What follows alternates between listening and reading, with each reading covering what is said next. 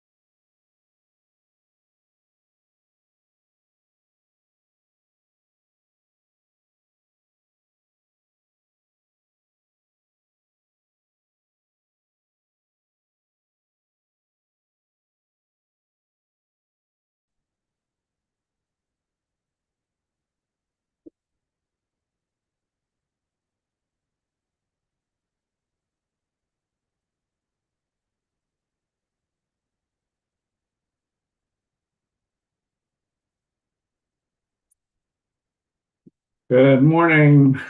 I'm Eric Blank, and this is the Commissioner's Commission hearing on Public Service Companies Joint Transition Solicitation Proceeding 24A-0442E.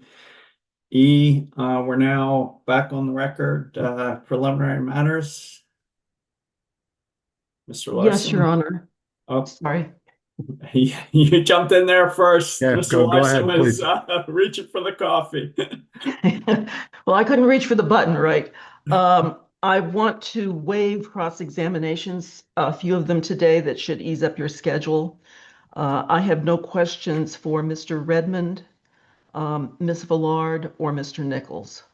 And I've advised counsel this morning that I was waiving those witnesses. I might need a few more minutes with Ms. Henry Sermos, but I think I can keep it to 15.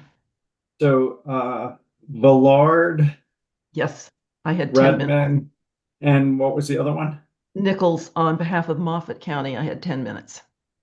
Okay, thank you. And then Mr. Redmond on behalf of Routt County. Okay. And you needed a little bit extra on UCA. Yes. Got it. Commissioner Blank, I think that Pueblo was the only party who sought to cross Mayor Nichols. And so we wanted to see if the commission had questions for the mayor or if he could be waived. I do not have, Mr. Larson. Yeah, perhaps before, so we can do all of it at once. We also, from public service perspective, are going to waive our time with Ms. Villard as well as Mr. Redmond. So just in the interest of being able to address all of them at once. Commissioner Gilman, any questions for Ms. Villard? No. Commissioner Plant? I do have a couple of questions for Ms. Villard. All right. Commissioner Gilman, Mr. Redmond, No. Commissioner Plant. No, I do not. So, Mr. Redmond is excused, Ms. Villard isn't, and how about, Mr. Nichols, Commissioner Gilman, Nothing. Commissioner Plant? Nope. Mr. Nichols is, excused. Mr. Detman. Yeah, thank you, Your Honor. Commissioner Redmond did have one revision to his testimony we were going to offer. I was wondering if we could stipulate to that. We filed previously about that revision, which was just simply a misattached exhibit. Mr. Larson, can you just check Mr. Detman with parties, and if the parties have no objections, you can assume that's fine with us. Does that work for you, Mr. Larson? It Or does, having- yeah. Mr. Dimon, if you don't mind just sending it to me via email, we'll look at it real fast and then we can stipulate to the admission. I'll do Yeah, that. and you don't need to raise it again if you have no concerns, Mr. Larson. I'm sorry, I will need it. I'll need the number. So, and I'll need someone to let me know when it's okay to move it in. So you can email me if you want to do it that way, but I'll need someone to tell me the number and that it's all good. Okay. Mr. Dittman and Mr. Larson, can you do that by email with Commission Counsel? I think we Yes. can. Ms. Chartrand, something else? Just wanted to remind the commission about Commissioner Villard's availability. She indicated that she would be unavailable this morning until 10:30, but her schedule has changed and she's hoping that she can be available starting at 9:30 today. Okay, And I so did, we'll take her right after Mr. Buchanan. Would that work? Depending on how long Mr. Buchanan will be on the stand, so long as it's after 9:30, that would work for her. Okay. Got it. Thank you.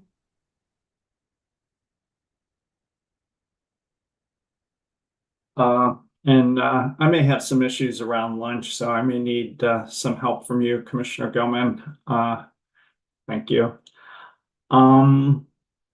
Anything else before we jump into Mr. Buchanan? All right, Mr. Buchanan, are you out there?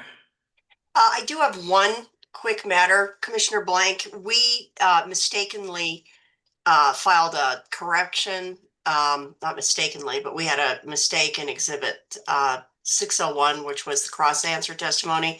There are two that have been filed with the commission. We would request that the corrected version 602 be admitted into evidence. Yeah, if you could just run that by council, and I Certainly. think that's fine. And again, just have an email to commission council that's copied to the relevant parties, and let's handle it that way. But that's good. Okay. We are ready. Thank you, Mr. Buchanan. Can you hold up your right hand? I certainly can. Do you swear to tell the truth, the whole truth, and nothing but the truth? I do. You can put your hand down. Is anybody with you or communicating with you in any way? Just two very old dogs. You're talking about me and you? Or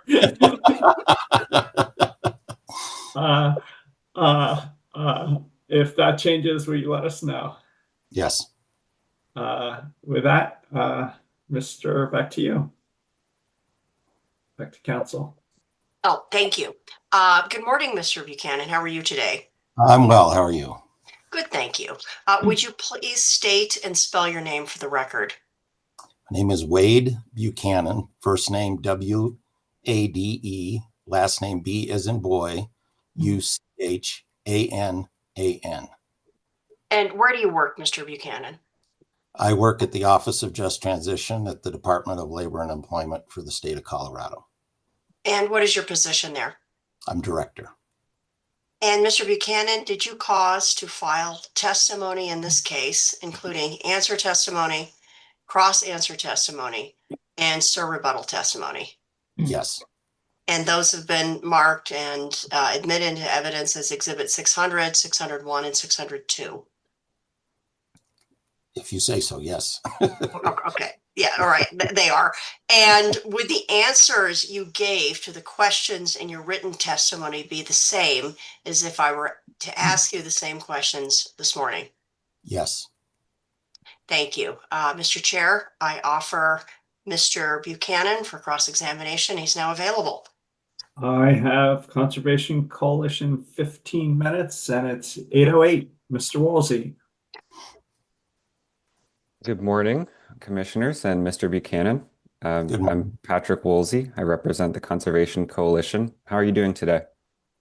Good. Thank you, sir. So, Mr. Buchanan, you recommend that the commission adopt a definition of just transition proposed by the Office of Just Transition in this case, correct? Correct. And I'd like to refer, if we could, to Hearing Exhibit 600, which is your answer testimony at page 11. If we could pull that up. So on the bottom of page 11, starting at line 19 and on to the next page, there you propose specific language for a definition of the term just transition, correct? Correct. And could we increase the size of that just for my aging eyes? Thank you. Very good. And if we scroll up now to page 8 in your answer testimony, at lines 7 to 8, there you assert that a definition of just transition can be derived from the statute governing your office. Do you see that? Yes. And staying on this page of your answer, at lines 14 to 18, you identify Colorado Revised Statutes sections 883, 501, 504, and 504.5 as sources that can be helpful in developing a definition of just transition, correct? That's at the bottom of this page. Yes, correct. That's correct. But Colorado Revised Statutes sections 883, 501, 504, and 504.5 don't actually contain a definition of the term just transition, correct? That's correct. So while there are Colorado statutes regarding just transition, to your knowledge, there's no existing Colorado statute or rule containing the precise definition that you've proposed here, correct? Correct. And I state that on line 8 and 9 of this page. Right. Just want to make sure that we're on the same page here. So, Mr. Buchanan, you recommend in your testimony that the commission adopt a definition of just transition, not only for use in this proceeding, but also for use in other proceedings, correct? Correct. So you're asking the commission to adopt a new, generally applicable definition of just transition for use in future proceedings, right?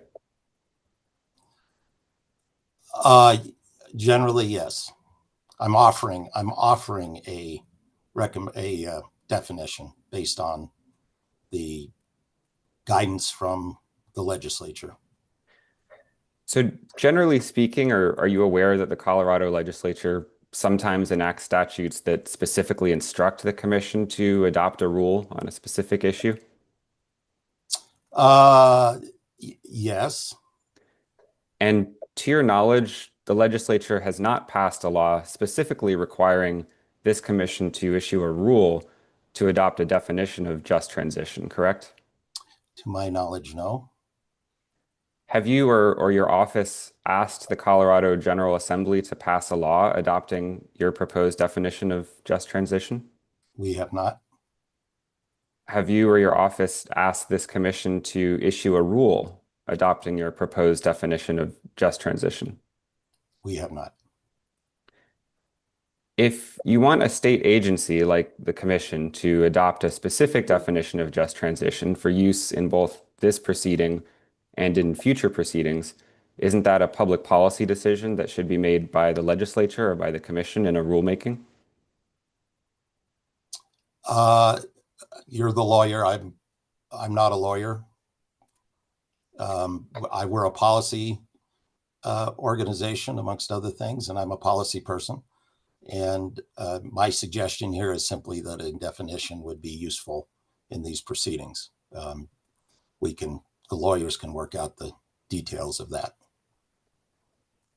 Mr. Buchanan, you testified in the company's 2021 ERP proceeding, correct? Yes. And in the 2021 ERP proceeding, you didn't propose the specific definition for just transition that you proposed here, correct? Correct. Are you aware that the settlement in the previous ERP contains provisions regarding this just transition solicitation? Yes. And to your knowledge, the settlement in the last ERP does not contain the definition of just transition that you're proposing here, correct? Correct. Thank you. I have no further questions. Thank you, Mr. Walsey. I have 40 minutes for you, Ms. Concilia, and it's a little before 8:15. Thank you very much. Mr. Buchanan, you're going to probably get tired of all of us wishing you good morning and asking you how you are, but I will join the crowd too. How are you and where are you, Mr. Buchanan? I am fine. I'm at my home in Jefferson County. Okay. And how are you, Ms. Casilla? You know, you should have asked us that yesterday. The chairman had us working from 7:30 until 6:30. So we are happy to be on the downward spiral, Mr. Buchanan. It was painful to watch.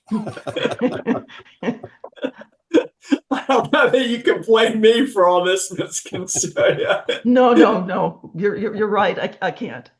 Mr. Buchanan, you were a signatory to the both the original settlement agreement and the updated non-unanimous settlement agreement in the 2021 proceeding, were you not? Yes, I was.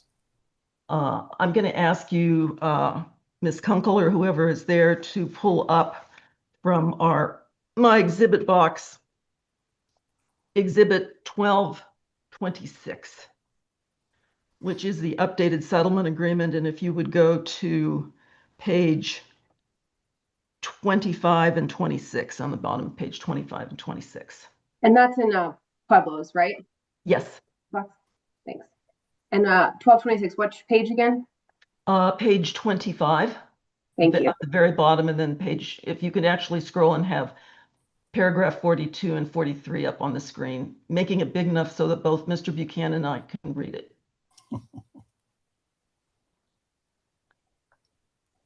Sounds Now, one of the provisions that we agreed to in the updated settlement agreement, which was actually in the original settlement agreement, is that the company will model just transition plan costs for Comanche 3 consistent with the agreed upon modeling approach for just transition plans, and any plan replacement generation cited at Comanche or within Pueblo County will offset any total just transition costs, and just transition plan costs are recoverable. Then goes on to say the company commits to make payments to Pueblo County annually from 2031 through 2040 and allocated by the Treasurer's Office accordingly in the amount of the projected lost property tax revenues for those years, unless offset. Do you see that? I'm aware of that. I see it only down to the first two lines on page 26. Okay. yeah, sorry, can't make it much bigger and show more. Okay. So we have No, to- I know you're fine. You're fine. I'm just saying she'd asked, do I see that? And yeah, that's my understanding of the. Okay. That's And in consistent. fact, that is what the commission ordered, was to have the company make annual payments to Pueblo, and the commission ordered that in its final decision in this case. Would you like to see that document? No, I understand that. Okay. Your Honor, we would move the admission of Exhibit 1226. I can't remember if anybody's moved it into admission before, but Any objection? Is this the whole, I just want to see the whole exhibit. I don't believe I'm going to object to it, but is this the entire USA? of course. Okay. 100, all right. No objection. Okay, thank you. So moved. All right. And if you would please pull up from our exhibit box, Exhibit 1227.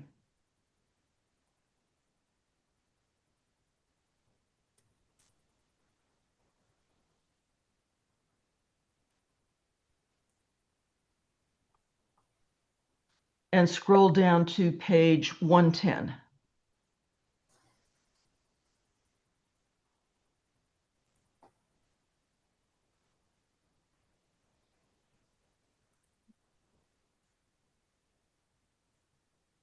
And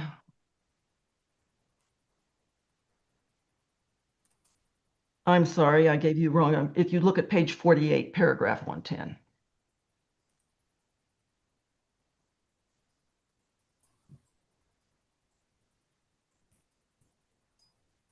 And there it states, while the company commits to providing annual payments to Pueblo County in the amount of the projected lost property tax revenues, such payments do not begin until 2031. You see that? Mm-hmm. Okay. Now, Oh, wait, hold on. Wait, that's not in one. Yes, I do see it down at the Okay. bottom. Yes. so in both the updated settlement agreement and in the commission's order, we were discussing annual payments to Pueblo County, correct? Correct. And Your Honor, again, I don't know if anybody has moved this into admission, but for purposes of the record, if I could move into admission Exhibit 1227, Ms. which is the Whitman? complete commission order. Okay, it's the Ms. committee. Whitman? No objection. Thank you. Yeah, so Now, moved. in your answer testimony, Exhibit 600, you recommend using the so-called Moffett model that would require public service to pay what you call a direct benefit of $54,146,333 by 2031 and $108,292,667 in 11 annual minimum backstop payments between 2032 through 2042. And then they would taper down to $2,274,146 in 2042. Is that what you are recommending in this case? We are not recommending that the commission adopt this. We're offering it as an example of a new model that is new information since the previous ERP was finished. I think the language we stated was utilize. We did not make a recommendation that be ordered by the commission for a community that did not agree with that. Okay. But can we agree that this new model would be a deviation from what was in the settlement agreement and what the commission ordered?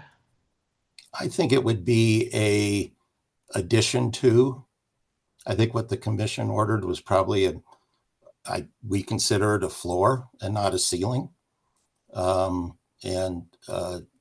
It's another way to look at the challenges the community faces, and it's another option that we would hope people have, but we don't view it as going in and changing the plan. What we were saying in the paragraph that you quoted was, if you applied the Moffett model precisely as it exists in Moffett, this is what it would look like in the other communities. We were not saying, therefore, do this. Thank you for that clarification. Direct benefit and minimum backstop payments do not exist in the statute that adopted the clean energy statute and set forth the requirements for a clean energy plan, do they? I will have to Objection, take Foundation. Go ahead and answer. I'll have to take your word for that. Okay.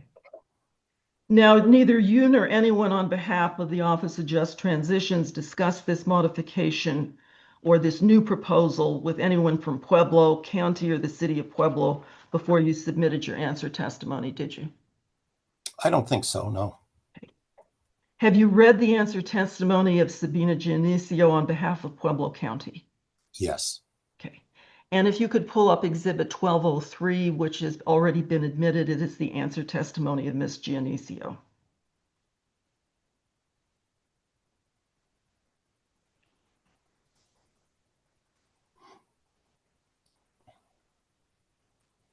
And if you scroll down, it's very short. It's only 7 pages. Down to the next page. Right, if you stop right there. And Ms. Giannisio, testifying on behalf of the County of Pueblo, said that she's reviewed the testimony of Mr. Eiley regarding the payment in lieu of taxes and the calculation, and she is approving that approach. Correct? That's on page 3 at the bottom. Yes, I think that's what that says. It's a little small for me to see it. All right. We could go down. Yes, that's good. And if you go down to the next page, a little scroll down, Mm-hmm. a little further there. And again, Ms. Giannisio is testifying to whether or not she agrees with on behalf of the county, agrees to calculate the amount of the annual payment in lieu of taxes, correct? Yes. Let me read this.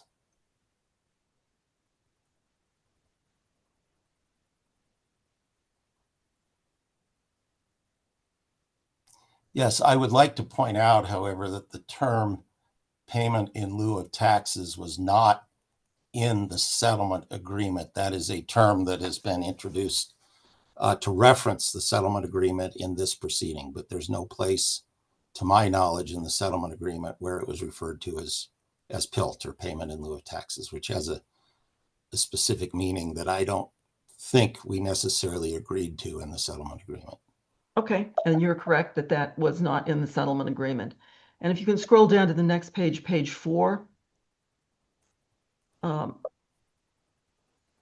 me ask you, Mr. Buchanan, in terms of your recommendation to the commission to adopt this new model where there's a direct benefit payment, a lump sum, and minimum backstop payments, did you consider whether or not putting $54 million into the treasury of the County of Pueblo might cause a Tabor event requiring a refund? Objection, compound, and misstates prior testimony. You could rephrase, Ms. Kinsey. Okay. You do recommend that there would be a direct benefit payment to Pueblo of $54 million, a little more than that, by 2031, correct? No, I don't recommend that. I say if you were to apply this model to Pueblo, that's what it would entail. I'm not making that recommendation, and nowhere in that. All right. To my testimony, do I use that term? All right. You are familiar with... I'm giving it as an example Okay. of another path. Okay. that has You been are- developed since the settlement agreement occurred. I do not make a recommendation. All right. And you're familiar with the Tabor Amendment that causes all of us that do policy or governmental work heartburn, correct? Totally. Objection, foundation, relevance. Overruled, if you could answer. I used to run the Bell Policy Center, which did some of the foundational work explaining Tabor. And we were very instrumental in advancing Referendum C in the year 2005, which changed the ratchet effect of Tabor. I am probably as familiar with Tabor as anybody other than perhaps Doug Bruce is. Well, that's no mean accomplishment, Mr. Buchanan. I apologize for that. And I apologize. My dogs are on squirrel patrol and they must have seen something in the yard and I can't get up to yell at them. It is possible, based on your knowledge of Tabor, that injection of a payment, which we would characterize as in lieu of taxes, could cause a Tabor event requiring a refund. That's possible, isn't it? It's possible if those funds are Tabor funds. It's not clear to me that a payment like this would necessarily be a Tabor fund for a community, but the lawyers would have to figure that one out. I agree with you, but nobody wants to get in the position where there could be litigation by somebody alleging violation, correct? Well, correct, but if we were running afraid of litigation, we wouldn't do anything in government.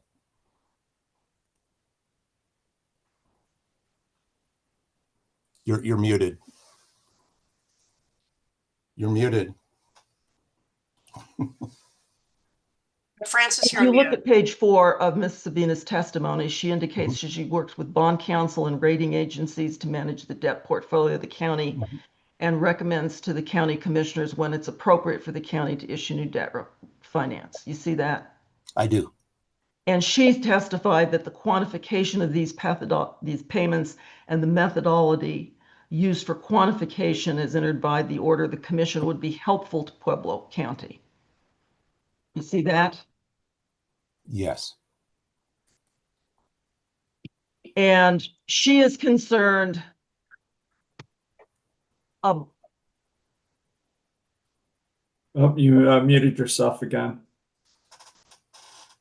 There you she go. is concerned about the credit rating of Pueblo County and how she negotiates with the financial agencies, correct? Correct.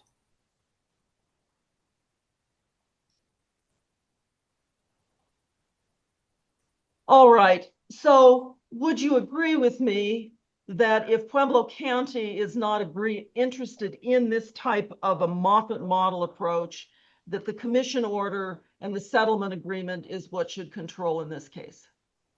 No, it's a settlement agreement currently controls. We are simply offering new information that has come up since that settlement agreement was made and asserting that the settlement agreement is not necessarily the end all on this. And we've seen, I think, elsewhere in the testimony that other things are the argument of other things are added on top of it.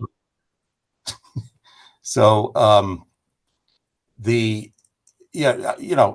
it's up to the community as to what is going to work for them.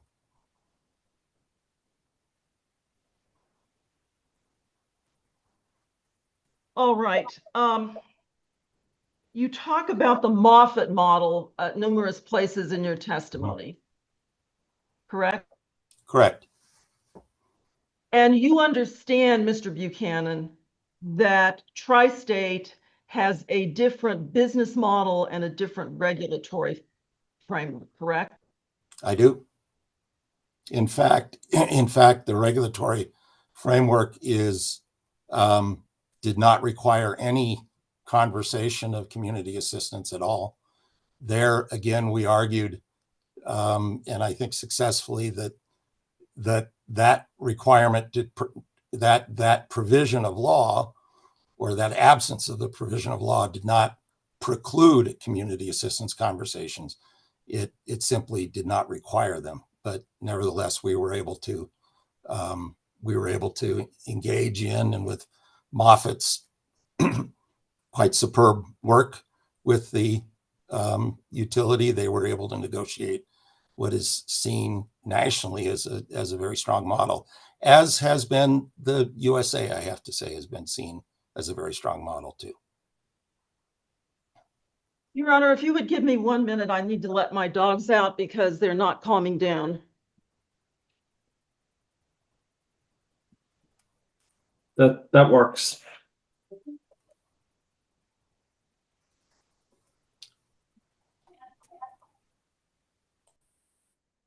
And could we take this exhibit down? I don't know. Well, I don't know if she's finished with it, but she seems to have moved on.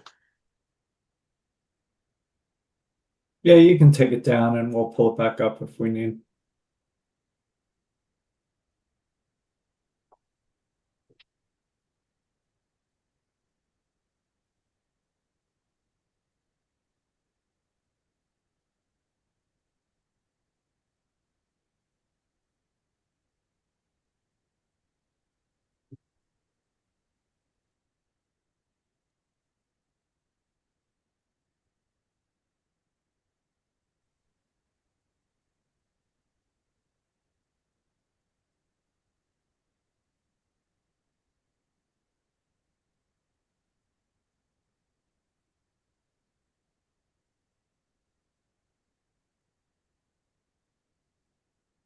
My apologies.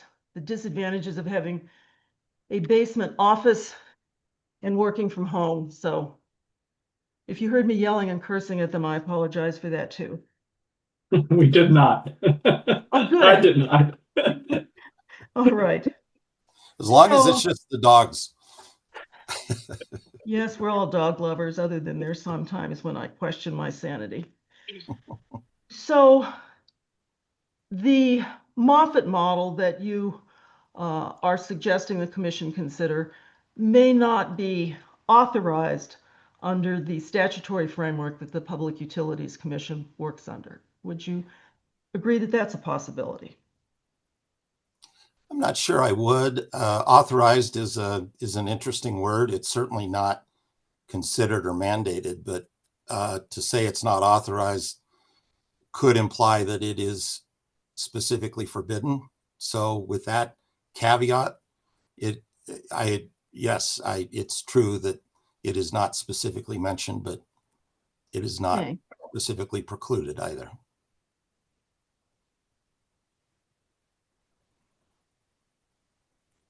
And you have looked at the statute in this case in terms of what it authorizes the commission to order, correct? I am not sure I've dived into the specific statute that regulates how the commission works. Okay. If you could pull up Exhibit 1211 from Pueblo's exhibit box.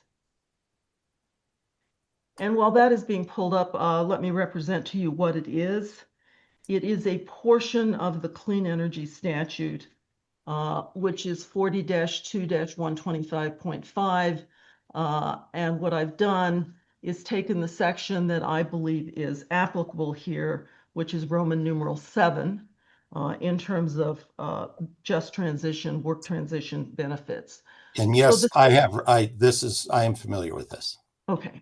And so would you agree with me that this statute has 3 components for what the commission can order a utility to pay as just transition benefits?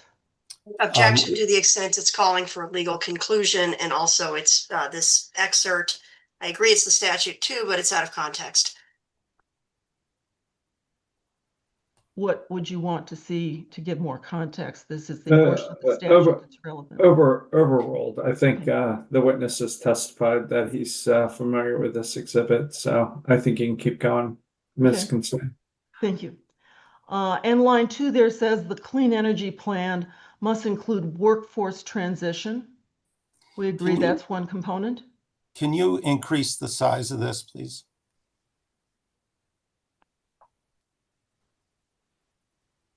Great, thank you. must include workforce transition, so that's one component. Mm-hmm. And then it says community assistance plans for utility workers impacted by any clean energy plan. That's the second component, correct? I see that. If you want to call it a component, yes. And then the third component is a plan to pay community assistance to any local government or school district, the voters of which approved projects that are Yes. expected to be paid for from the property taxes. You see that? I see that, yes. And then the statute provides at the bottom for any payment of community assistance shall be reduced on an equivalent basis to the extent that property taxes derived from new infrastructure. Yes. So if this is the statute that gives the commission authority to order public service to pay these components, that's what the commission needs to look at, not the statutes that set up the Office of Just Transition. Would you agree with that? Objection. We're calling for a legal conclusion here. Overruled. If the witness is uncomfortable answering, he can say so, but I'll let the witness answer as he so chooses. I'm not a lawyer, and wouldn't make a legal conclusion. All I would observe is this language says must. It doesn't say may not about anything. And that was the same situation we were dealing with in the Moffett case. Okay, you can take this down. Now, one of the things that you recommend in your testimony, Exhibit 601, is that the county assessor should determine the property tax commitments of the relevant county, correct? Should validate, I think is the word All right. used, but I'm not looking at it. What is your understanding, Mr. Buchanan, of how property taxes for a utility are calculated? They are calculated at the state level, is my understanding, by the Division of Property Tax in the Department of Local Affairs. And so the overall system for a utility is assessed statewide. And then that assessment is allocated out to the various counties that have facilities, including transmission facilities and other facilities. And then it is administered by the county. And the property taxes that a utility, such as public service, pays are calculated at the state level on the unit basis, looking at the financial statements of the utility, correct? And when you say on a unit basis, you mean as in unit 1 and unit 2 and unit 3? No, I mean for the whole unit of public services infrastructure. I'm not sure what you mean by the word unit. Okay. You haven't seen that used at the Department of Revenue? I don't hang out at the Department of Revenue, so no, I'm not familiar with the term. All right. I'm not denying that it says that. I'm just not familiar with what the definition of unit in this case. If you could pull up Exhibit 1214.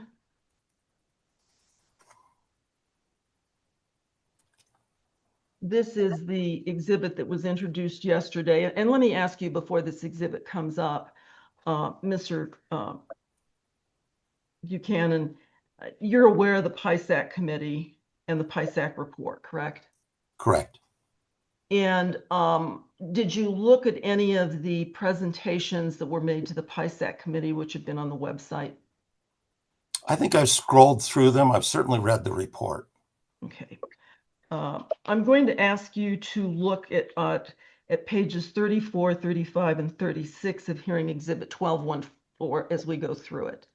Now, this was a presentation that was made by Mr. Kowalski of Public Service Company to the PISAC group so that we could understand the taxes. And I'm going to ask you, even though you haven't seen it, if you would agree that this is how your understanding of how taxes are calculated, or if you have a different view. So what Mr. Kowalski did is first explain how residential property taxes are calculated. And looking at this at a high level, can you agree with me that this is how property taxes are calculated here in the state of Colorado on residents? Yeah, to my knowledge, this is accurate. Okay. And then if we can look at page 35. I can't attest to the assessment rate Of course. in this example, but yes, Okay. otherwise. If we can look at page 35.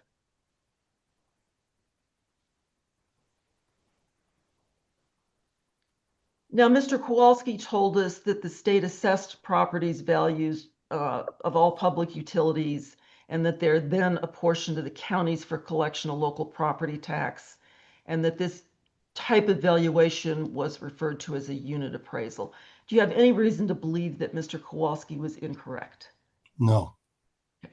And Mr. Kowalski said to us that the utility's property value is based on the group of assets and that the valuation is not determined for individual assets.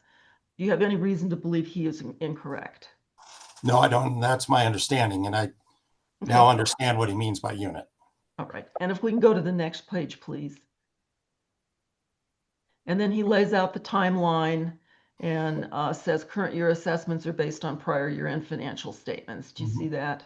I do. Okay. And if you can go to the next page. And again, he lays out some effects that it's going to have on the Comanche plant enclosure. And if we can look at page 38. This then is how he says that the property taxes are calculated for Comanche. Do you have any reason to believe that this is incorrect? Not with just a quick scanning of it. No reason. So my question to you is, what can a county assessor do in order to calculate the property taxes that public service might pay to Hayden? County assessor validates that that's what the bill was. I believe your reference to my recommendation that the assessor be the source of the information was simply as a way of mitigating the disagreement between what we believe the number for the Hayden station to be and what Routt County believes the number to be, and what the company asserted in the chart in Mr. Eiley's testimony. Well, we didn't want to get in an argument about who was right or wrong. We just wanted to say the accurate number will be essentially the bill that the assessor sends to the company. That's where the number is. And that's what we meant by validating it through the assessor's office. Okay. We would support any other third-party accurate source, whether if it was the division of property taxation, if that's correct, we would accept that too. We just didn't want to get in an argument between the company and the community when it's a matter of record what the actual number is. Now, one of the things that you were questioned by counsel for the Conservation Colorado Coalition is whether or not your definition, or I'm sorry, OJT's definition of just transition should be adopted. You recall that? I do. And you know that the PISAC group made a recommendation as to how they thought just transition should be interpreted for their community. Yes, I do. And on behalf of the Office of Just Transition, do you have any objection to a community using the definition that it feels is more appropriate for that community? Well, that's an interesting question. I need to think about what is implied there. What we were trying to do is suggest a common framework with the definition for what just transition means in the context of this proceeding, which has just transition in its title.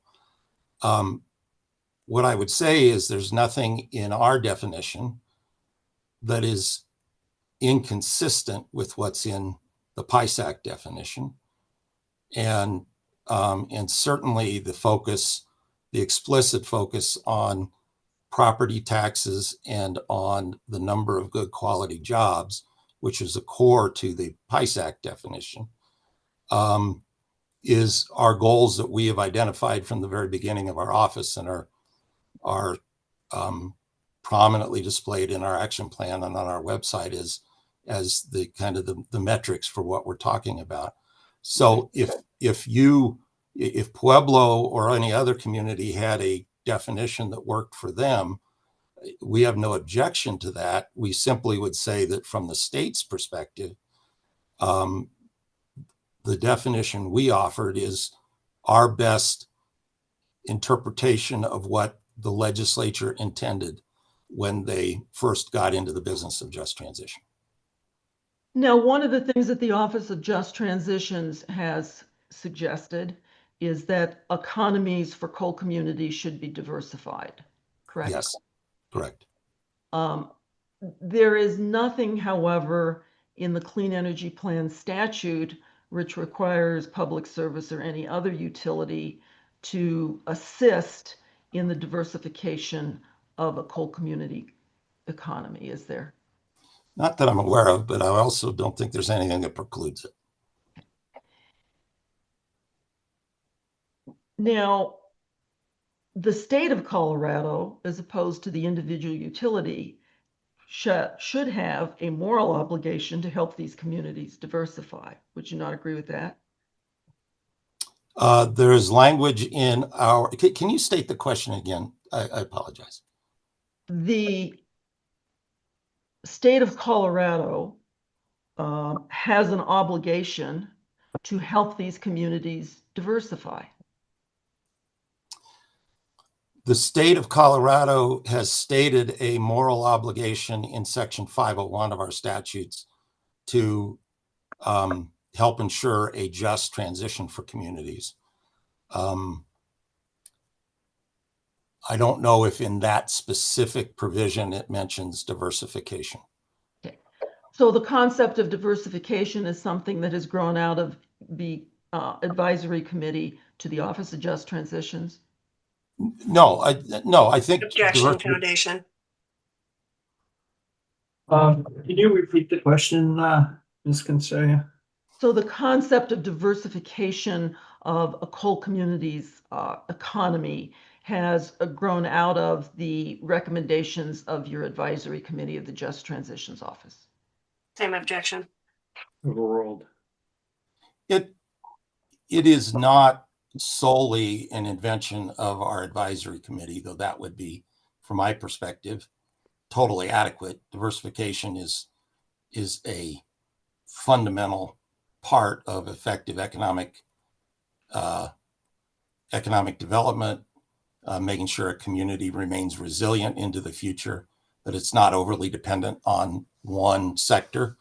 But I'm pretty confident that diversification shows up in our statutes. Now,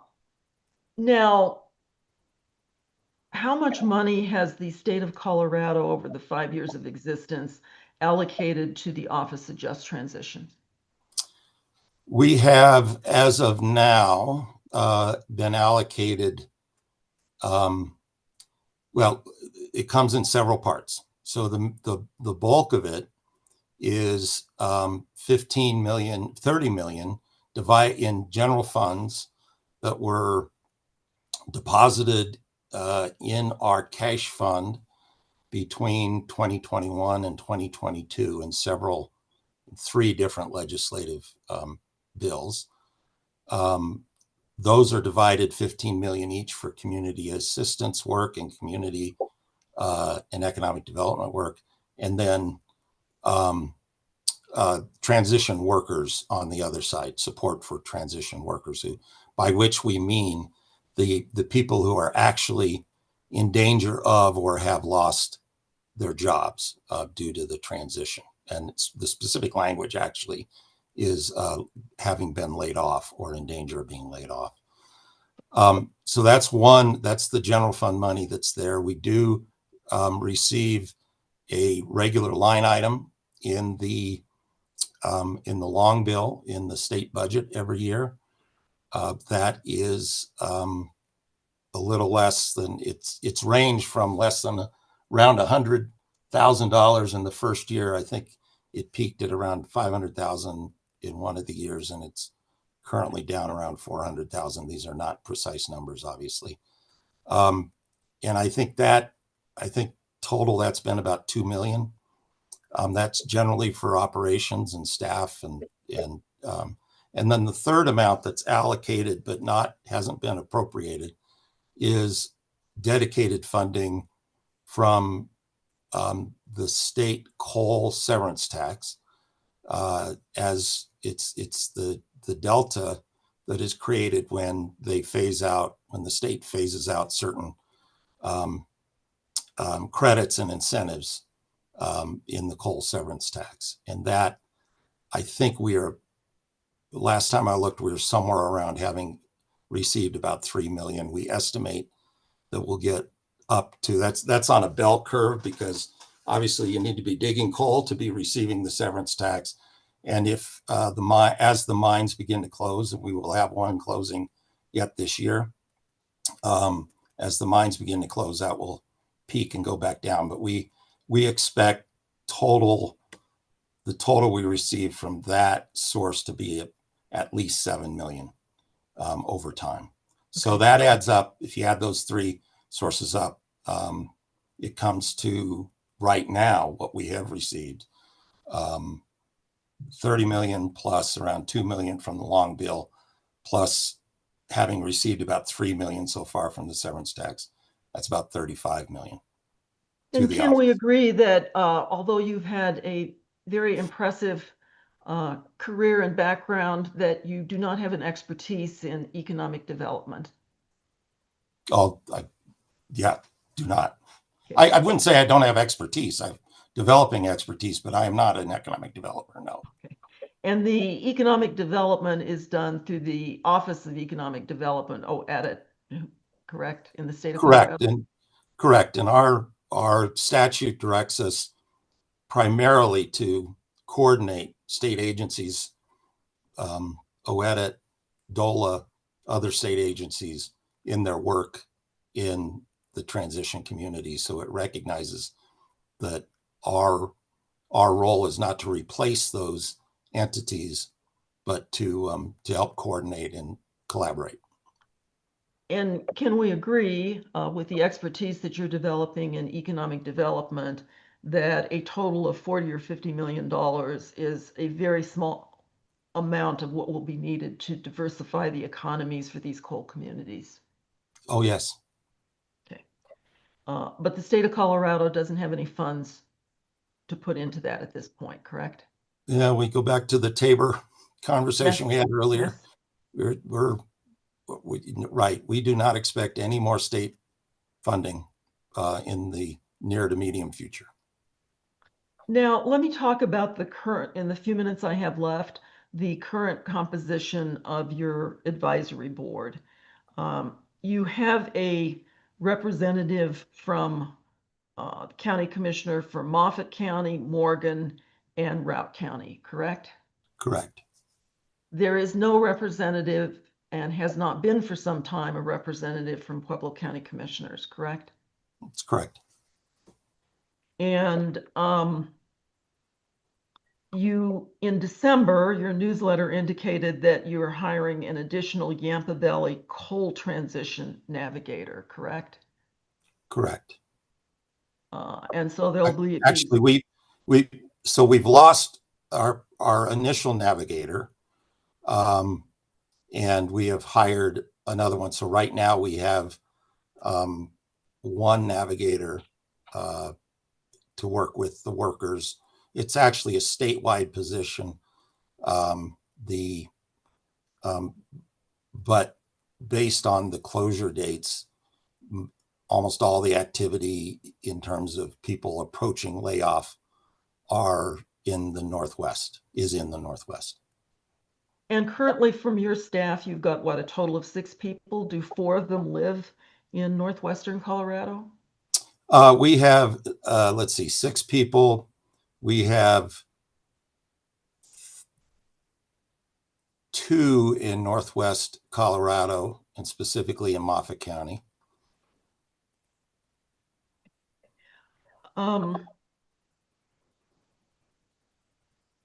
One is a navigator, and one is our statewide community and economic development person and she wasn't hired because she lived in Moffat. She just was the best applicant for that position.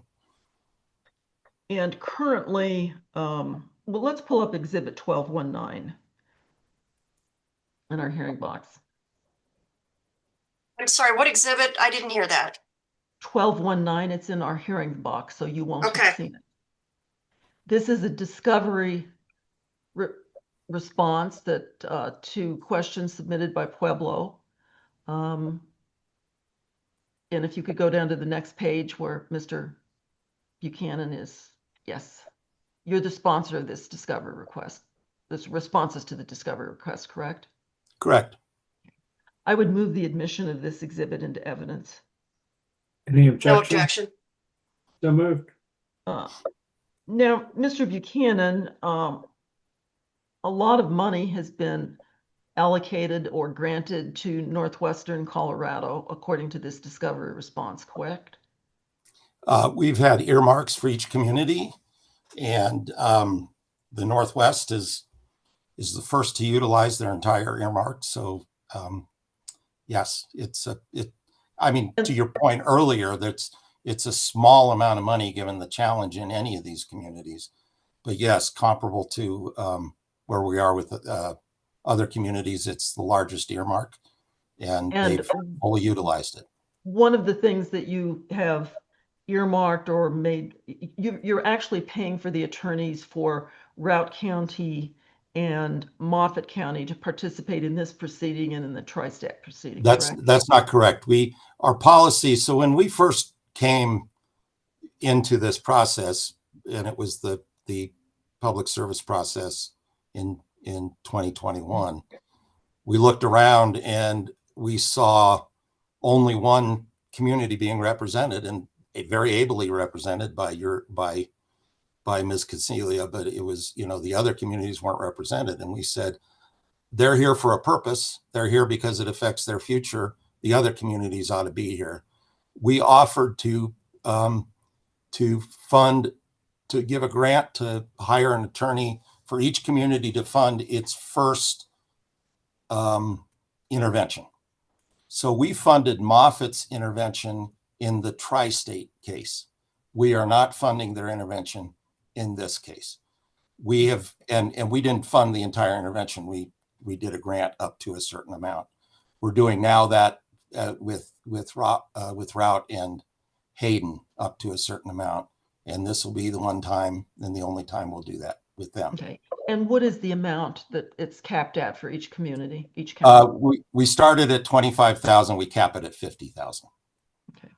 And Pueblo was not eligible to apply for that kind of a grant because they've been participating in these proceedings before. You're already here. Our purpose was to get them to understand the value of being here, and then if they wanted to continue being here, it was on their own dime, but it was an incentive to get them to participate. And the funds that have been earmarked for Pueblo have been approximately what, $900,000? $930,000. It's based on the number of facilities in a community. What kind of facilities? Excuse me. Coal facilities? Yeah, coal facilities, either power plants or mines. Okay. Have you? The Northwest, which is a 3-county area, has 2 power plants and 4 coal mines. Yeah. Have you been to Pueblo recently, Mr. Buchanan? Actually passed through there on Friday, but I was just passing through. All right. I get down periodically to the mayor's meetings of the Just Transition Advisory Group. We always have someone at that meeting. Okay. Yeah. In terms of economic diversity for a community, have you visited Pueblo-Plex recently? Not recently, no. Okay. And are you aware that one of the things that Pueblo-Plex needs in order to help diversify the community is about $20 million to pay for wastewater and sewage on those 22,000 acres? I don't think I've heard specific, I may have heard specific conversation that I haven't retained it. The issue has been a major issue of discussion at the mayor's group. Any suggestions as to how Pueblo-Plex can find $20 million to put in a water treatment facility or sewage facility, drain off? Well, we would help, we would help them do, if they applied for the support from the earmark they have, we could help them do the planning. We could help them do the engineering. We don't have enough money to help them do the actual project, as we discussed again before. We also have a pool of grant writers that is available to any affected community if a community needs assistance seeking funding from elsewhere. So I, would suggest those are things that we specifically could help with. I know that OEDIT, DOLA have sources of funding. These are hard questions for every community in the state. Well, I have run out of time, and before I get the fisheye from the chairman, I will end on that note that these are hard decisions for all of our communities, Mr. Buchanan.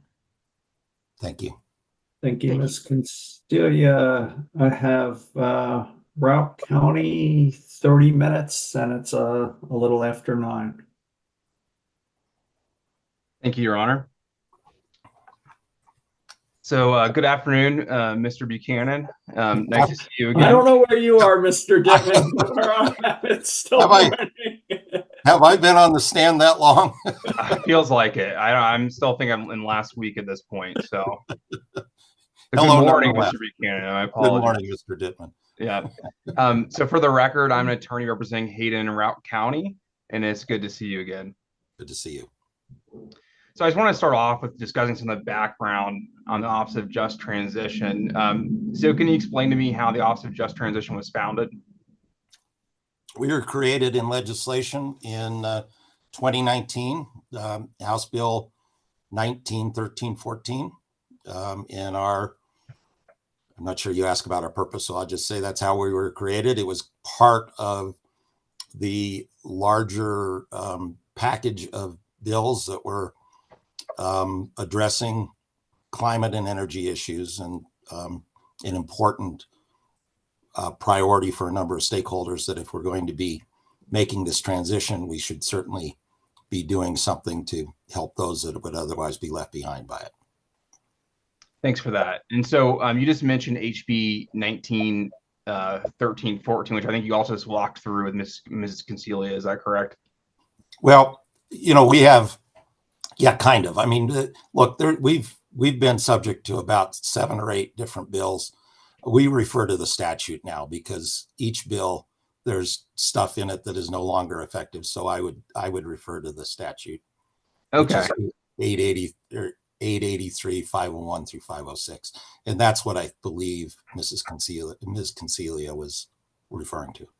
And you were discussing, Ms. Concealia, the moral commitment that Colorado has to a just and inclusive transition. Is that right? Correct. Does OJT view the word Colorado in that statute as just being as applicable to state agency, or is it a broader concept?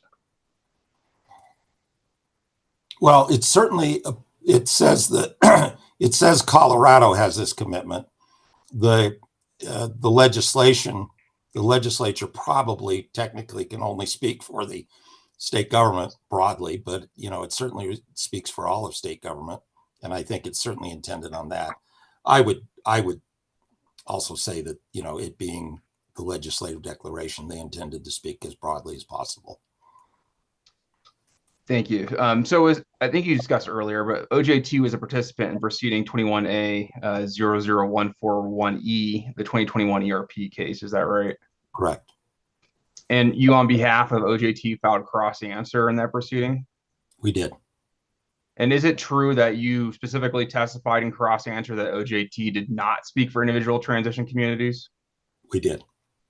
And is it also true that you expressed concern in that same cross answer testimony that most transition communities were not represented in that proceeding?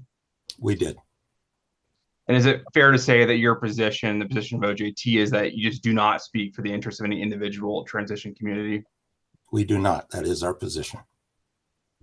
Was OJT a participant in the 2022 updated settlement agreement, or the USA, as we've been calling it? I believe we signed that. Yes. And at the time that the USA was negotiated, had OJT done any sort of analysis to determine whether it was realistic for the assessed value that would be lost from the closure of coal plants to be replaced within the time frame set out in the USA for backstop payments? Can you state that question again? I apologize. Yeah, sure. I'll slow down a little bit too. So when you were negotiating the USA without revealing any confidential communications, did you do any sort of economic analysis to see whether the time frame set out in that document it all aligned with the ability to replace assessed value? I don't think we did a extensive analysis, but we certainly consulted with OEDIT and others on it, and I don't think we had a sense that it was a significant commitment, but we did not expect it to be adequate for the purposes of the transition. And so you knew at that time that there was more work to be done, if you will. Yes. Yes. Okay, thank you. And do you know if any other party performed any sort of economic development analyses as related to the updated settlement agreement? I apologize. I'm not, if they did, I'm not recalling. Okay, that's fine. So from OJT's perspective, was the intent of the community assistance payments in the USA to serve as a bridge to future economic diversification in the transition communities, or was it something else?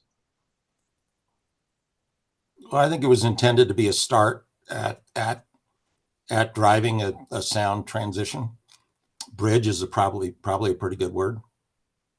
But to be clear, that in the 2020 USA, there was nothing done to directly support economic development. This is backstop payments is what they were.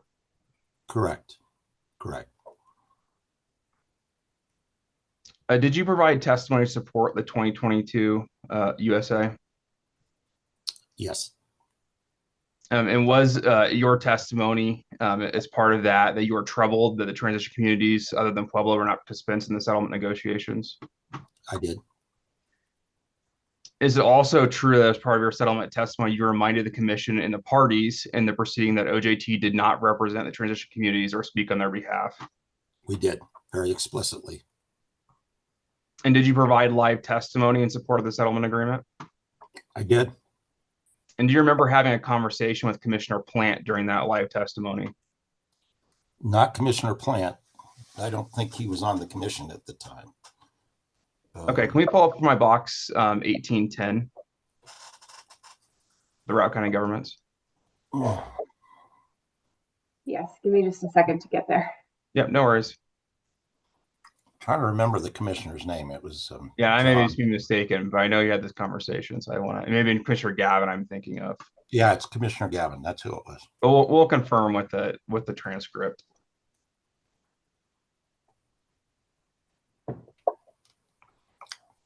Not that I wouldn't have enjoyed talking with Commissioner Plant. Yeah. He just may have the opportunity. I can't speak. Just wasn't Commissioner Plant. Okay, so do you recognize this as the transcript for the settlement testimony and for the 2022 USA? That's what it appears to be, yes. If you could increase the size, that would be great. That okay, or do you need more? I think that's fine. Thank you. And can we scroll down to page 250, please?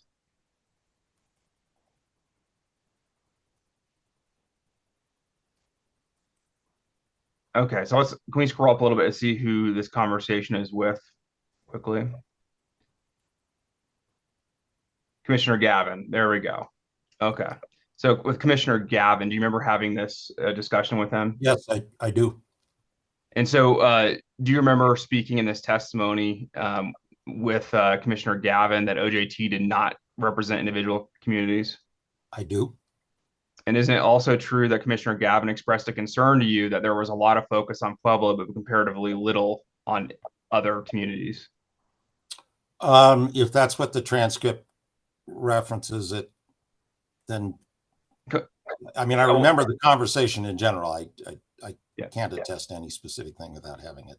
Can we go down to page 252 and maybe we can refresh your recollection? Can you look at lines 1 through 3 for me? And so would you? And that's Gavin speaking or me speaking? That's Gavin. Yeah. Okay. I see that. And so would you agree he expressed a concern that the other transition communities were, were not participants in this process? Oh, yes. Mm-hmm.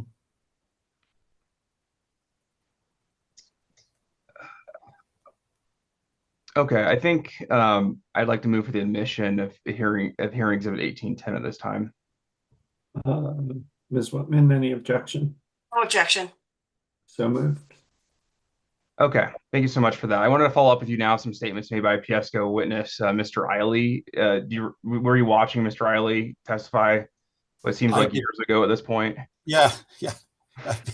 I've been to Albuquerque and back since then. Okay. I watched part of it. I did not watch the entire multi-day presentation. Okay, that's fair. His fortitude was impressive. Yeah. So something Mr. Eiley said that you also discussed briefly with Ms. Concealit. Yeah. Mr. Eiley stated that you were an expert in economic development. Are you an expert in economic development? No. And you testified earlier that OJT didn't perform any economic development analysis as part of the 2020 USA. Is that right? That's correct.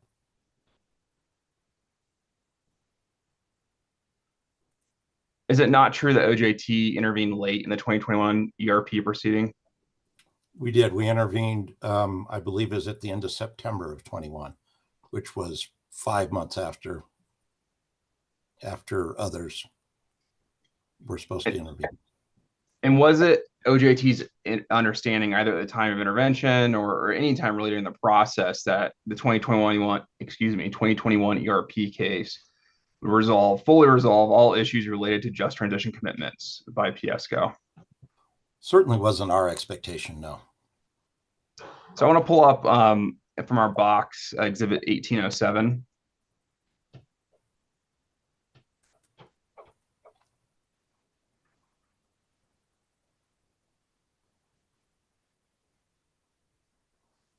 And so you just went through this, I think, with Ms. Concealia, or maybe you did in the phase 2 decision, but do you recognize this as the phase 1 decision on the 2021 ERP case? That's what it looks to be, yes. Can we turn to page 49, please? And while we're at it, can we increase the size? Yeah, we should just make that a default at this point, I think. There we go. And so I want you to review specifically paragraph 111 of the decision, which is right in the middle there.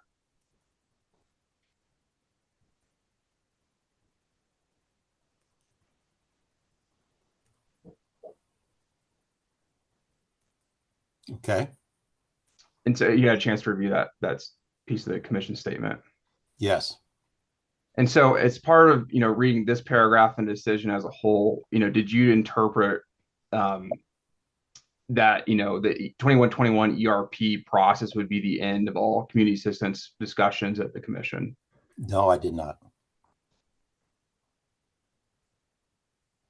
Okay, thank you very much for that. I think this has already been admitted into on a separate witness, but if not, I'd ask that we take administrative notice of this decision. Ms. Whitman, any concerns? No objection. So noticed. Okay, thank you for that. So I want to turn now to the exciting topic of property taxes, which you just got done talking with Ms. Concealia with. And so as part of your role with OJT, are you familiar, generally with the property taxes from transition facilities and transition communities?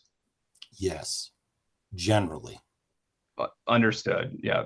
And at a high level, I think you talked with Ms. Consilia, you understand how property taxes for a facility like Hayden Station are calculated. Yes. Okay, so I want to turn to your 2021 cross answer testimony. And do you remember testifying about, actually, let's just go ahead and pull up the exhibit. Can you pull up exhibit 1804 for me, please?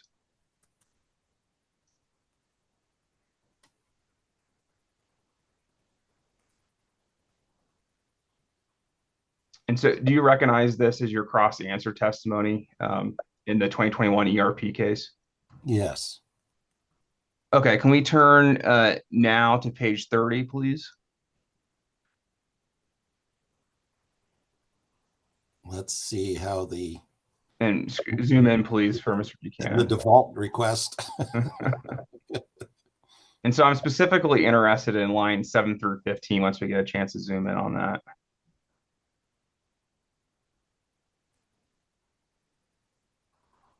So take a chance to review that and let me know when you finished.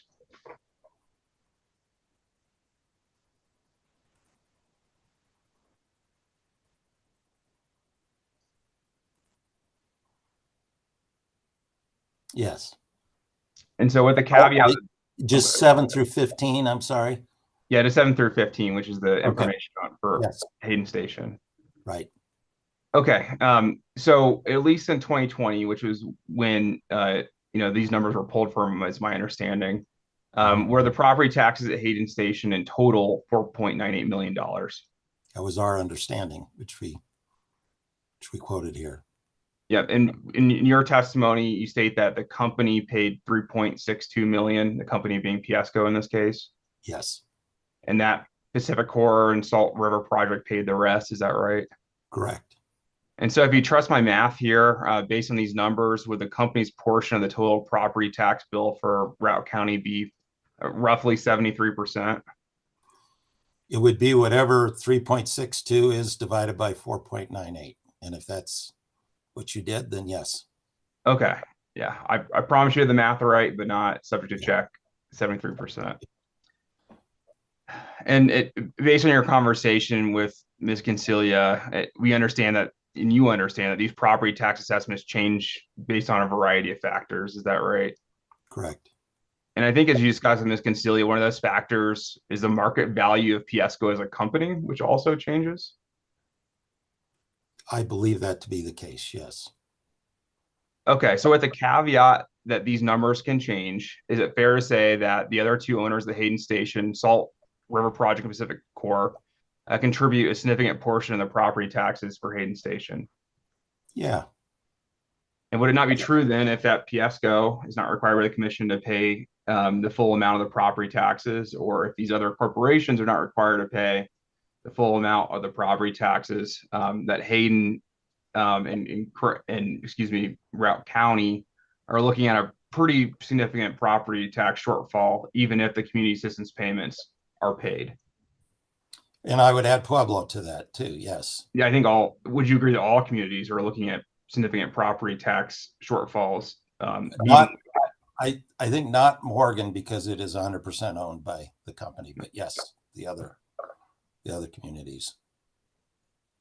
And I think, and there's just been an assumption in these processes. Sorry to go off script, I guess, but there's been an assumption in these processes back to 2021 that it was only the operating partner that was on the hook. And we've argued in our testimony that that is really kind of a random, that leads to a fairly random outcome where the amount of support is depend on the luck of the draw of the ownership structure.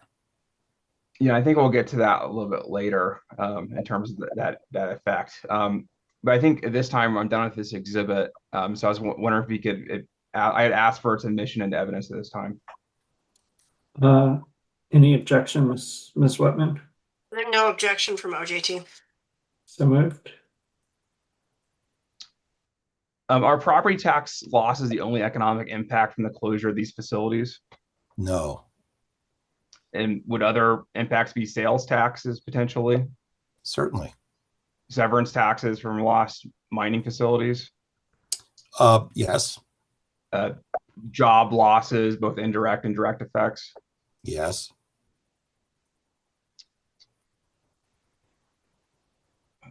Sorry, just looking at my notes here.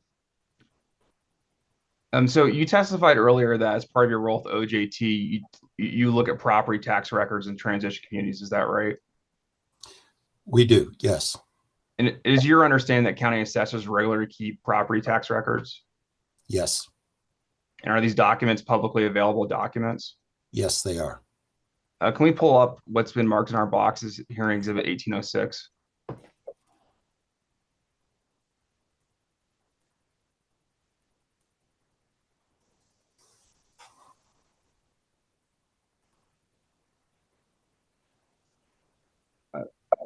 Mr. Buchanan, do you recognize this document? I do recognize this document. Is this document the Routt County Treasurer Statement of Taxes due for PSCO in 2024? That's what it appears to be, yes. I would now ask for admission of hearing Exhibit 1806. Miss Whitman, I don't have an objection. so admitted. Okay, can we turn to page 9 of this document, please?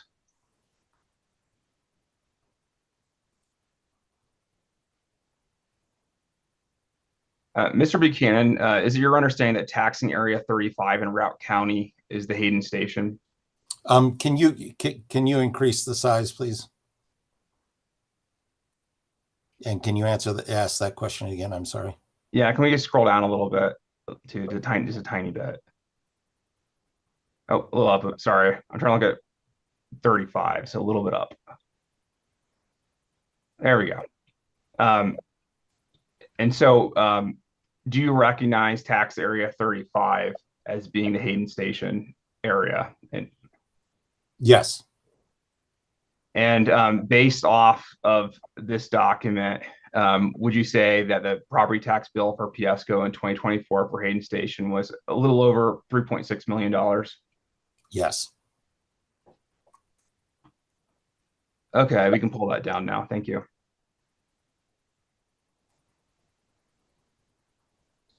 So earlier with Ms. Concelia, you had a discussion about, who was right on the calculation of property taxes, either the county assessor or the company. Do you remember that? I did. Yeah. Is it OJT's position that regardless of what the actual numbers of the property taxes are, we should be ensuring that those numbers are correct as part of this process? Yes. And they are a matter of public record. It shouldn't be hard. I'm baffled by the disagreement because it's right there in the assessor's numbers. Right. And with that document I showed you, be one example of where those numbers could be found. Yes. Okay, I want to turn now to the Tri-State ERP proceeding, 23A-0585E, and the settlement in that proceeding. Were you a part of that case? Say I get lost in all the numbers. Yeah, just doing it for the record. So the Tri-State ERP case. Yes. Yes. So OJT was an intervener in that proceeding. Well, if it's the early one, what year is it? The 23A, so the one that resulted in the settlement with Moffitt. Yes, we were an intervener. Okay, and so are you familiar with the settlement agreement in that proceeding? Yes.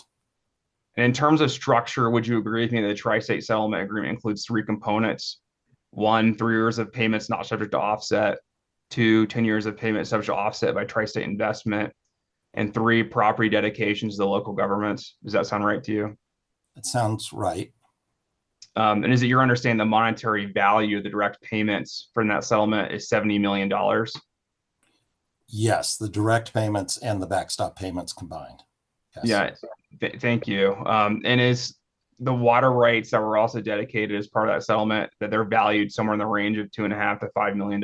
Is that your understanding? That's what I have been told, and have no reason to doubt that that's an accurate range. And are you aware that Tri-State has announced it's planning to construct a natural gas facility as a replacement to Craig Station? I'm aware that it is an intended outcome, and I'm not sure where they are in the announcement process, but yes.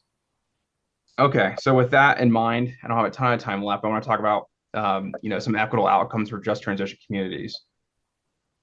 Would it be fair to say that OJT has learned a lot about the just transition process and the PUC's role in that process since it participated in that first PSCO 2021 ERP case?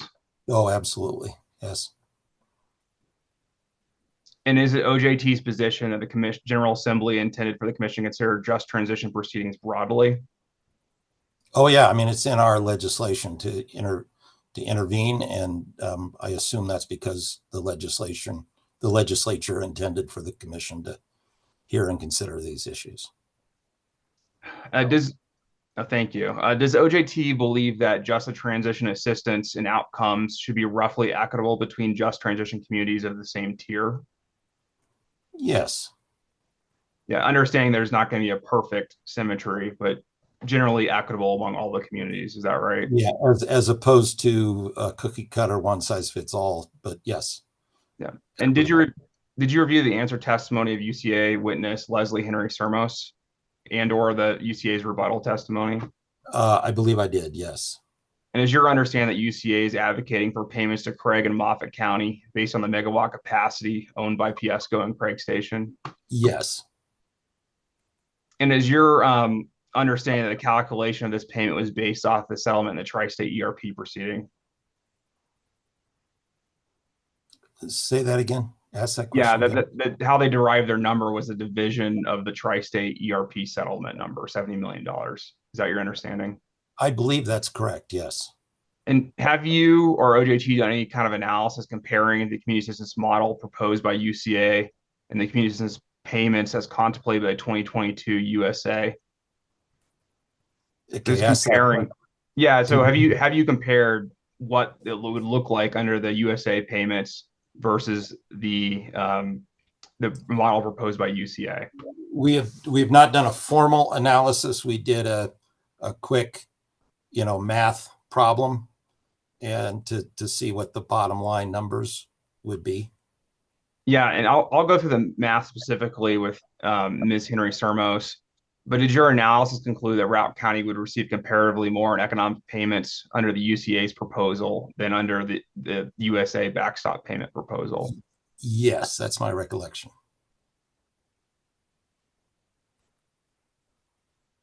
Just one second, I have a couple questions left. Can we pull up from my box 1808 again, please?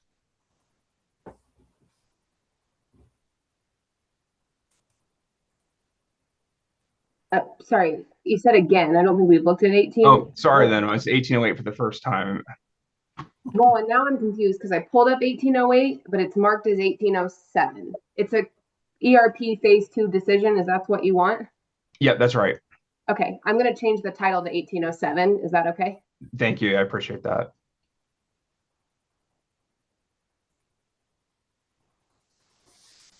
And so do you recognize this as the decision in the phase 2 ERP proceeding?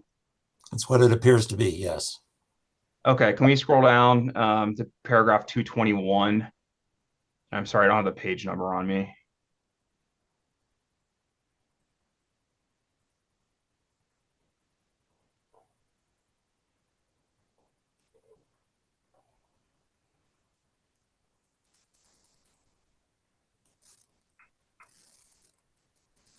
Can you read paragraph 221 for me and let me know when you finished? Yeah, can you increase the size, please? Yep. Thank you.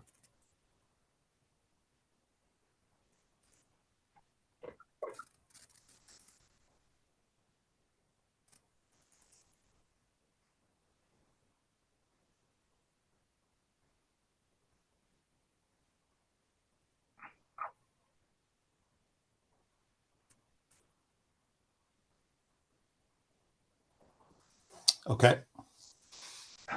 Based off this paragraph, is your understanding that the commission ruled that it may be necessary to go beyond the 6 years of USA payments to Routt County? I believe so, yes.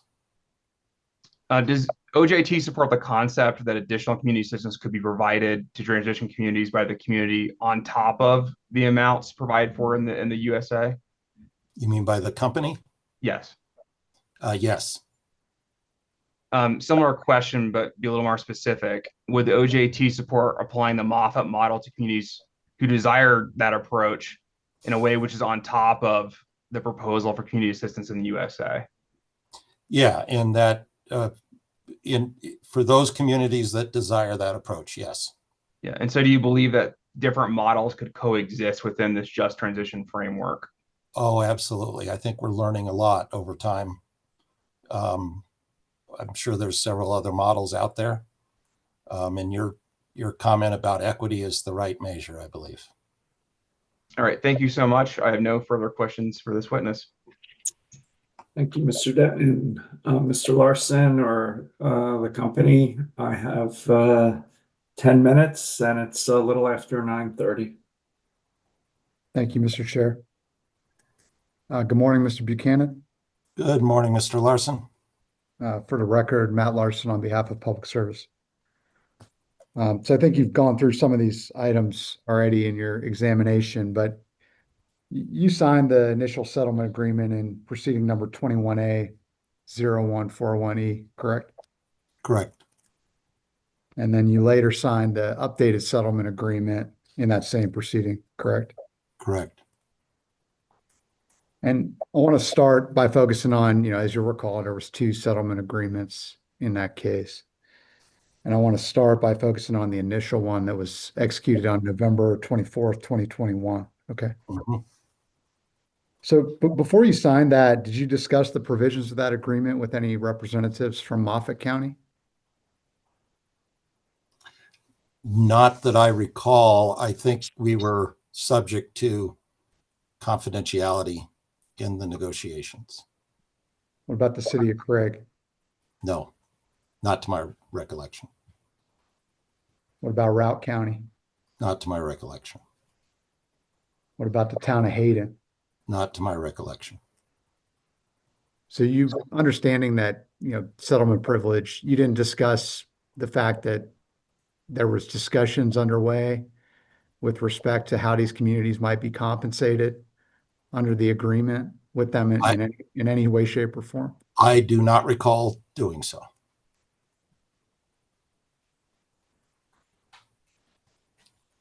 That was what, 3 years ago? Yeah, well, let's go through the same thing prior to the updated settlement agreement. Because at that point in time, the community assistance provisions were included as part of the initial settlement agreement. Isn't that true? Yes. They were revised a little bit in the second one, but yes, the basic principle was there. Yeah, the basic concept was in that initial settlement agreement, correct? Mm-hmm. And then there was an updated settlement agreement in the Yes. spring of 2022, right? Correct. And did you talk to any representatives from Moffett County about the initial settlement agreement before the updated settlement agreement was signed? I do not recall whether there was any conversation. What about the city of Craig? I do not recall. What about Routt County? I do not recall. What about the town of Hayden? I do not recall. So in your role as the head of OJT, you didn't talk to any of these communities in that interim period between when the initial settlement agreement was signed and when the updated settlement agreement was signed? Well, Objection mischaracterizes the testimony. Sustained. So with respect to that, you also had an exchange with Mr. Dittman about the operator model. You recall that, where the operator of the asset is paying the community assistance payments, and you Yes. denoted that Pawnee is 100% owned, so it's not really an issue in Morgan County. You recall that? yes. So have you spoken to Holy Cross Electric Cooperative about community assistance payments? No, we have not. What about Core Electric Cooperative? No, we have not. What about Pacificor? No, we have not. What about Salt River Project? We have not. What about Platte River Power Authority? We have not. So you haven't had discussions with, is Public Service the only co-owner, non-operator entity that you've had discussions with or had advocacy in favor of making Well, community assistance payments? So the characterization that we're in discussions with these we're in this proceeding, and in this proceeding, it's been suggested that we should go beyond the owner operator model for obligation, and we think that's a good idea. I wouldn't characterize that as having, this is the only proceeding where that's come up, and we have agreed with that recommendation. I don't kind of object to the suggestion that we should be out negotiating with the other utilities, the other owners. We just think this is a good provision to include. We think that the community ought to have the support of as many of the communities or as many of the utilities as the PUC has authority to direct to do it. And we don't think the idea should be dismissed because the PUC does not have authority to effectuate everyone doing it. And would you agree with me that the structure of the updated settlement agreement helps to drive replacement generation, infrastructure, and resources into just transition communities? Yes, I would. And would you agree that it was a leading model, basically created on a blank slate at the time that settlement? Oh, absolutely. Yes, totally. Very much so. We think it's a very strong model. And why do you think that replacement generation plays an important role in a just transition? Well, I think any effort to any investment that results in jobs and property taxes is an important part of a just transition. And certainly communities that have had energy facilities before have the workforce available, often have transmission facilities available. So there are assets in the community that make sense. We're agnostic about technologies. We think diversification is important. We've said, we certainly wouldn't it's not our decision to turn anything away, obviously. We certainly would support any energy thing that investment that creates jobs and creates property tax. We would hope that the entire process would result in greater diversification and probably appreciably less dependence on one sector. We think that's the definition of resiliency moving forward. But with all those caveats, a business that creates jobs and provides property tax and creates good jobs, as most energy, not all, but most energy projects do, is very desirable. And electric generation and transmission is a piece to the puzzle in terms of replenishing lost property tax. Isn't that true? Yes, totally. Yeah. And energy providers are well positioned to be able to try to drive those types of investments into communities. Isn't that true? That's true. Yes. And other entities may be better positioned to drive other kinds of benefits, diversification benefits into communities. Isn't that true? That's correct. And the updated settlement agreement and the architecture of that agreement helps to drive that kind of infrastructure and investment from energy providers into these communities. Isn't that true? That's true. But to the extent there isn't, as an example, the company in Hayden has entertained a number of potential new investments. I went up to a meeting where, frankly, the company was announcing to the workers that there would be molten salt. And we know that is no longer an option. It is very likely that in many cases, if not most cases, that what the company invests in will not replace the entirety. And that what's valuable about the cash payments, the company in its testimony refers to them as kind of, lump sum sort of payments, short-term payments. But the value is that it can facilitate, as it's going to do in Moffett through their permanent fund, it facilitates the ability of the community to then go out and seek those other investments that may not be in the energy sector that are key to the diversification and the just transition. Do you think the carbon-free future development can help to drive investments into just transition communities? I do. Thank you for your time, Mr. Buchanan. I appreciate it. Thank you. Thank you, Mr. Larson. Commissioner Gilman, questions for Mr. Buchanan? Morning, Mr. Buchanan. I don't have any questions.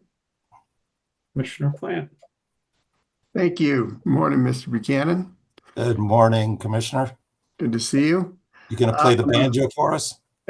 Yeah, maybe later.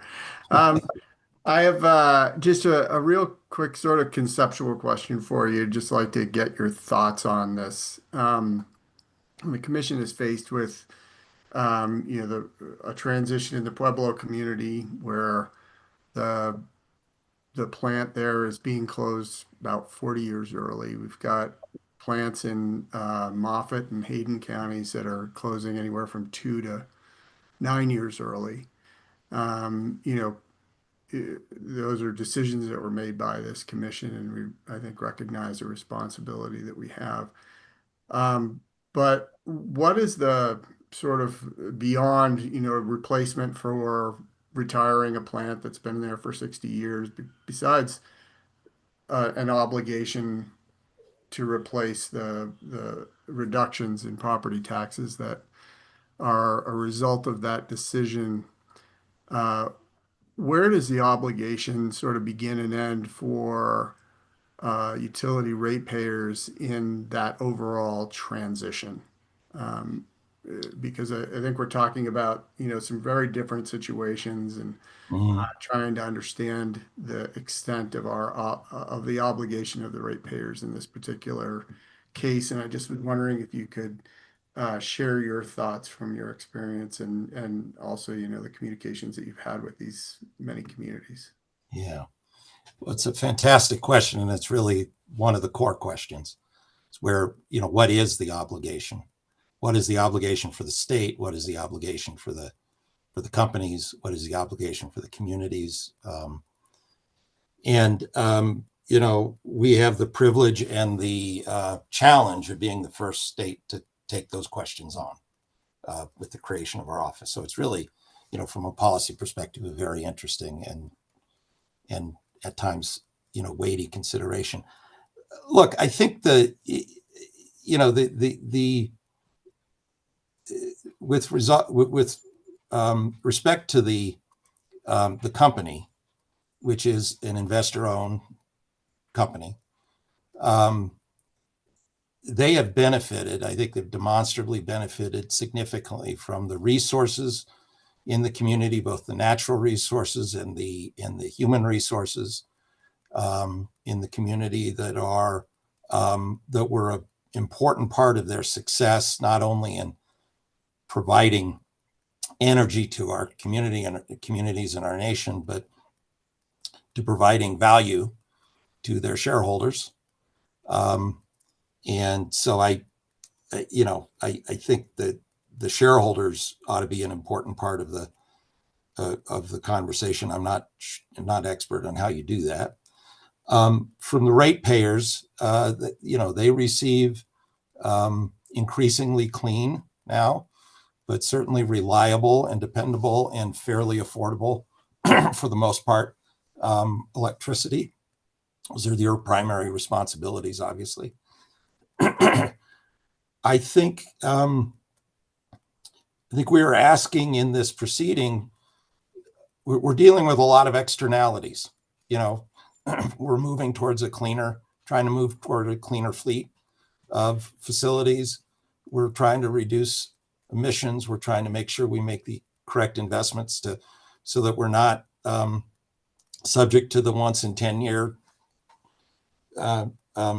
weather phenomenons. And I think it's wholly appropriate that in that list of really externalities that we're trying to address, that the economic health and well-being of the community that's been a part of the company's success for a long time be front and center.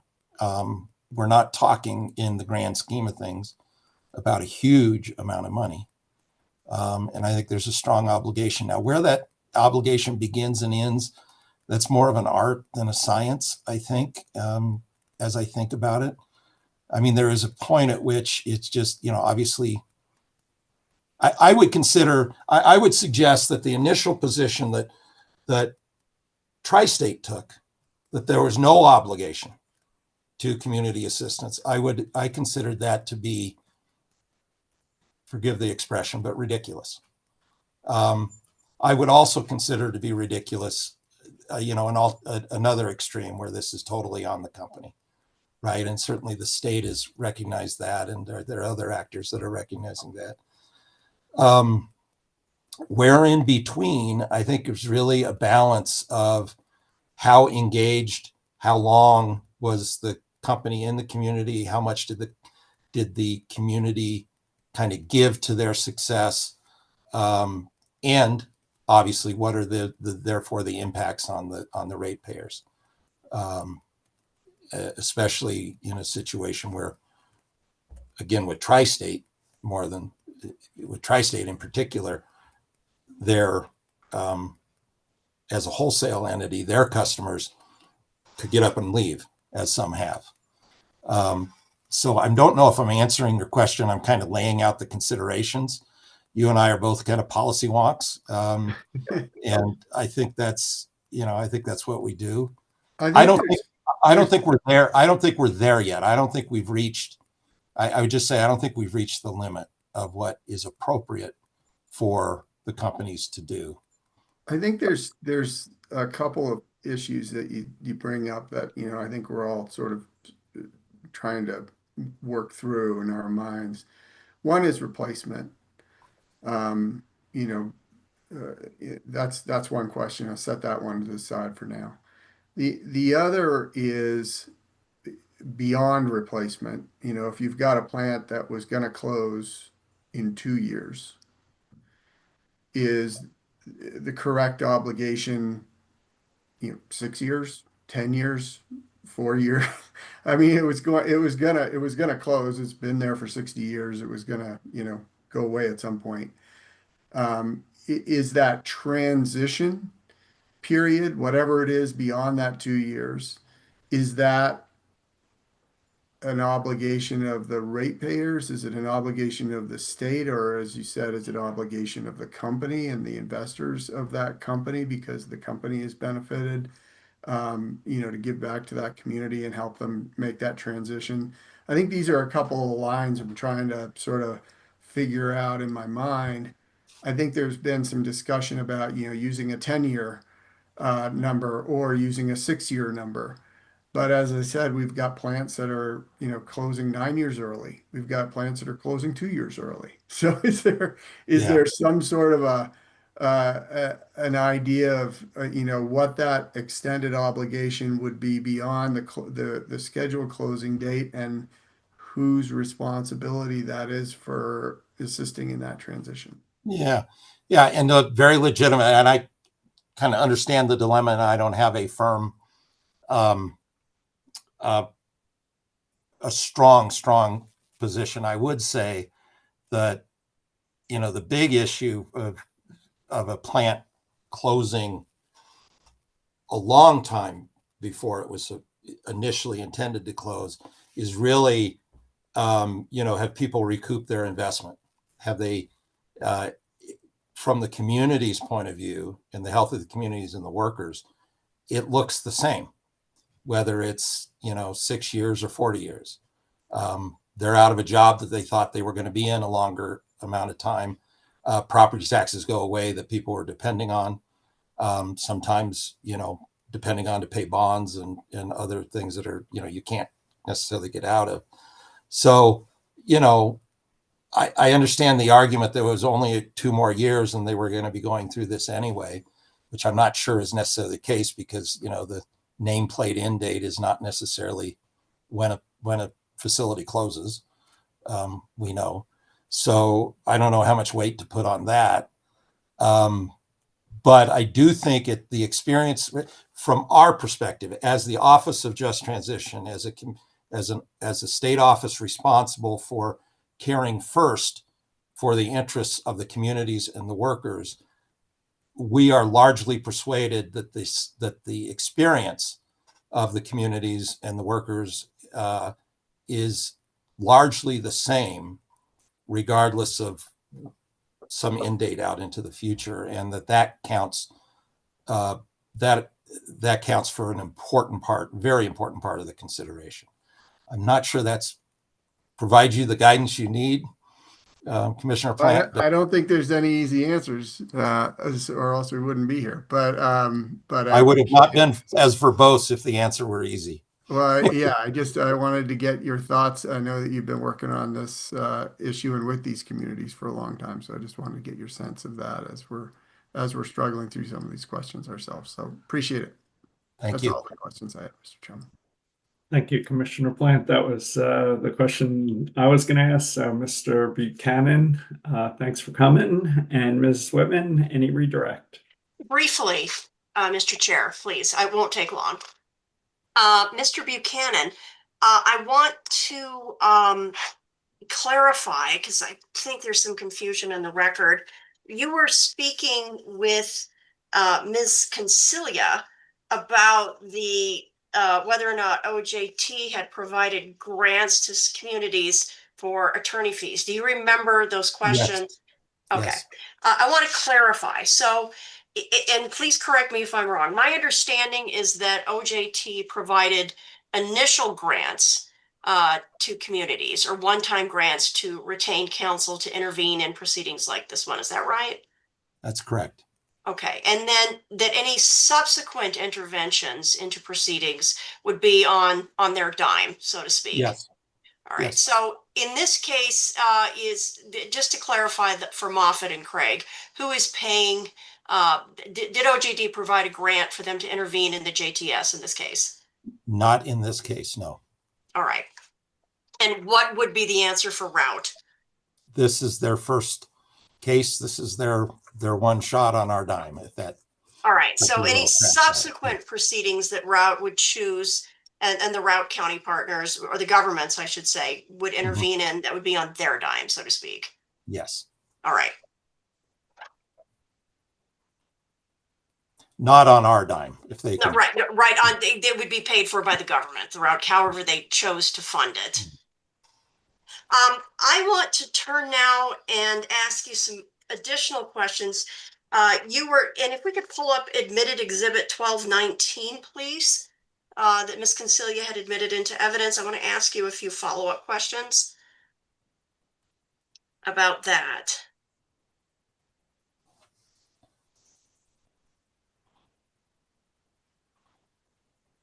All right. Do you remember that? And these are OJT's discovery responses to Pueblo. Is that right? Correct. Okay. And in your testimony, do you remember discussing with Ms. Concilia about earmarks for each community that's undergoing a just transition, or attempting to achieve one? Do you remember that testimony? Yes. Yes. All right. Okay. Please, I want to lay a little foundation. So what is an earmark in the lexicon that OJT uses? Yeah. So for us, we back in 2021, 2022, we haven't been around that long. We received money from the legislature and a directive because it was considered stimulus funding for the state, a directive to try to get it out the door very quickly. We pushed back on that because the closures were not right away, and it would have been a misuse of the funds in our minds for the purpose of just transition to go spend it all before the workers even knew they were losing their jobs, or when, or what have you. But we did implement a grant program, in part in response to the urgency that the legislature had indicated. And we didn't want to make it a totally, and we recognized that the different communities were in different places in their awareness of the challenge. And we didn't want to make it a competitive grant where everybody were the first in line, had the best opportunity. So what we did was we looked at the challenge in each community and looked for indicators of what the challenge was. And we tried a number of different concepts, and what we landed on was the number of facilities in each community as the primary indicator of the need in the community. And we further landed on in the west, in the west end of Montrose County, which is the scene behind me here, the fact that the closures had already happened. So we kind of doubled that credit.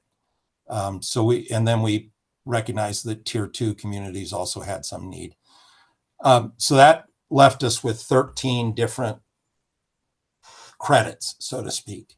And we divided that into the money we had, and that told us how much money was available for each community, and we called that its earmark. And that money was available to that community, to what are called eligible entities in each community, which is defined in our statute. And we announced that, and we, waited for people to apply for it. And that's essentially how our grant program has worked. So the Northwest communities, which includes both Route and Moffett, as well as Rio Blanco, they have 6 facilities. They have 4 coal mines and 2 power plants. So they have 6 credits. Morgan County has 1 credit for 1 power plant. Pueblo has 1 credit for 1 power plant. And the west end of Montrose County has 2 credits for a power plant and a mine, plus an additional 2 because they've already closed. So that, and then the tier 2, that added up to 13.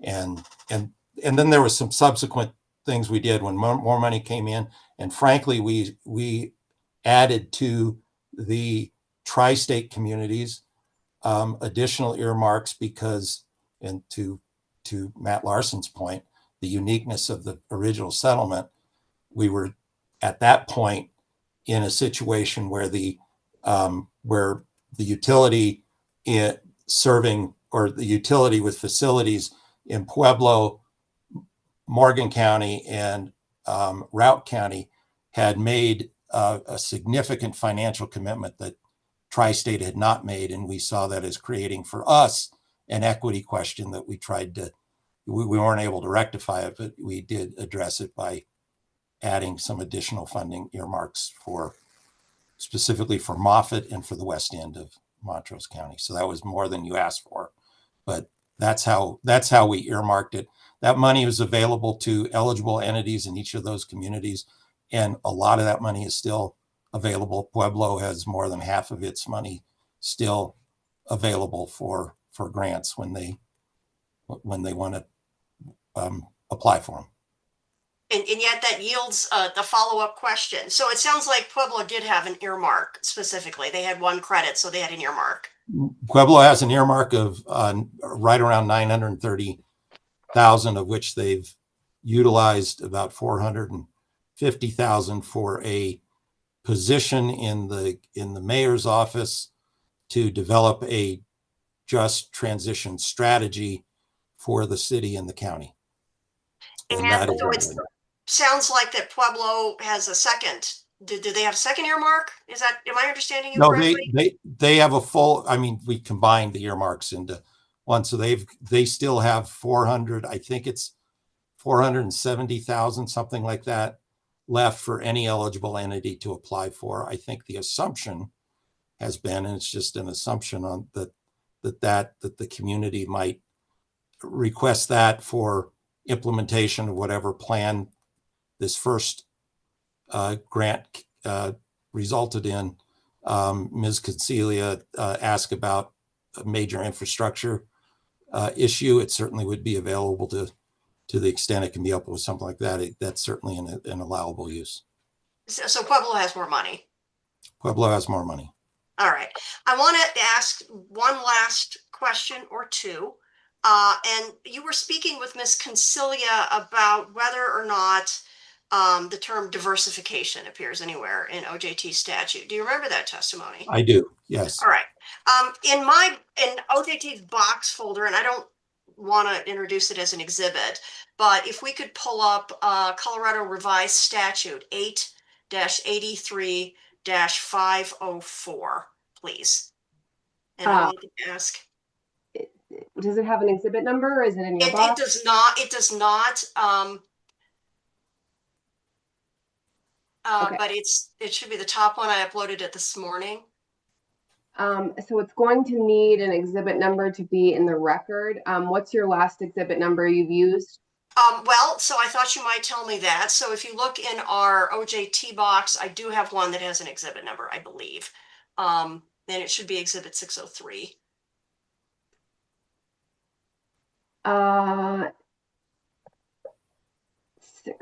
Okay, yes, I've got it. Thank Okay, you. great. I wasn't sure if you would need that or not, so I hedged my bets. If we could pull that up, please. Yeah, sorry, I see it, but now it's giving me grief, so I've got to pull it up another way. It'll just be another minute. Sorry, Casey.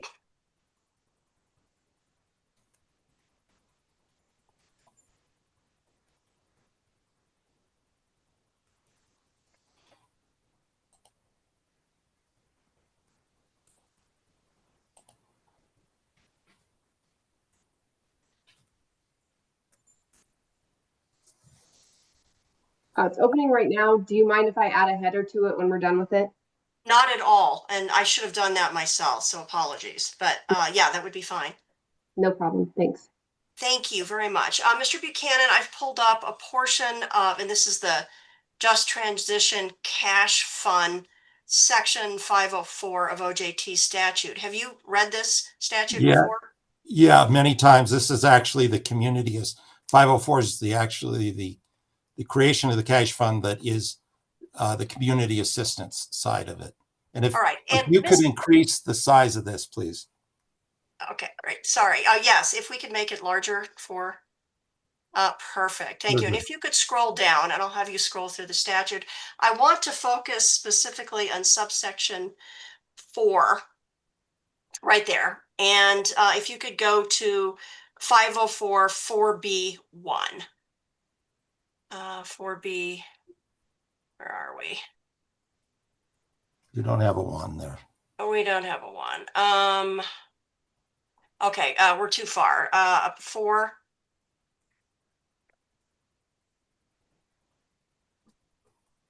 So B1. Okay, keep going, and I'll tell you when to stop. Yeah, then we get into a different section, so that's why I was scrolling all the way to. Yeah, that's A. That's large B. Do you mean like Roman numeral section 4? There it is. There it Okay, is. there it is.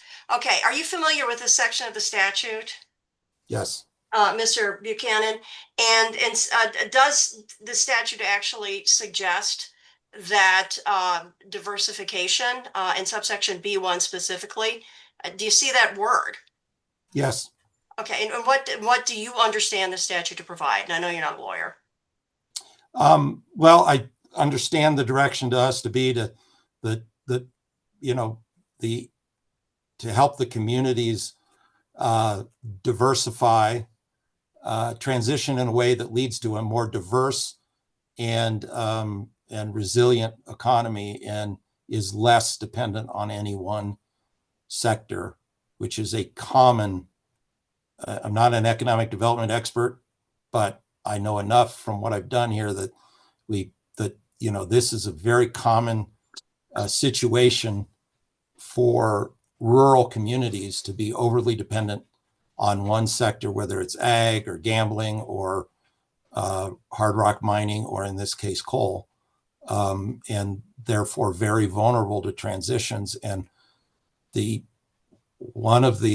closures. And so one of the very strong responses to that is diversification, so that it's less dependent and more resilient. And I see that encapsulated in this section.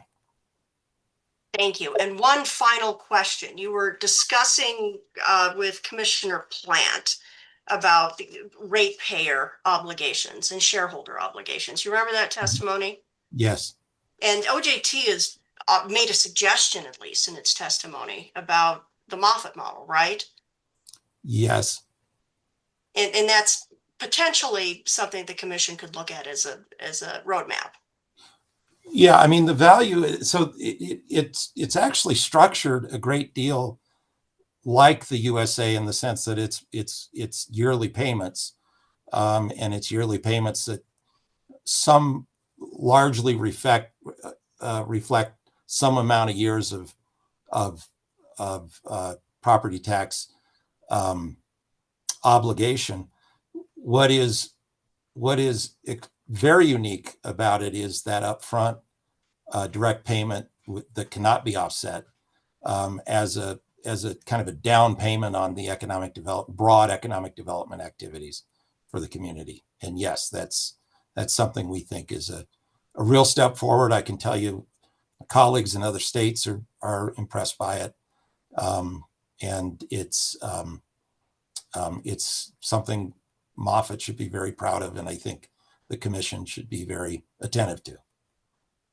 Thank you. Chair Blank, I do not have any other questions for Mr. Buchanan. Thank you. Thanks for joining us today, Mr. Buchanan, and be well. You're excused. Let's take a 10-minute break till 10:15, and we'll come back with Ms. Villard and Commissioner Plant's questions. 10:15.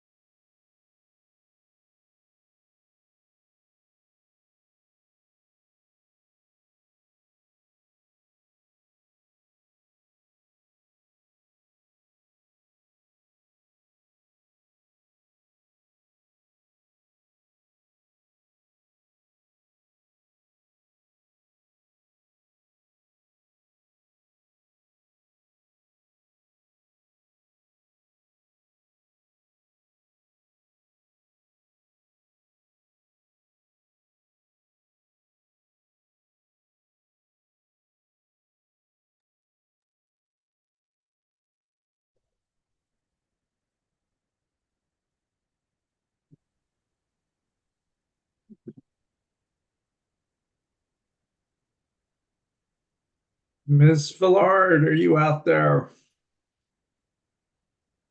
Yes, Melody Villard, I am here. Can you hold up your right hand? Do you swear to tell the truth, the whole truth, and nothing but the truth? I do.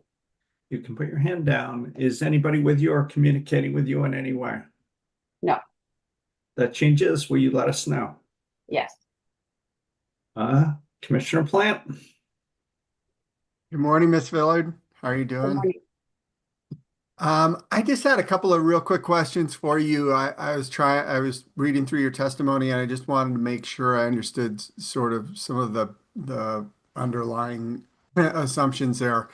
I was, and I did ask, I think, Mr. Eiley this at public service, and he wasn't exactly sure, but maybe you can tell me when you have a property like Craig and you've got one plant that's closing in 1 year and another plant that's closing in 3 years later. Um, how do the property taxes work in that case? Is it assessed on the entire facility, so it's basically 5 years, or does something happen with the assessed value at year two that modifies things and then another thing happen at year five? I believe that the state assesses on the actual property, not just on what's owned in the plant here locally, but what the business has throughout the state. But I'm not 100% sure on that. It is a state assessment that comes to the county. So what the factors are and the formulas in what that assessment is, I'm not 100% sure. That would come from a state. Okay, great, thanks. I'll try and figure that out from somewhere. I still don't quite understand how that works. And then you have a calculation where you're calculating the lost I don't know if it's lost wages or sort of economic impact, where you take the average salary and the number of employees times 5.5 years and then multiply times 60% because all the employees aren't from Moffat County or don't spend the money in Moffat County. And I'm wondering, was that calculation intended to be, I think in Mr. Buchanan's testimony, he talked about a backstop with respect to reemployment of workers who lose their jobs at those plants, that something would serve as a backstop or a community assistance payment that's based on those wages, or would that just be a payment for lost economic impact from the loss of those jobs, regardless of if they're reemployed or? That is more of a lost economic impact overall.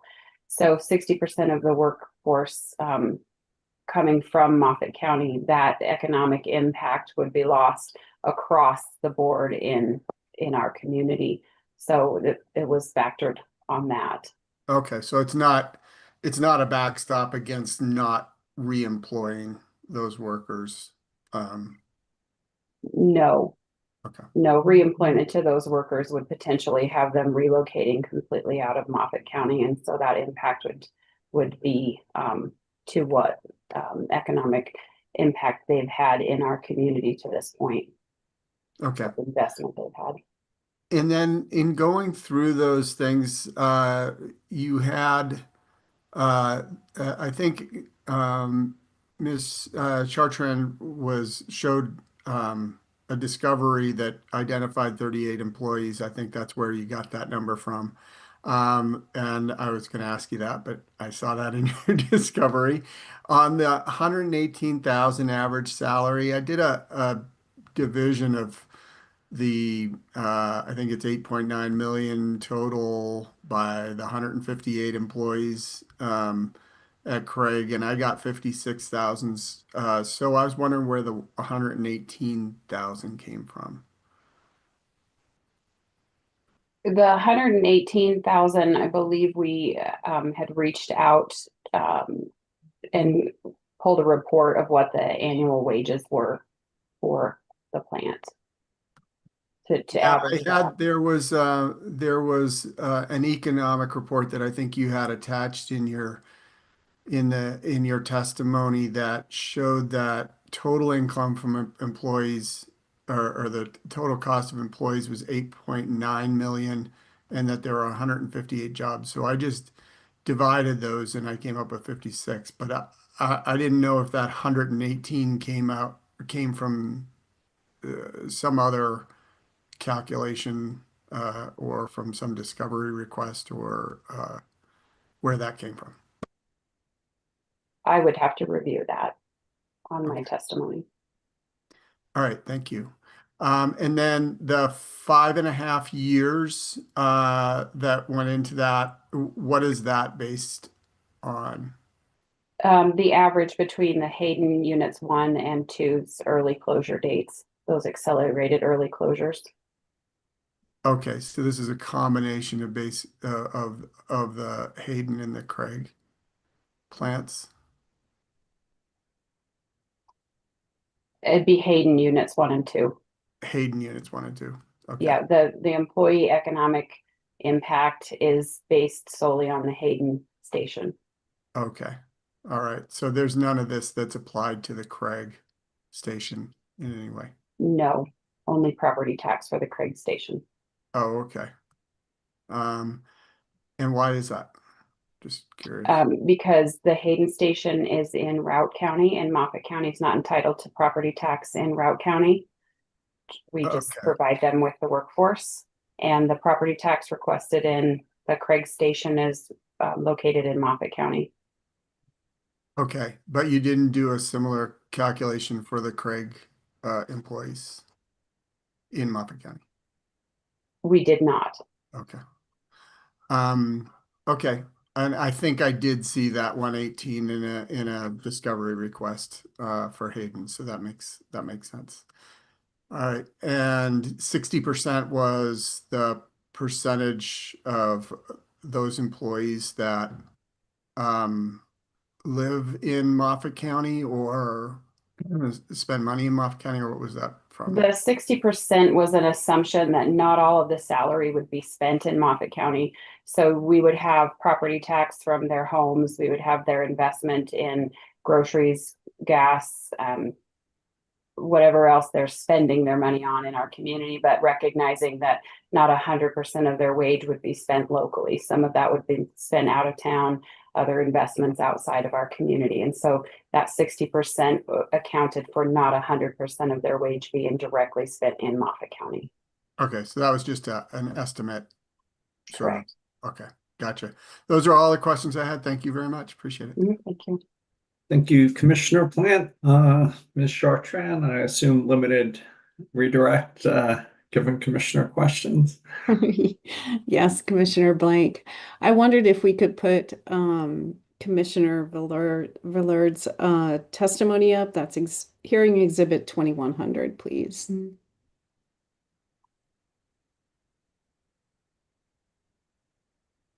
And if we could go to page 44, please.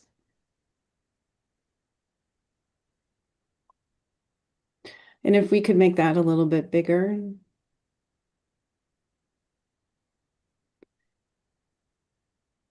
Commissioner Villard, do you recognize this as your answer testimony? Yes. And the first part on this, on page 44, discusses Moffat County and the City of Craig's request for tax payments for Craig Station Units 1 and 2. Is that correct? Yes. And then if we scroll down to the second bullet point, which starts at line 8, this explains what Commissioner Plant was just walking you through, correct, as to Moffat County and the City of Craig's request for community assistance in light of Hayden Station's closure. Is that correct? Yes.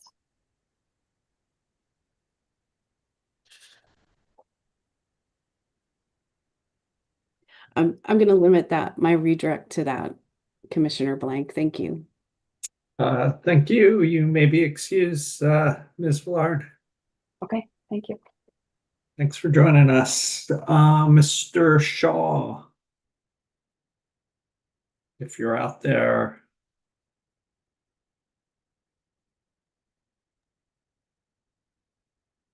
Your Honor, I have to reach out to him. I had come to the conclusion he wasn't going to testify until 11, and I will text him right now. And is Mr. Swearingen, we waived he's excused. Do we, Ms. Kinsey? Correct. Should we move on to Mr. Haye? And come back to Mr. Shaw? That's okay with me, but I can just text Jeff now.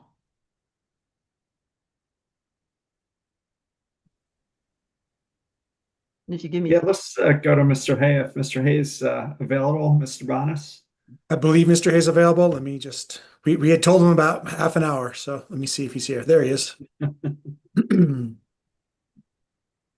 Looks like he's trying to come online. There he is. Thank you, Mr. Haye, for being available. Sorry about the challenge with the camera, Chair Blank. Yeah, you might hold it up a little higher so we can center your face a little better. Let me go ahead and lower my desk. I'll go off camera for a minute and come right back on. All right.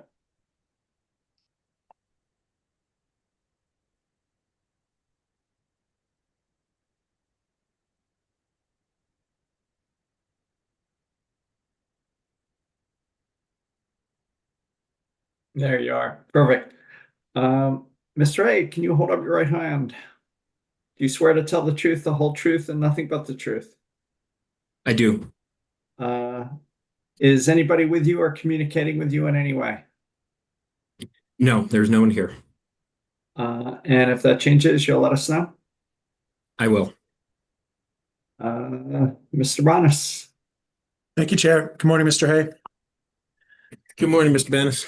Can you please say and spell your name for the record? Of course. My name is Keith Haye. The spelling on the first name is Keith. Last name is Hay. And for whom are you employed and in what capacity? I'm employed by the Colorado Energy Office, and I am currently the Senior Director of Policy. And did you cause answer testimony and cross-answer testimony to be filed in this case? I did. Great. Mr. Haye is available for cross-examination. Thank you. Thank you. Ms. Concelia, I have 20 minutes for you, and it's 10:30. Thank you so much. Good morning, Mr. Haye. How are you doing today? I'm well, Ms. Concelia. How are you? Oh, we are just winding down, and so you know how these long weeks are, but probably not as tired as some people are. I've want to focus on some things that have arisen in the testimony over the last few days to see if you can sort of help clarify some things. But first, let me ask you, is the Energy Office taking any position as to whether or not the Moffett model should be used rather than the model that was laid out in the 2021 settlement? So it's an interesting question. And, I think what you heard this morning from Mr. Buchanan at the Office of Just Transition is, that the Office of Just Transition has put forward the Moffett model as another approach to calculating or looking at the value of a just transition to communities. What I said in our testimony was that we were supportive of the recommendations of the Office of Just Transition up to the point where it would conflict with the settlement agreement.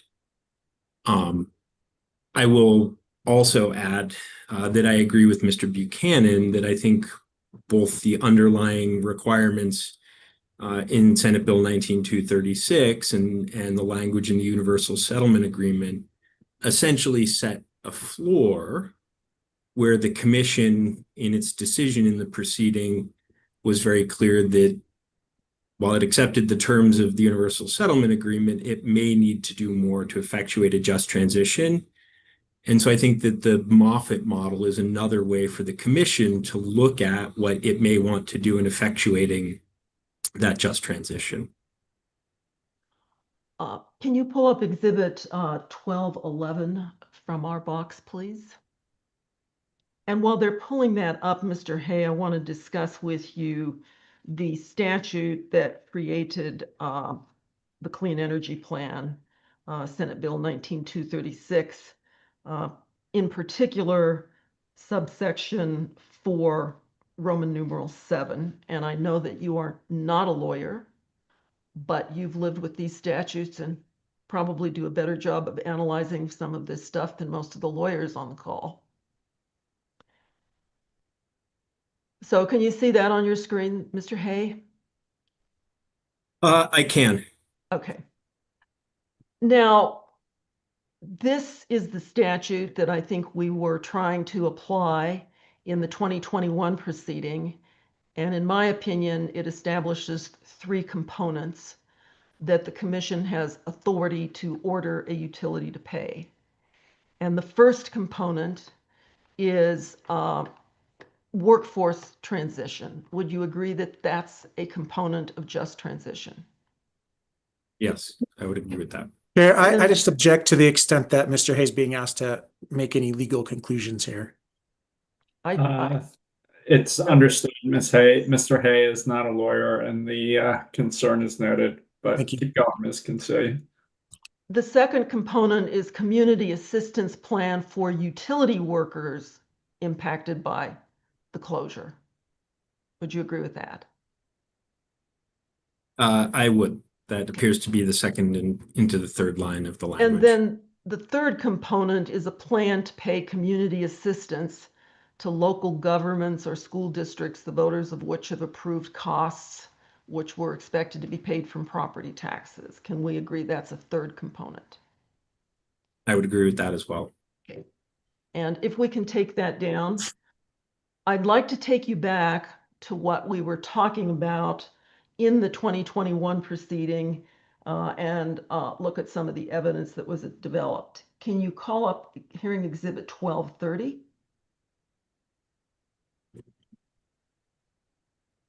From our box.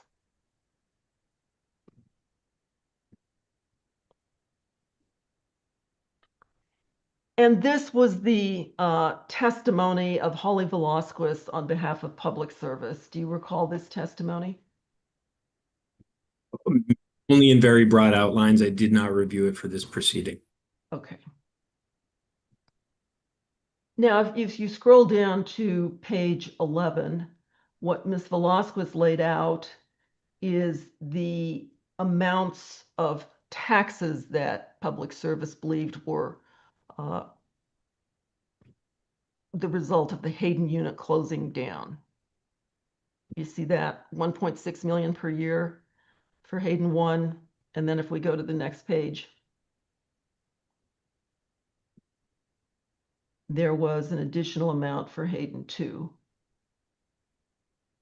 Now, it was your testimony in this case, as well as Ms. Velasquez's testimony in this case, that the only community that had voter-approved projects, which were going to be implemented by the closure, was Pueblo. Do you recall that? I do recall that. And in fact, if I recall correctly, I believe that that piece of my testimony was based on a discovery response that we received from Public Service regarding their analysis of the company's obligations to the different communities that were part of the conversation of the Universal Settlement Agreement.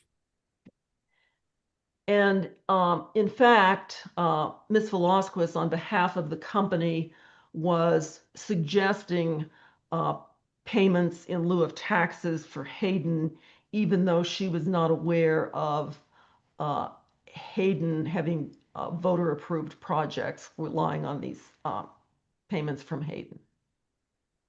Do you recall that?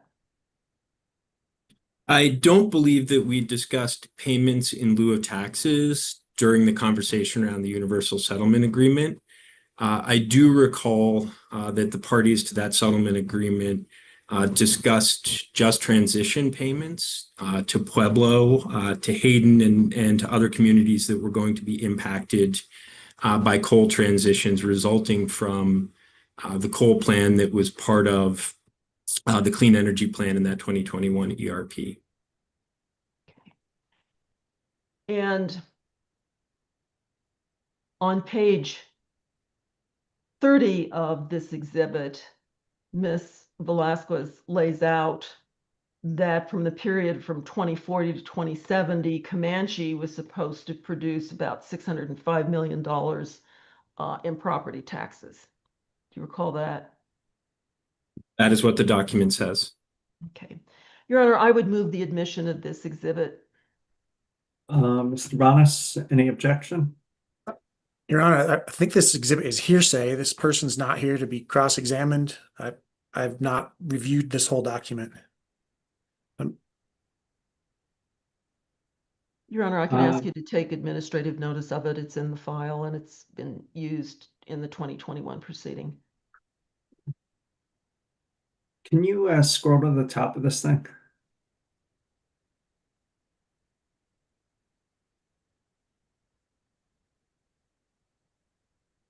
Geez, I'm struggling. I mean, it's a limited foundation and the witness isn't familiar with it. I guess we can take notice of it and attach the weight it deserves with the concerns by Mr. Bonas and the limited foundation. So keep going. Thank you. Okay. One of the things that was discussed in the 2021 proceeding is whether or not Pueblo could request and be compensated for the taxes that were being paid by the minority owners, Holy Cross and Core. Do you recall that, sir? I do. And in fact, Pueblo presented testimony that those amounted to between $5.5 and $6 million a year. Do you recall that? Subject to check, that sounds roughly accurate. Okay. Now, the Energy Office did not support and the Commission did not authorize a payment from Holy Cross or Electric, the minority operators of Comanche, did they? So there are two questions there regarding the Energy Office's position in the Commission's actions, and I'll take the second of those. I think that my understanding is that the Commission likely did not take action with respect to Holy Cross or Core because neither of those utilities are actually subject to Commission jurisdiction, and that the scope of the 2021 Universal Settlement Agreement, and in fact the 2021 ERP, was in fact public service, and its emissions reduction plan to meet the 2030 targets, and then the just transition plans that were a component of that clean energy plan. So my suggestion is that the Commission looked at what was before it in that proceeding and decided on that limited set of issues. Okay. Core had intervened in the 2021 proceeding and was a party, correct?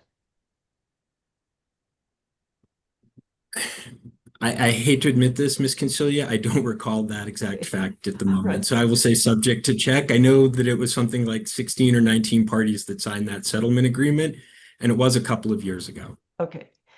Do you recall whether or not Holy Cross had intervened and was subject as a party? I do believe that Holy Cross intervened, yes.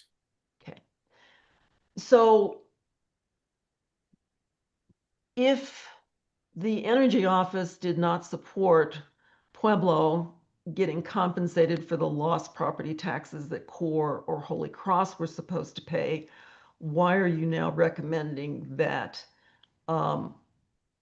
public service be ordered to pay for its minority ownership in the Craig facility? And sorry, could you show me that testimony? I don't recall that. In your direct testimony in this case, or sorry, your answer testimony?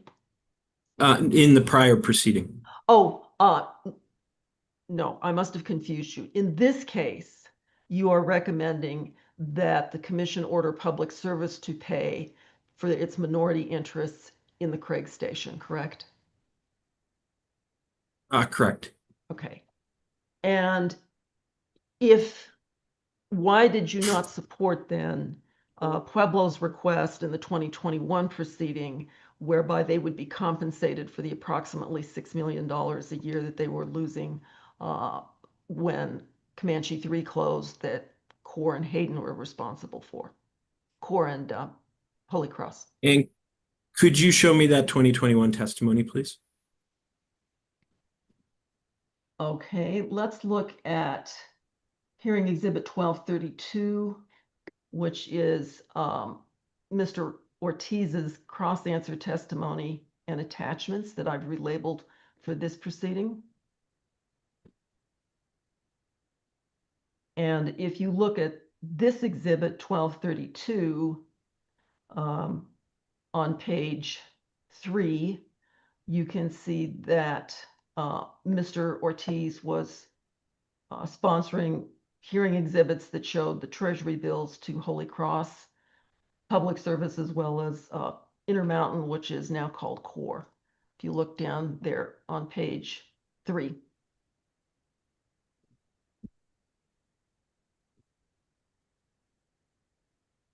Does this refresh your recollection as to what Pueblo's claims were in the 2021 case, Mr. Haye? My question, Ms. Consiglio, was not about what Pueblo was asking for in the 21 proceeding.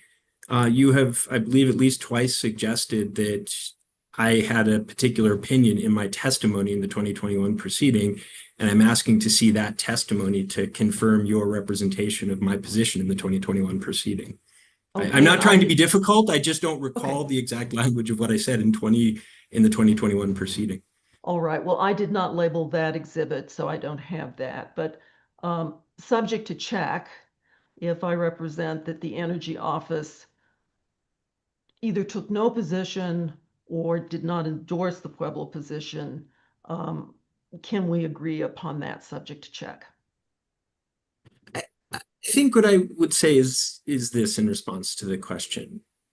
You know, the issue in the 2021 proceeding was the public service clean energy plan and what the company needed to do under the requirements of Senate Bill 19236 with respect to a just transition.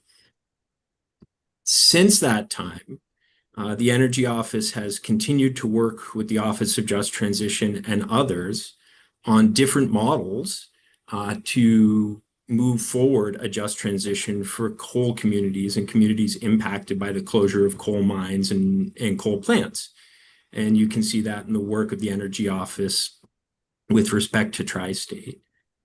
I think it's very clear that the commission in the phase 2 decision in the 2021 proceeding itself believed at the time that the settlement agreement likely set a floor for just transition requirements and not fully circumscribed what might be required in order to implement a just transition. And so in the intervening roughly 4 years, I think the Energy Office has, as have we all, learned a lot about, or more, I guess is maybe a better way to put it, about what might be part of a just transition. And so we are here supporting a number of the recommendations of the Office of Just Transition, reflecting the learning that we have had since that initial conversation in 2021. But would you agree that the commission is still bound by the statute that you and I went through, Section 7 of the Clean Energy Plan, in terms of what it has the authority to order a utility to pay? Objection, calls for a legal conclusion. Again, we'll stipulate to Mr. Hayes, not a lawyer, and with that, the objection's overruled, and Mr. Haye can answer as he sees fit. Thank you, Chair. Thank you, Chair. Thank you, Ms. Consiglio. I think the way I would understand the statute is that it provides direction to the commission for what it must consider And it's the three factors that you and I discussed already. I don't think that I would read the statute as limiting the commission to considering only those three factors. And I think when you look at some of the language in the statute for the Office of Just Transition that you talked about this morning with Mr. Buchanan, I think it's clear that the state sees a broader set of obligations than just those three requirements. And again, going back to that phase 2 decision in the 21 proceeding, I think the commission itself saw that it may have to do more. So the 19-36 statutory language clearly directs the commission to consider a set of factors. I don't believe that it limits the commission to only those factors. Now, you, Mr. Haye, on behalf of the Energy Office, did sign the settlement agreement, the original settlement agreement and the updated settlement agreement in 2021, correct? I did.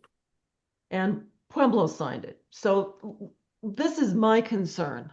Pueblo signed, both the city and the county signed the settlement agreement. So they have a contractual obligation to support that, and I have an ethical obligation to support that. And now what I'm seeing is other people are coming in with ideas why there should be more just transition payments than Pueblo receive. Objection, argumentative. Is there a question here? Yes. Overruled.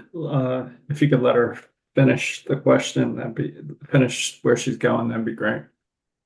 So do you think it is fair and reasonable that Pueblo, who's going to lose close to $1 billion in property taxes, is bound by the settlement agreement, and the other coal communities are going to be able to ask for more on a conceptual basis than Pueblo got?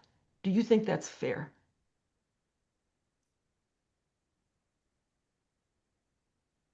I appreciate the question, and the way I would approach it is this. I think when we look back at the commission's decisions in the 21 proceeding, it set up a process that has yet to conclude.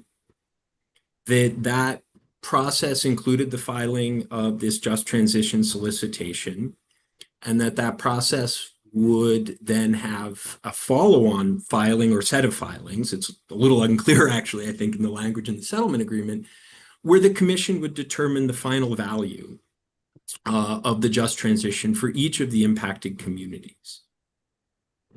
I think what we have heard clearly from the communities in the Northwest is that they see the value of the just transition being more than what was in the settlement agreement, which again, I think set a floor based on the statutory criteria.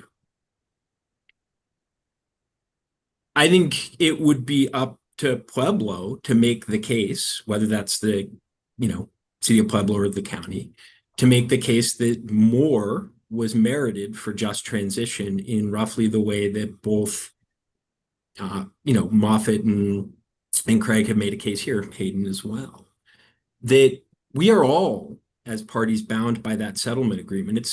It's really a question of what, in addition to the settlement agreement, might be merited or warranted. So that's how I would approach answering your question. It would be up to Pueblo to come and give the commission additional things to consider if it felt like that is what Pueblo needed to do beyond what is part of the settlement agreement. Well, you know that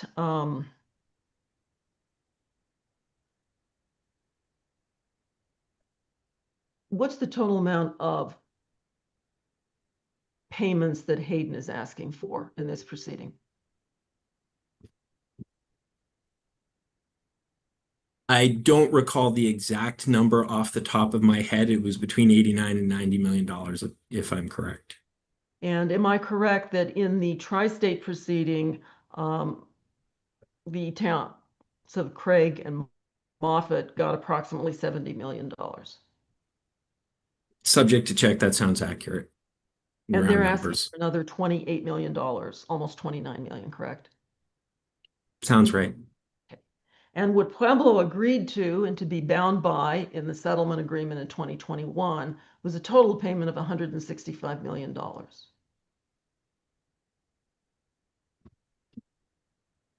If we are talking just about the dollar value of the 2021 settlement agreement, then yes, that sounds accurate. There were other terms and conditions, including the filing of this proceeding and the PISAC report to support reinvestment in the Pueblo community, yes. So, Mr. Haye, would the Energy Office support Pueblo's request to modify the settlement agreement and obtain additional dollars from public service in this proceeding or another proceeding?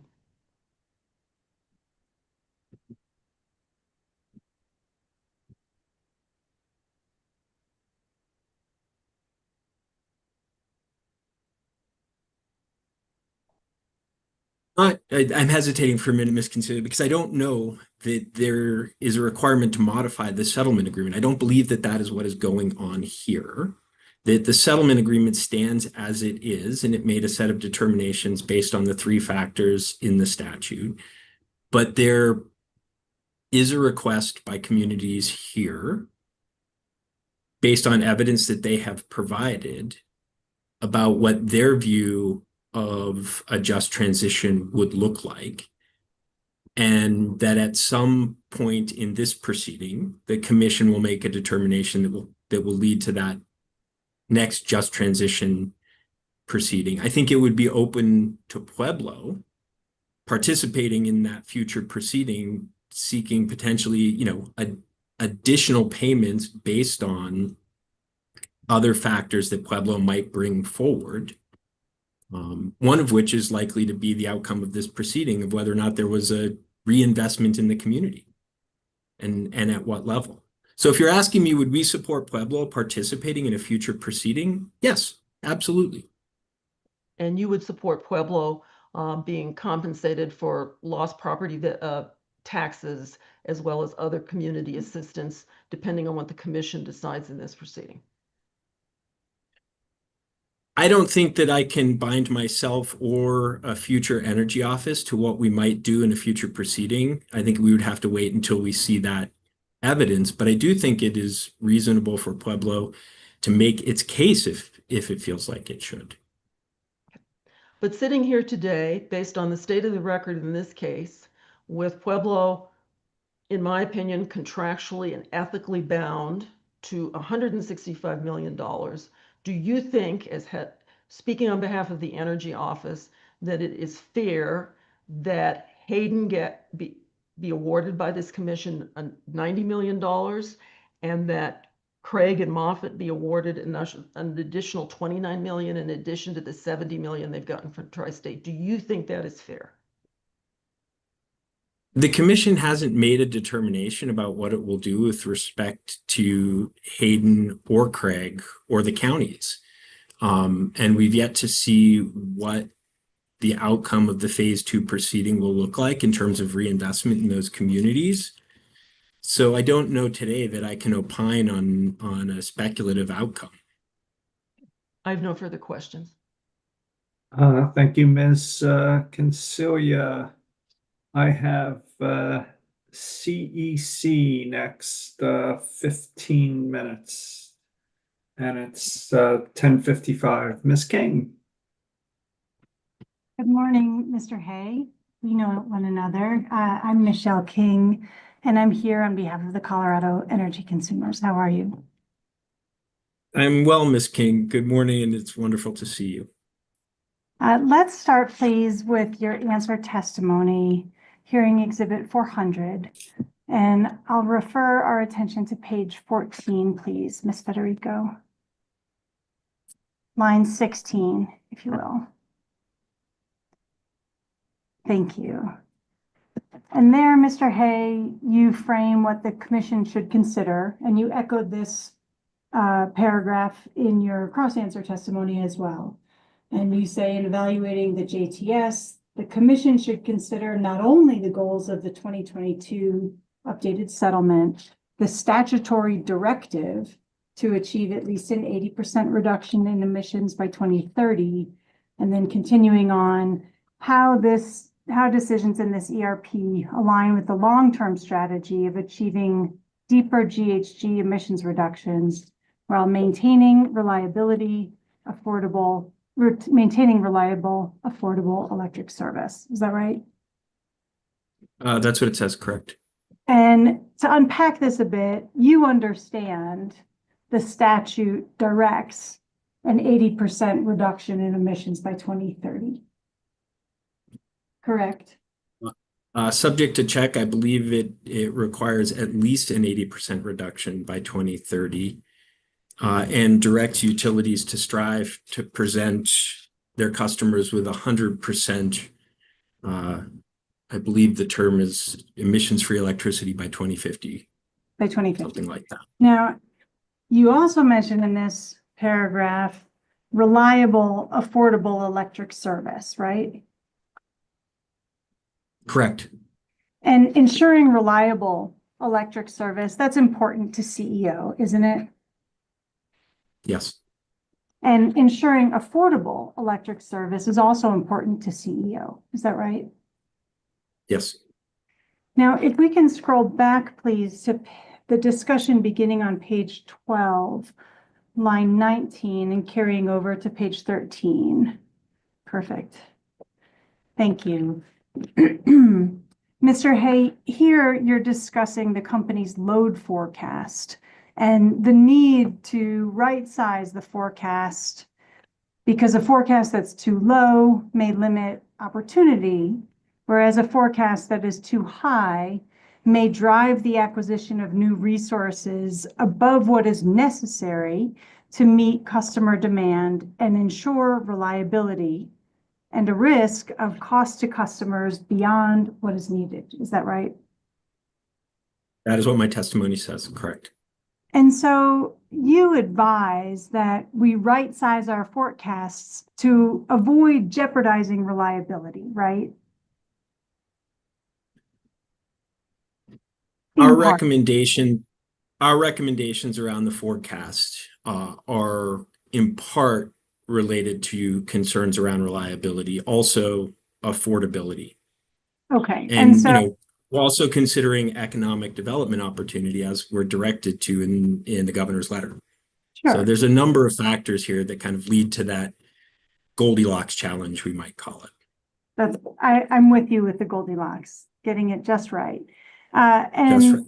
Part of that just right equation is about avoiding imposing costs on customers beyond what is needed. Would you agree?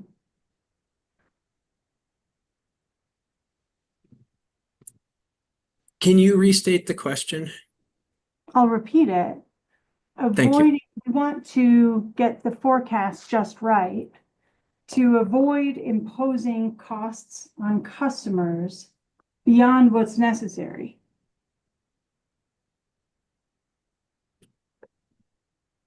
That's right.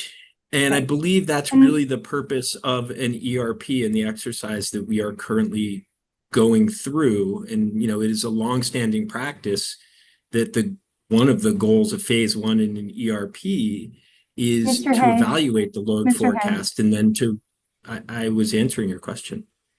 The answer to you answered my question that we should avoid imposing costs beyond what is necessary. And you said, yes. No, I don't think I answered the question that way. You continued with your explanation of the purpose of an ERP. And I know Mr. I don't think I answered the question that way, Ms. King. Mr. Banis is very capable and can address your explanation and redirect. Thank you. From a moment ago, we talked about the statutory requirement of at least 80% emissions reductions by 2030. Do you agree? Do you recall that conversation we just had? I do. Right. And do you agree that likewise, for things that are beyond what's needed to meet that floor or threshold, that we should be evaluating its impact on reliability and cost to customers?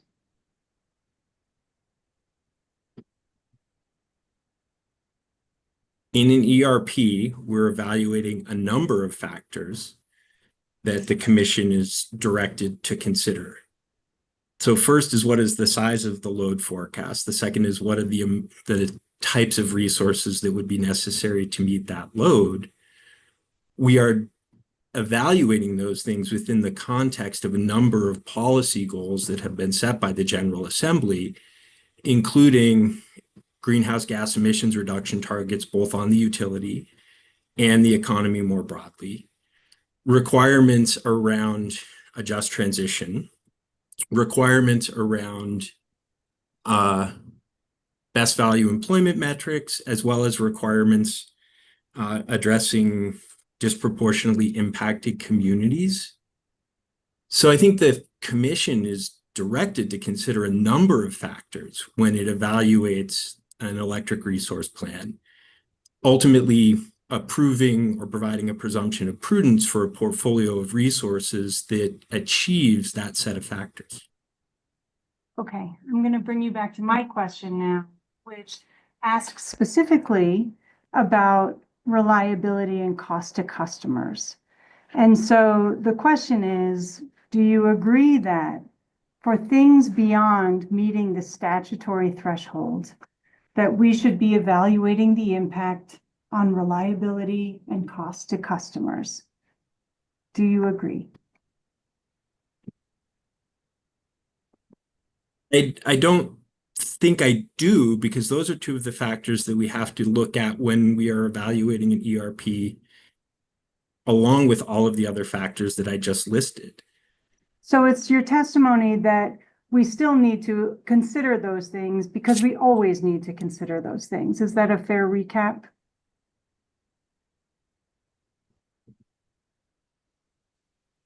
The commission should always be looking at a range of factors, including reliability and affordability. And that's what it says in my testimony.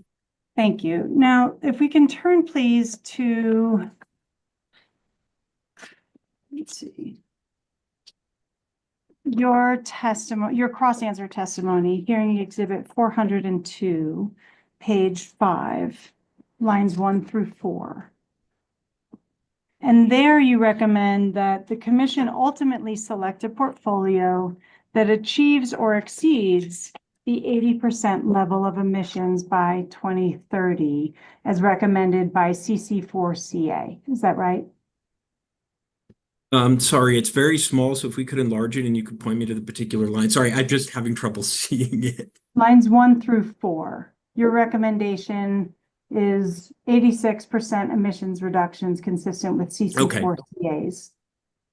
Thank you. I believe you said 80%. That's why I was getting confused. I couldn't see the 80%. My testimony does say that the commission should select a portfolio that achieves or exceeds the 86% level of emissions reductions that the commission approved in the 2021 ERP and CEP.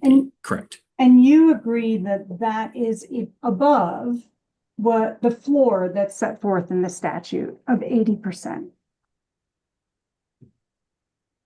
I think the statutory language speaks for itself, that it's at least 80%. And 86% is bigger than 80%. Do you agree with that? That is true. Okay. And has CEO performed a study of the impacts of CC4CA's recommendation on reliability? The recommendation for an 86% level? That is part of what we would be doing in this ERP. That's the goal of ERP modeling. So in making that recommendation, you don't yet know the impacts on reliability, correct? The 86% level was approved in the 2021 electric resource Mr. Haye, plan. I understand the commission found that was I understand the origins of it. What I'm asking you is you don't know, as you sit here today, the impacts that that recommendation has on reliability. I'm very short on time here. We're trying to move I'm this happy to along. answer the question. Okay. The commission approved that level of emissions reductions in the 2021 ERP. I don't believe the commission would approve a level of emissions reductions that it believed was not reliable. I have full faith and confidence in the commission. As do I. CEO does not know today the impacts that that recommendation has on reliability, correct? Objection asked and answered. It hasn't been answered respectfully, Your Honor. Overruled. If you could repeat the question, Ms. King. Thank you, Chair. Has CEO the CEO does not know, as it sits here today, the impacts that that recommendation has on reliability, correct? Again, we have a plan that meets an 86% emissions reduction already that the commission found to be reliable. Has CEO performed a study of the impacts that CC4CA's recommendation would have on costs? We have not. Okay. Mr. Haye, you were active. We can take this down. Thank you, Ms. Federico. You were active on behalf of CEO during the 2025 legislative session, correct? Correct. And you are aware of efforts from the session to advance legislation that would have accelerated current requirements for emissions reduction, having utilities meet a 100% emission reduction by 2040. Are you aware of that? I think I would describe it slightly differently, but yes, we were actively engaged in a bill that would have put in place a planning process to achieve the deepest emissions reductions possible by 2040, consistent with maintaining reliability and affordability. Ms. Federico, can we please pull up hearing exhibit 1002?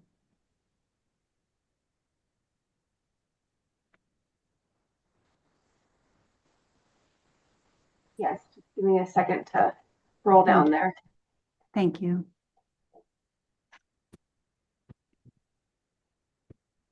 Or I'm sorry, is this in your box folder or has it already been admitted? I believe it's already been admitted by Mr. Rushoff. Perfect. With Jack Eiley, if that helps in terms of timing.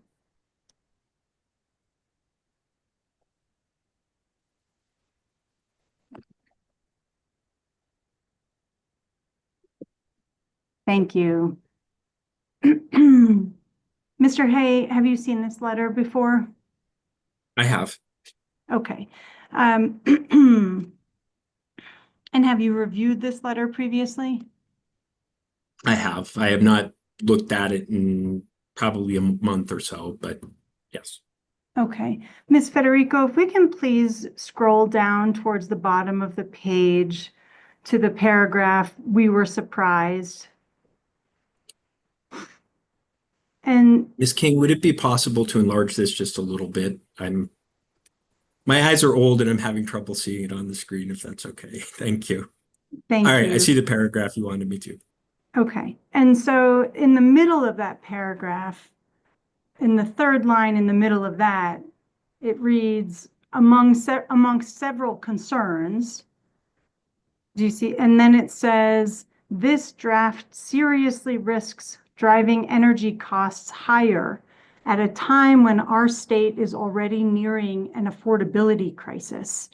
And continuing on, it says, customer impacts and reliability must be top of mind as we continue forward with the energy transition. Are you familiar with that part of That is what this the letter letter? says. And so while the legislation ultimately didn't go forward, you understand these expressed concerns about accelerating the energy transition requirements with respect to reliability impacts and cost, correct? That is the position of the signatories to this letter. And there were As I about said to you previously. Mr. Haye, Yes, ma'am. yes, you are aware of those concerns? I am aware that that is their view of this Okay. proposed piece of legislation. And given your involvement, I believe your words were that you were actively involved in the session, hearing these concerns from the 60-odd signatories to this letter, is that something that CEO takes seriously?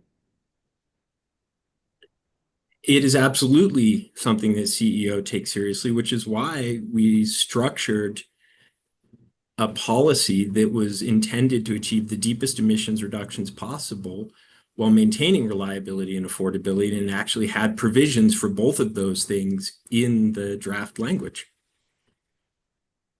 But you don't know the impact of that recommendation on cost, correct? That's what your testimony was a moment ago. I'm sorry, the impact of which recommendation? Of The statute or the 86%? advanced. The recommendation that you advanced in your testimony. We supported CC4CA's recommendation to utilize the previously approved 86% emissions reduction as a floor in phase 2 modeling in this ERP. In response to your question about whether or not we conducted an independent assessment as to whether the economics of that, I did agree that we had not done that. And Mr. Haye, is it possible that using an 80% emissions reduction is required by the statute, that might yield a portfolio that has improved reliability and better costs than what your recommendation of 86% yields? I think I would express differently what the statute directs. The statute directs at least an 86% emissions reduction by 2030. And there are a Mr. number Haye, of I want to possible- just make clear in the record, it's your testimony that the statute directs at least 86% emissions reduction? Sorry, at least an 80% emissions reduction, Ms. King. I Okay. misspoke. All right. Thank you very much. I have no further questions. Thanks, Ms. King. I think we have 20 minutes for the company. Mr. Larson, 11:13, 20 minutes. Thank you, Mr. Chair. Good morning, Mr. Haye. Good morning, Mr. Larson. How are you? I'm well. Thank you. It's nice to see you. I just have a few questions Likewise. for you this morning. If we could pull up hearing exhibit 144, which is modified SJD 9.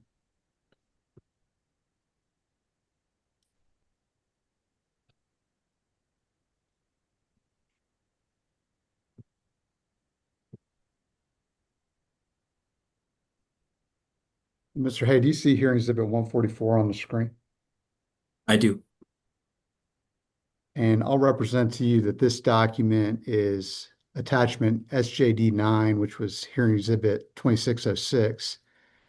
And it's got a series of changes throughout it that are marked in red. You see that? I do. And have you seen this document before? I have. And with the changes that are reflected in this modified SJD 9, CEO is joining the tri-party framework. Isn't that true? Subject to renaming it the quad party framework, yes, we are in fact joining the other three parties in supporting the framework. Thank you. And that was actually going to be my next question, is whether the quad party framework would confuse you or not. It sounds like it will not. If we could go to the changes on page, if we could scroll to page 2, please, Ms. Federica. And Mr. Haye, on the screen, these changes clarify support of using the updated base forecast and add a table that convert probabilities to steps. Isn't that true? That's correct. And if we could roll down to page 5, there's actually from 4 to 5, but we can stay here on 5. There's a series of changes that make clear that incremental need pool activations are based on aggregate load ramps associated with the activation, correct? That's correct. And this was actually something that was important to the Energy Office. And there's also an addition here that for aggregated load ramps greater than 500 megawatts turned to relevant RAP, public service be required to file an application on a 120-day timeline. Do you see that? I do. And an emissions verification workbook along with that application. And CEO supports the addition of this third swim lane, so to speak, of incremental knee pool activations, correct? We do. So if we could go back up to page 2, please, Ms. Federico.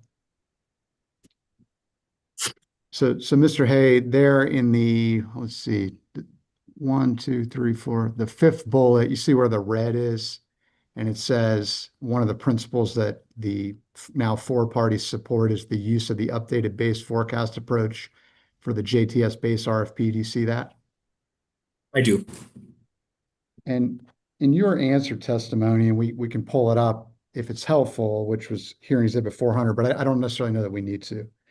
At page 26, you state as follows: it is important the commission approve a load forecast that is not overly speculative and that balances customer affordability and meeting emissions reduction targets with development at a pace and scale that meets realistic new customer needs.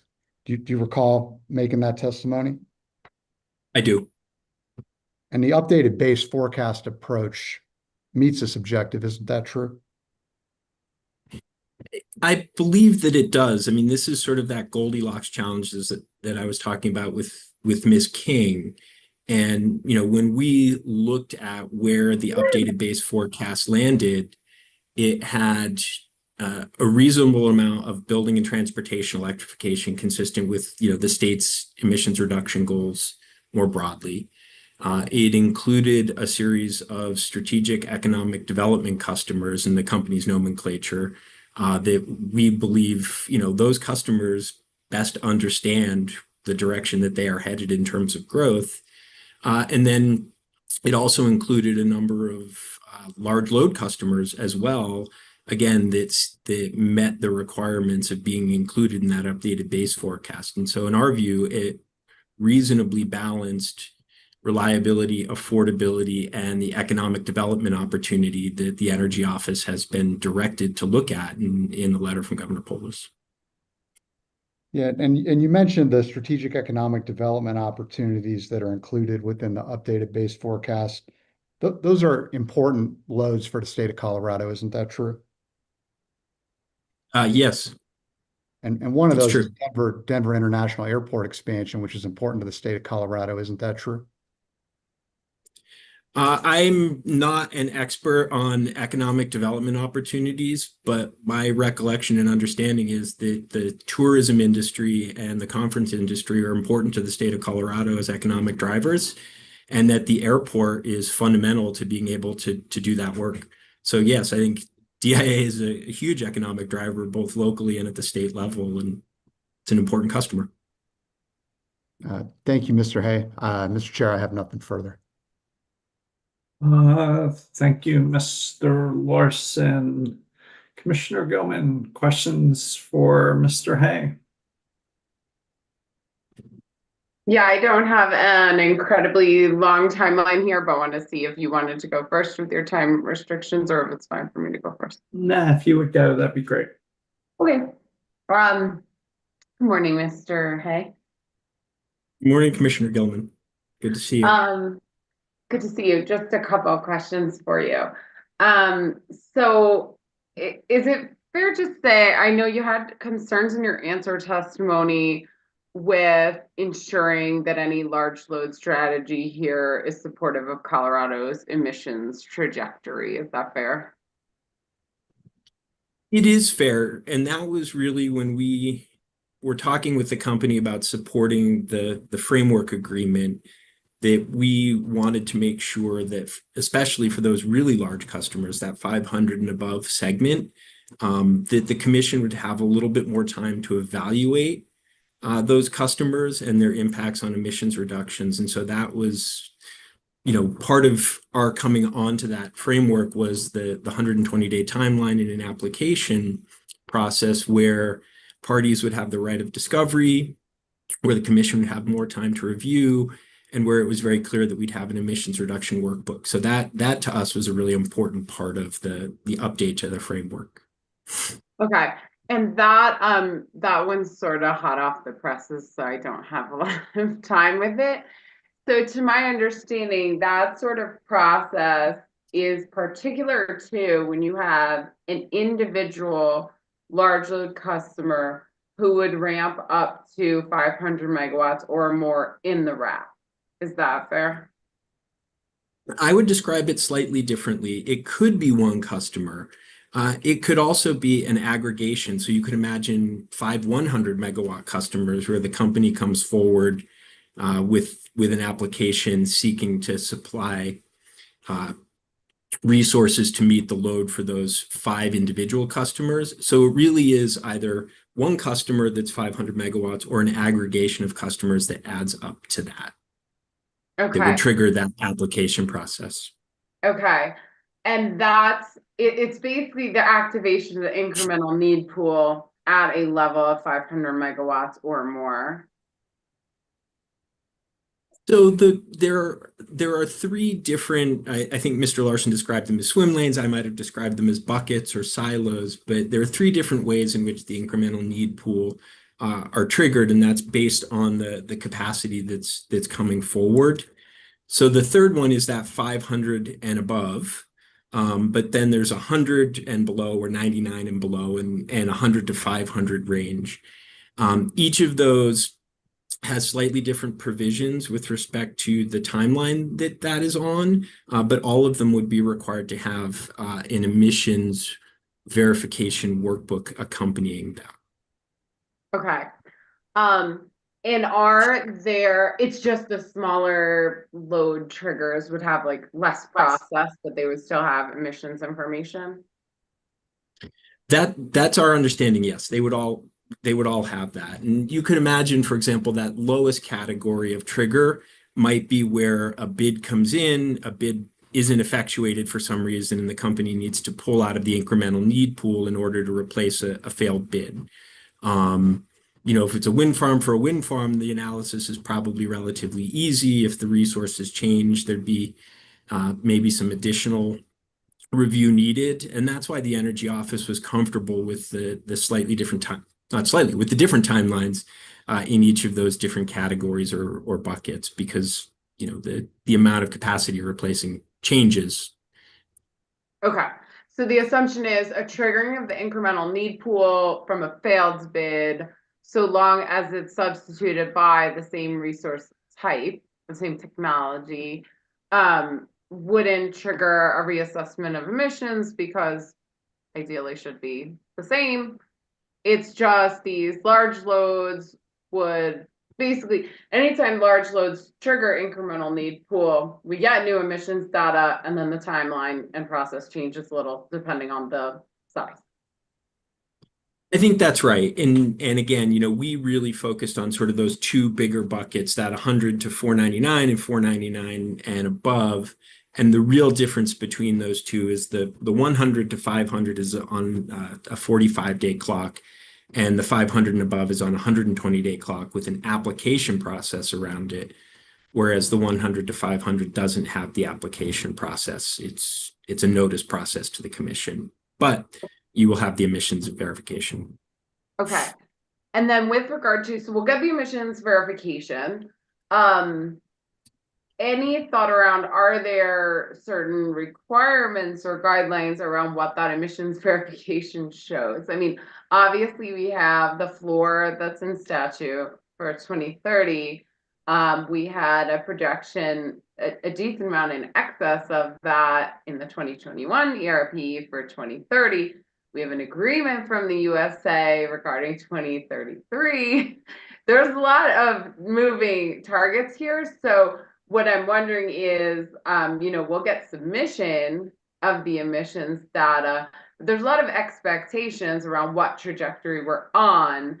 So is that just like to be litigated, to be figured out, or are there other expectations around what the targets should be if resources are triggered in order to serve the load? Yeah, no, I think it's a really great question, Commissioner. And I think, it comes down to sort of what the company has called solution sets. And I think there are really two questions at issue for the commission to consider, which is what are the solution sets that the commission needs to consider as it moves from phase 1 to phase 2? And then as we move into the incremental need pool process, how do you then work with whatever solution set was adopted in that process? So I think it's worth starting answering that question by saying that, the just transition solicitation is really the finishing off and the culmination of the clean energy plan process to achieve the 2030 emissions reduction targets. And so, in our testimony, and this is a conversation that I had at some length with Ms. King, we have advocated that the commission utilize the 86% emissions reduction that was adopted in the 2021 ERP for the purposes of moving forward into the phase 2 solicitation process. So in our minds, that phase 2 process would go from 86% through that 90%, which is part of the emissions reduction trajectory from the Universal Settlement Agreement, out to a zero emissions reduction by 2050, consistent with the state's long-term overall trajectory of reaching net zero by 2050. Now, I do know that the commission yesterday had a long conversation with Ms. O'Neill from staff of the commission. I agree with her. I don't love the term checkpoint cases, but because this proceeding is the culmination of that 2030 ERP planning process, I do think we need to be able to benchmark what the clean energy plan costs are here. But in no way should the commission use a checkpoint case for any sort of decision-making purposes about resources. It really is just trying to understand which costs would be eligible for the clean energy plan rider and which costs would not be. And I'll say one more thing and then I'll stop because I've said a lot. I think in my mind and in the position of the Energy Office, as we move from that 86 and 90 to 100 in phase 2, that's the trajectory that we should try and carry forward out through the implementation of the incremental need pool, as long as we find that that is both reliable and affordable. Okay. So help me just understand your position on portfolios then. Like staff put forth in, I forget his middle initial, SJD 10, I think. Their Dr. Dahlke. List of portfolios where they represent, I mean, a little hard to count because a lot of them are mimic the preferred portfolio, but of the unique portfolios, more than half maintain the 86% in 2030. I know WRA and SWEEP are at least the majority of portfolios modeled should maintain the 86 by 2030. I'd like to hear your impression of those portfolios and if you think it is suitable or acceptable to have some portfolios as they do that are 80% by 2030. Just any feedback on those portfolios. Yeah, I appreciate the question. And let me start by saying that I agree with the company and with staff that we need to place some sort of set of reasonable limitations on the number of portfolios or solution sets that we're looking at so that we don't end up where we did in the last ERP.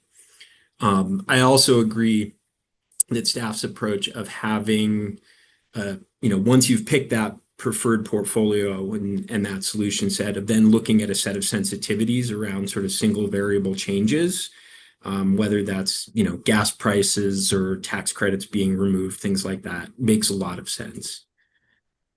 I've already suggested to you the checkpoint case is really in many ways necessary to determine what goes into the rider, so we need to figure that out.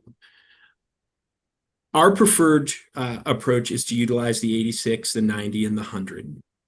But I do think that, it would be reasonable for the commission to look at a series of cases that also utilize the 80, 90, and 100 to understand what the cost difference might be between those two, if in fact there is a cost difference for achieving those emissions reductions. I also think it's important that the commission utilize the social cost of carbon in the modeling. My recollection is that is a statutory requirement for the clean energy planning. And so, I think as you're considering which solution sets or portfolios to consider, having that set of reference cases, having that 86, 90, 100, and having an 80, 90, 100 all make sense. For modeling purposes, again, we think that the 86, 90, and 100 should be the solution set that the commission utilizes for decision-making purposes. Okay. And in answer testimony, well, I'm trying to think. Answer or the rebuttal, I don't know. Sweep and WRA, Ms. Valentine advances the idea that the admissions trajectory, if the incremental need pool is activated, especially to serve large loads, that the emissions trajectory be maintained, and that even if that come at an additional cost, that the solution there would not be diminishing the emissions trajectory, but rather to allocate those costs to the new customers as the cost of maintaining the trajectory due to adding them. Any thoughts on that? Yeah, I mean, I think there are a couple of things happening in this proceeding that give the commission new tools in the very near future. So we'll have the large load tariff, number one, that will help address some of how we bring on new resources to meet new large load customers. And, I think the agreement on the framework where we have proceeding for loads in aggregate above 500 megawatts, if we're getting, a data center or two, my experience is a lot of those customers would trigger that process. And so the commission would have that tool of an expedited proceeding to evaluate what the resources are, what alternative resources might be. So I think it's a little challenging today, Commissioner Gilman, to sit here and suggest that there's sort of an answer to a future problem. But I think what we have tried to do from the Energy Office's perspective is to make recommendations around different tools that the commission could utilize when it sees that challenge to figure out what the right path forward would look like. Okay. I think I just got two more questions for you. I believe that the Energy Office advocated an answer testimony for modeling both from a transmission and generation sense of the company joining an organized wholesale market, like a full RTO, as they're statutorily required to do. We don't see that in, staff's list, I don't think. So curious, is that what you're still advocating for? And if so, it sounds like there's a lot of discussion about not having the idea of the right inputs on how you actually model that, which market. So just wanted to get an update from you on your current thinking there around, is that still necessary, and how would you recommend that be modeled? Yeah, an interesting set of questions and an interesting challenge. I think one way to answer that is, the company is statutorily directed to be in an organized wholesale market, absent some commission findings.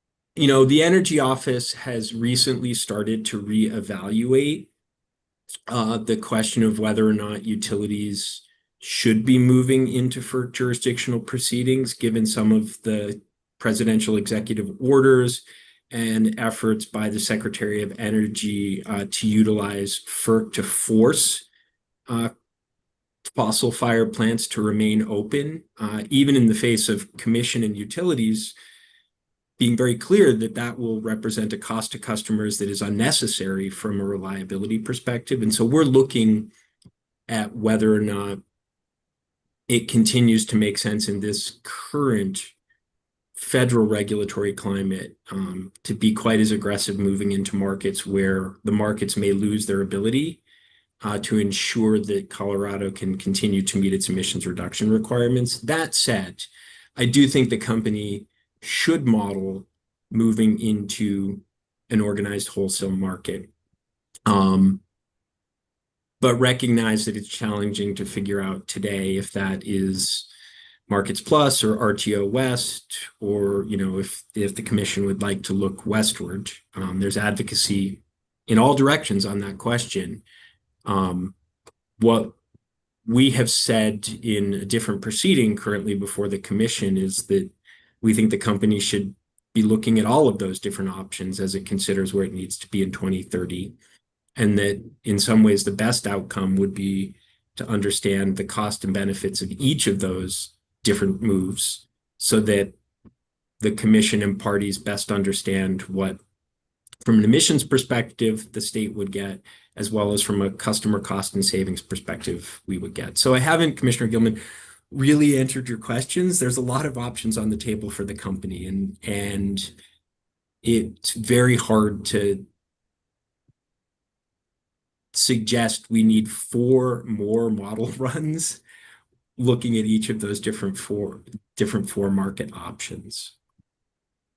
A question for you on a potential approach, especially since I haven't heard anyone volunteer the right inputs to put into this sort of run. Given your quad party framework that sets up a supplemental RFP, which would essentially kind of rerun phase 2. Sorry, I might sneeze. Rerun phase 2 in 2027. And given how many things are up in the air federally and all of it, would an appropriate course then be to look at this as an issue for the supplemental RFP modeling, and in the interim do some sort of stakeholder work to identify what a reasonably characteristic run would look like in terms of inputs, in terms of what we pick to model, or do we model 2 options or whatever it may be, and make this a supplemental RFP effort where we have the time to establish what we would really want to run. Yeah, I Commissioner Gilman, that's really in many ways an elegant solution, to move forward today, to give parties the direction to work together to think about what this looks like and to bring it back in the next RFP. It's sort of a both and so yes, I think that it is a completely reasonable and elegant solution to the challenge we're all facing today. Okay. Just one other question. I know I said 2 before, but I came up with a new one in the middle. So with regard to updates to forecast, this one's got wilder things going on that we need to forecast around than in the past. And so I'm trying to figure out, if there are major forecast shifts in large load, in BE assumptions, and economic forecasts, whatever it may be, both for the base RFP as well as for the supplemental RFP, which is 2 years from now. What level of comfort do you have around there being essentially no process to kind of vet or provide feedback there? What might a mechanism look like, especially just given the very large moving parts here? Load forecast. Yeah. No, and let me start with the base RFP load forecast. We came into the proceeding really concerned about where the base forecast was, and you can see that reflected in our answer testimony and our cross-answer testimony. Through the course of the proceeding, as the company has refined that forecast and we have learned more about the different categories of customers, we've gotten comfortable with the current base forecast that the company has put forward here in terms of, the level of economic growth, the level of electrification, strategic economic development customers, and even new large loads. As we move forward, I think, again, that there are a couple of different tools that can help with this concern. And what I hear you speaking to, Commissioner Gilman, is really not the concern that we will update the load forecast, but the new large load customers, the data centers, and the impacts that they can have. And I think the tariff filing that would be part of, the the outcome, potential outcome of this proceeding would be really helpful in handling those particular one-off customers.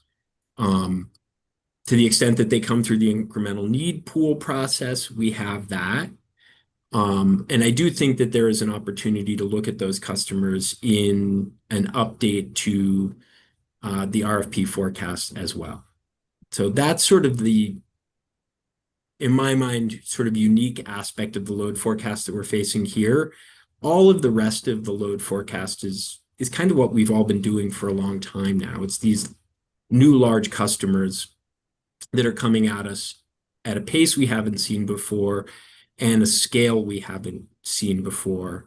And I think, we are putting in place a process that can help the commission manage the emergence of those customers and how to bring them onto the system in a way that ideally maximizes the benefits, putting downward pressure on rates, while it minimizes the cost. Thanks, Mr. Haye. Thank you, Commissioner Gilman. Commissioner Plant, do you mind if I just had one question for Mr. Haye? Do you mind if I go first? Go for it. Mr. Haye, compared to its direct case, Mr. Ali and other company witnesses have testified that wind prices are up 74%, solar by 84%, and storage by just under 25% in the rebuttal case filing. I think CTs are up over 40%. As I understand it, the cost and rate impacts of these clean energy price increases have not been modeled and quantified in any meaningful way on this record. Given that reality, any advice on how this commission can get comfortable about mandating greater emission reductions than those required by statute if we don't understand the cost and rate impact? Yeah, fair question, Commissioner Blank and Chair Blank, and it's always great to see you. I think in my conversation with Commissioner Gilman, we were clear that the Energy Office, while we were looking for the commission to model that 86, 90, 100, we also think it's important to model that 80, 90, 100. And if the commission wanted to model an 80 and 100, bypassing the 90, that might be reasonable in light of the changes in prices. But I think if the commission had that 80, 90, 100, 86, 90, 100, it would give you, a sense of what it would cost to minimally meet the emissions reduction requirements in statute, and whether that can be done under the cost cap. And then what incremental costs you might incur to achieve a deeper emissions reduction in the 86% by 2030 timeframe. So, my answer to you, Commissioner Blank, is really to have those two benchmark cases as a tool and to use those for the purposes of deciding what the right 2030 emissions reduction trajectory is. Because as I said earlier, this is in many ways the culmination of the clean energy planning requirement. And there is a cost cap provision in the 2030 Clean Energy Plan statutory language. And I think the commission could look to that as well if it felt like it needed to. So I guess three tools. So don't make any decision in the phase one process and just set up a series of scenario analysis in phase two that generates the information we need. Is that sort of the bottom line recommendation? Yeah, wait until you have actual bids and actual costs on portfolios to make that determination. That's the recommendation, Commissioner. All right. Commissioner Plant. Thanks. Good morning still, Mr. Haye. Barely. I think most of my questions have been answered. I just wanted to sort of ask your perspective. One of the things that you were talking to Commissioner Gilman about was the checkpoint portfolios and the necessity for those in order to establish what the rider would be based on. And as I think you heard, one of my concerns with that is that we're running these models with a transmission adder, which starts to bias a model, particularly when you remove all of the emissions requirements around it. And in thinking about this and in the way that I think both you and Miss O'Neill have sort of postured it, it's not something that we need for portfolio selection. So it is technically something that we could be doing after the fact. Maybe remove the various different adders, and compare it to whatever portfolio it is that we end up selecting so that we can remove that bias that would be in there and determine what that true incremental cost is, if there is any. Does that make sense to you? So I think so, Commissioner Plant, if I may. I think what you're suggesting is, I think the company and staff had landed on roughly 14 portfolios, 2 of which were the checkpoint cases. So essentially, drop those 2, run the dozen. The commission would land on a portfolio or preferred portfolio. And once you've done that, then go back and figure out what the incremental cost to flow into the rider would be. That's what I hear you suggesting. And I think that's a different way of doing it, but I don't see why the commission couldn't do it that way if it wanted to. Okay. Well, one of the things that in freeing up those 2, we're thinking about are, potentially going to the other parties outside of the staff and the company for the portfolios that the parties think are important. I think one of the things that was proposed is a run that considers no PTC or ITC, which may be a realistic assumption, or I guess we won't know for a little bit. And then there was discussion around the wholesale market. I think Commissioner Gilman's offered maybe a way to address that. And I think Ms. O'Neill had indicated that she didn't think that it would actually change, since our the reliability rubric is going to be, or the loss of load is going to be 0.1 anyway. Going into that market, that it wouldn't have that much of an impact. And I think that you've talked about the emissions levels being a criteria. Are there any other things that we should consider as alternative runs if we did have a couple of additional models that we might be able to run?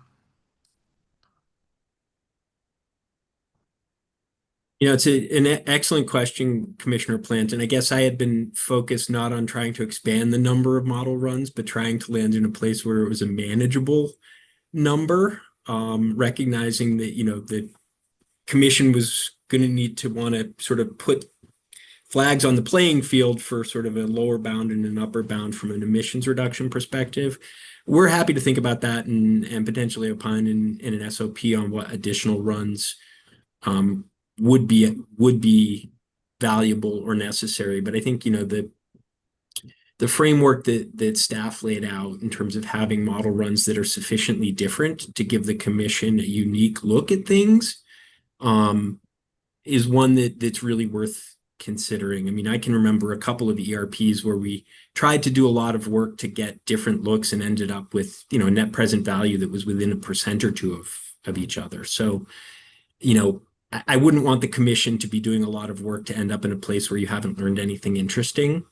And I think, there's already a lot of model runs that might give you some very different looks that could be valuable for decision making. But we're happy to think about that. Great. I appreciate it. That's all the questions I had. Thanks. Thanks, Commissioner Plant. Mr. Bonas, I have a hard stop at noon. Do you have more than 10 minutes or? I can do it. Okay. Ms. Kinsella?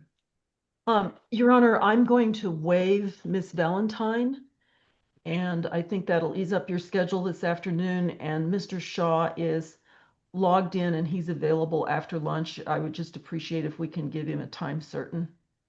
1 p.m. Thank you. Mr. Barroso, did you have something? Nothing for me. Thank you, Chair. All right. Mr. Bonas, if we could do this in 10 minutes or less, that would be great. Pretty sure I can. Thanks. Mr. Haye, I've got 3 things that I want to clear up with you. The first one involves a conversation you're just having with Commissioner Gilman. I'm not sure if I misheard or if someone misspoke or what, but I just wanted to make it clear. I thought I heard you say that CEO thinks that for loads less than 100 megawatts that trigger the incremental need pool, that the framework would require emissions workbook. Is that I do accurate? recall that conversation, and I may have misspoke. I thought that it did, but I may have misspoke. Okay, so can we open hearing exhibit 144?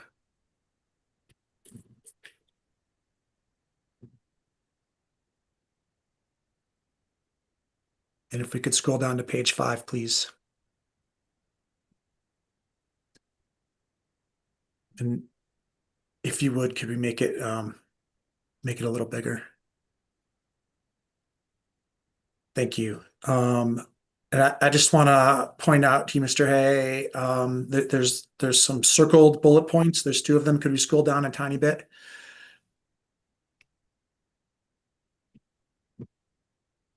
And the first one says the company would, thank you. That's great. Thank you. The company would provide an updated emissions verification workbook for loads with a ramp greater than 100 megawatts. And then the second one in red says the company would provide an updated emissions verification workbook for loads with a ramp greater than 500 megawatts. You see that? I do. Does that refresh your recollection at all? It does, and I think I just sort of mischaracterized when I was talking with Commissioner Gilman and misremembered the distinction between the 100 to 500, 500 and above, and what was below 100 there. Okay, so to be clear, is it your testimony that the workbook is only required for loads greater than 100 megawatts? That is what is in the framework currently. Great, thank you. And then you can pull that down. Thank you. The second thing I wanted to talk to you about was you were talking with Ms. King about the letter concerning the 2025 legislation. And I think you had started a sentence that said something like, among several concerns, the draft seriously risk driving costs higher. That was the question she asked you, and you were trying to elucidate on that a little bit. And I just wanted to give you the opportunity to finish your thought there.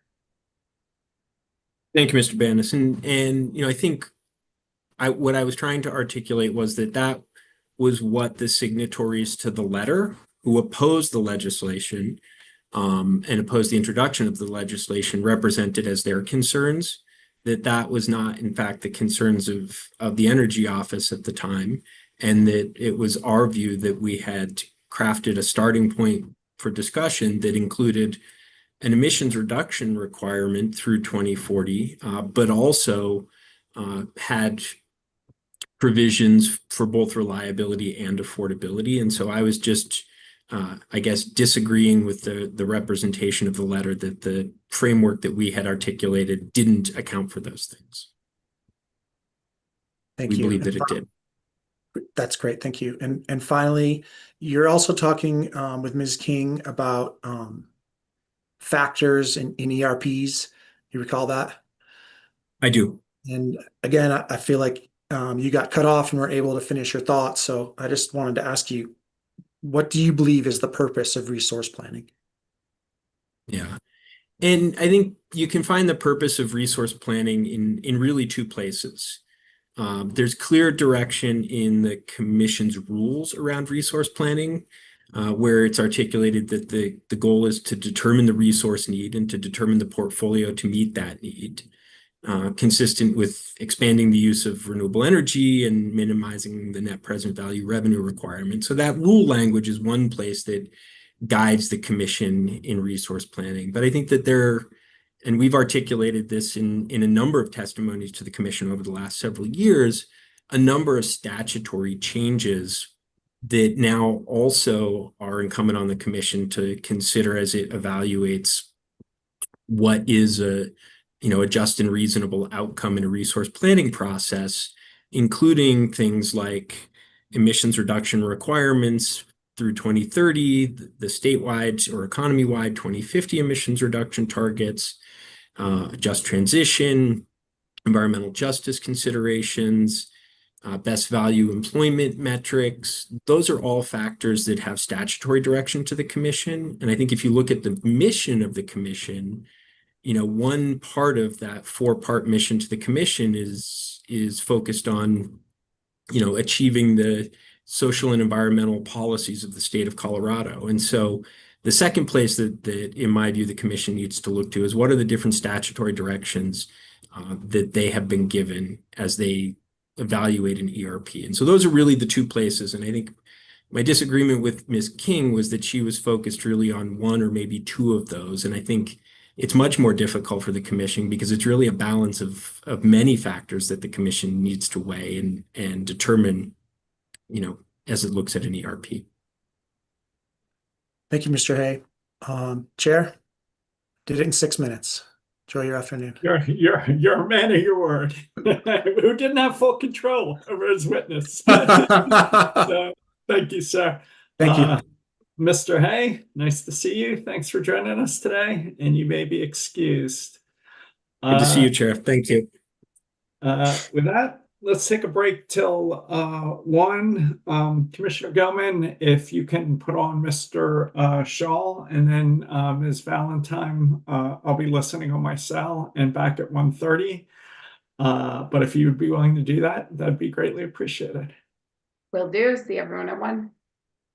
See everybody at 1. Thanks all.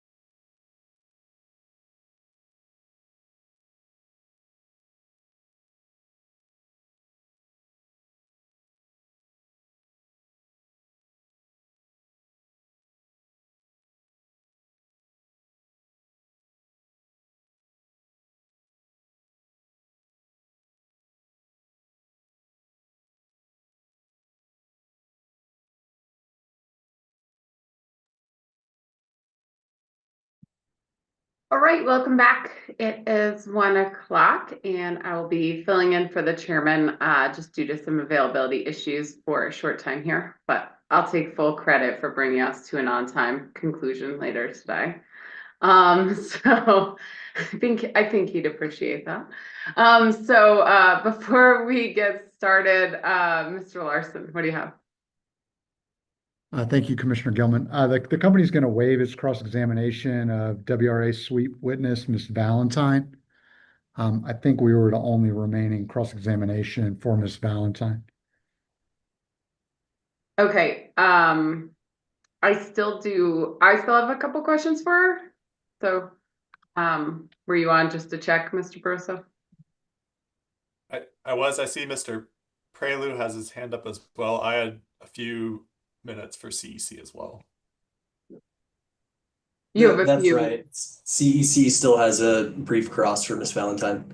Oh, okay, got it. So we still got CEC and commissioner questions for Miss Valentine.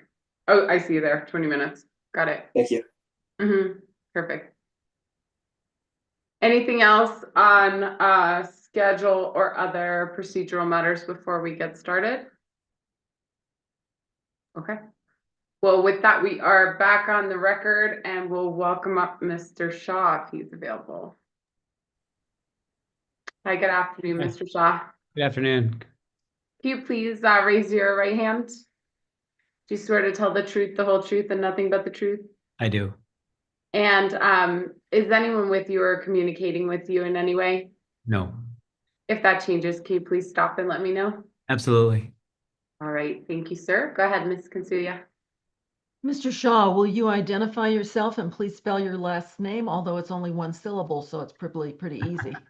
Yeah, my name is Jeff Shaw. I'm the president and CEO of the Public Economic Development Corporation, and the last name is SHAW.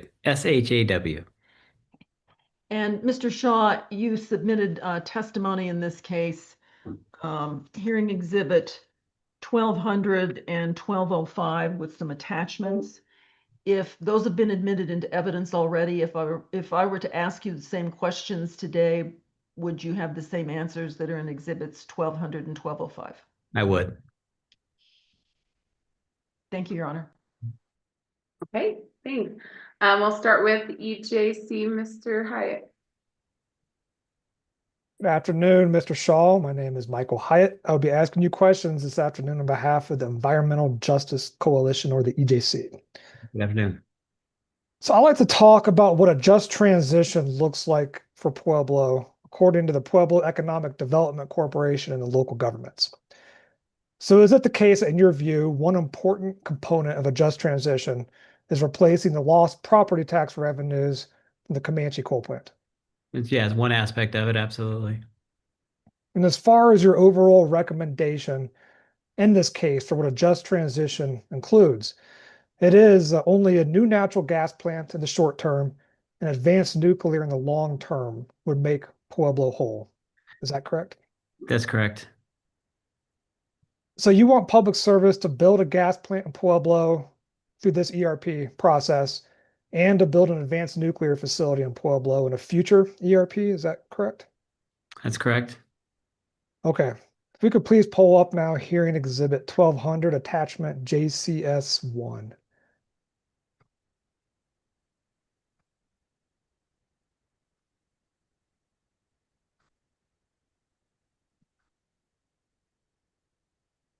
So, Mr. Shaw, this document you attached to your testimony is the January 2024 PISAC report, right? That's correct. And you personally serve on the PISAC committee? I did, yes. All right, can we please scroll down now to page 4? If we could zoom in maybe a little bit towards the top of that page. Can you see the text? Okay, Mr. Shaw? Yeah, I can. All Have right. to lean forward a little bit and just excuse the big faces. I kind of look closer, but I can make it bigger as well. maybe a little bit.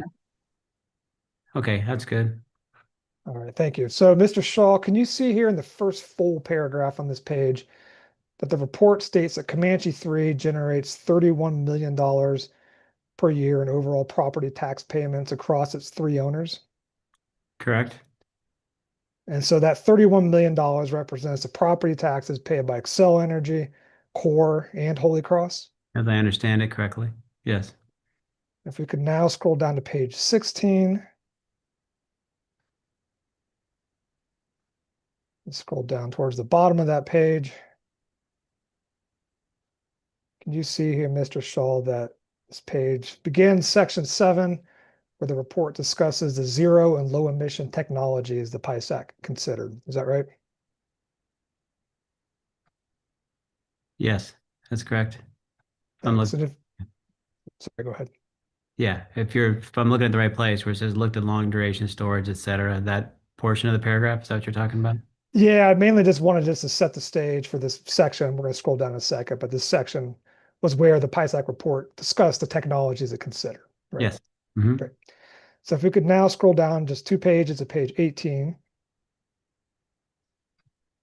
Now, these tables here show the annual salaries and property taxes generated by the various technologies that were studied. Is that right?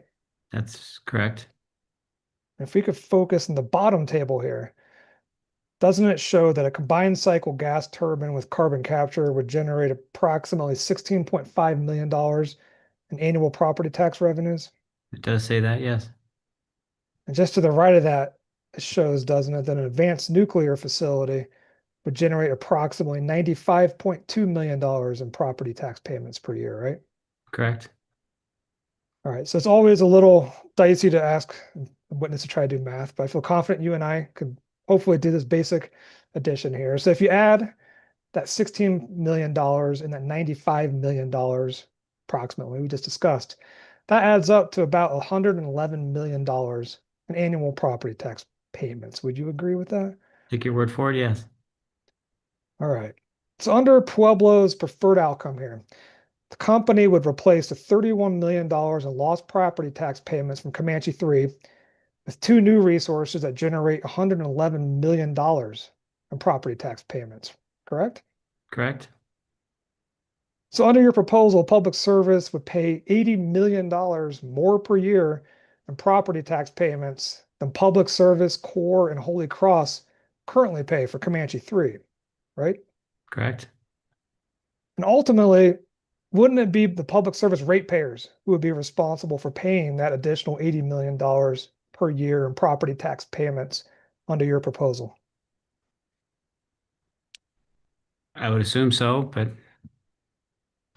I can't necessarily comment on who necessarily pays for it. I assume the ratepayers would certainly have would have a portion of that, absolutely. Okay, thank you, Mr. Shaw. That's all the questions I have for you. Thanks, Mr. Haye. Okay, next I have the company with 5 minutes. Thank you, Commissioner Gilman. Good afternoon, Mr. Shaw. Good afternoon, Ms. Larson. For the record, I'm Matt Larson. I represent Public Service. Are you familiar with the structure that's put in place through the updated settlement agreement in Excel's Clean Energy Plan that provides community assistance payments to Pueblo County, but then also allows for an offset in the event that replacement generation comes into the community? I am aware of it, yes. And the way that that's structured is that there's a set of committed community assistance payments. And then in the event that replacement generation or infrastructure is cited, that offsets the community assistance payments. Is that right? Correct. And my question to you, you have a background in economic development, right? I do, absolutely. And you work on economic development projects across Southern Colorado, isn't that true? I do. So from the perspective of receiving a payment or receiving replacement generation and infrastructure, which one is better from an economic development perspective and why? Can you repeat the question? I'm sorry. Yeah, so if between receiving a payment, right, on the one hand, or receiving, new investment in the community in the form of replacement generation, infrastructure, which one from your perspective is better and why? Well, replacement is certainly better than just receiving payment of taxes because there's additional economic benefits for the replacement. So, the taxes, if we're just talking about property taxes, there's economic benefit that goes on top of that when you replace it. So you're going to have the jobs that are attached to that. You're going to have additional investment into the community. You're going to have indirect jobs. You're going to have induced jobs. You're going to have the primary jobs that are associated with that. So no, the replacement technology is much more critical than necessarily the property taxes or just a payment in lieu. That's just a small portion of the economic benefit of the community. And would you agree with me that the structure of the updated settlement agreement from the Clean Energy Plan is designed to drive replacement generation and infrastructure into just transition communities? Yes, I would. We don't have any further questions. Thank you. Thanks, Mr. Larson. Commissioner Plant. I don't have any questions. I also do not have any questions, so I'll turn it back to you, Ms. Consilia. Thank you, Madam Chair.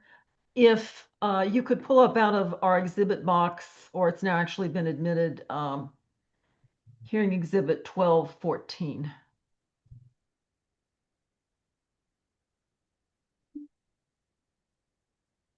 And Mr. Shaw, while we're waiting to get that pulled up, I will represent to you that this is a consolidated PDF of the presentations that were made to the PISAC committee that you were a member of. Okay, thank you. Center for Animal.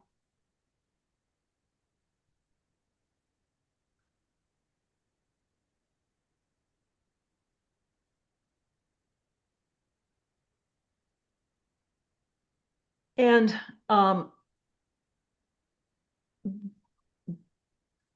can you explain to the commission the types of information that was presented to you as a member of the PISAC report and how the committee used it and how you use these presentations in arriving at the final report?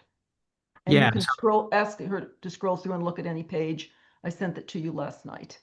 Yeah, so the process that the PISAC group kind of followed and what they did, it was a very engaged and very involved long series of meetings over a long period of time, and so information was brought to us, experts were brought in, it was the technologies were studied, the economic impacts were studied, very extensive conversations and communications between the parties of the PISAC group to discuss what the benefits of the community would be.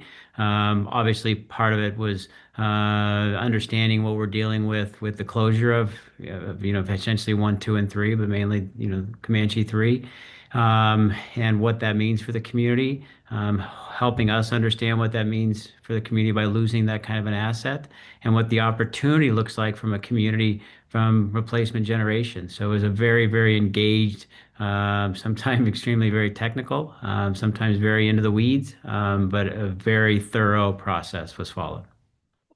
And was there any information or expertise that you requested that was not provided to you during the course of your 10-month?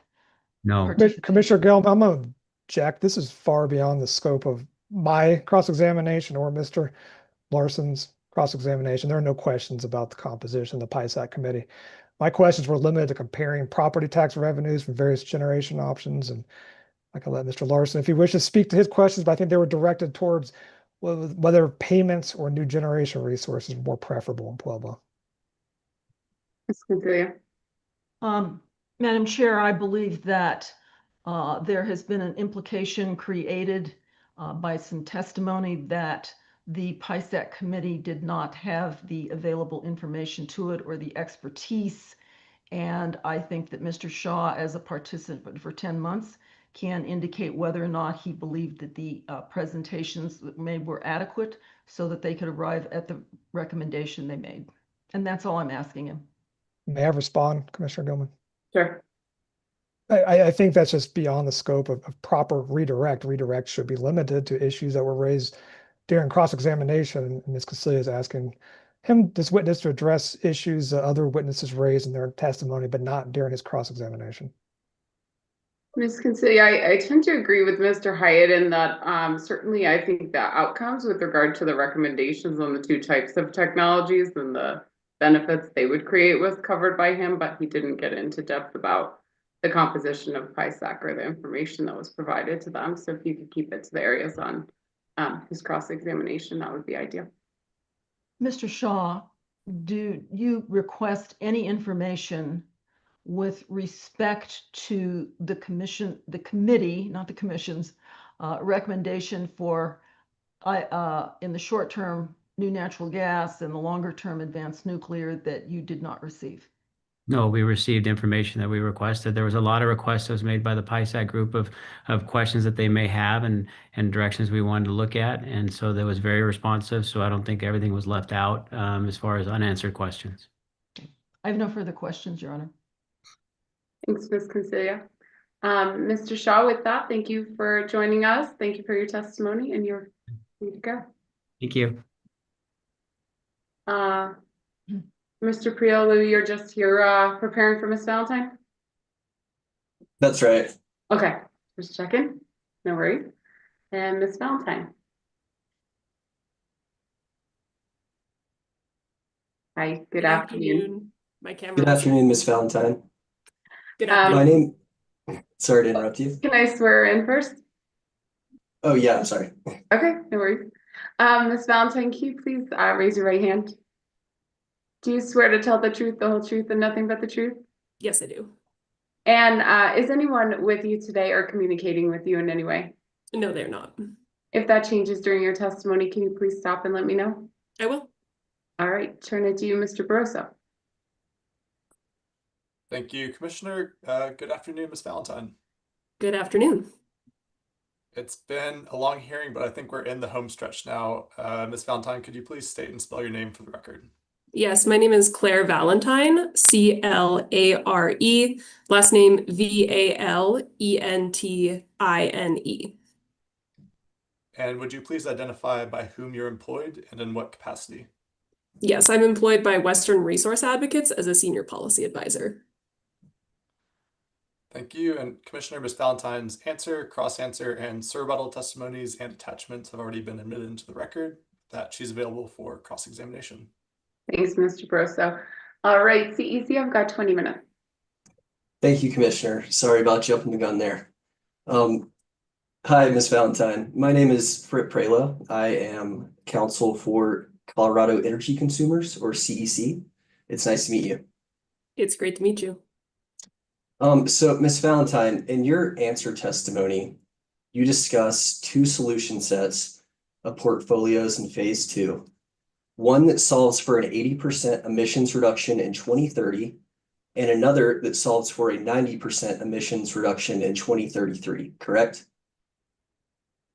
Yes, and I'm just turning to that portion of my testimony as well. Sure. And if you'd like that pulled up, I was going to pull it up in a second. That's hearing exhibit 1300 at page 94.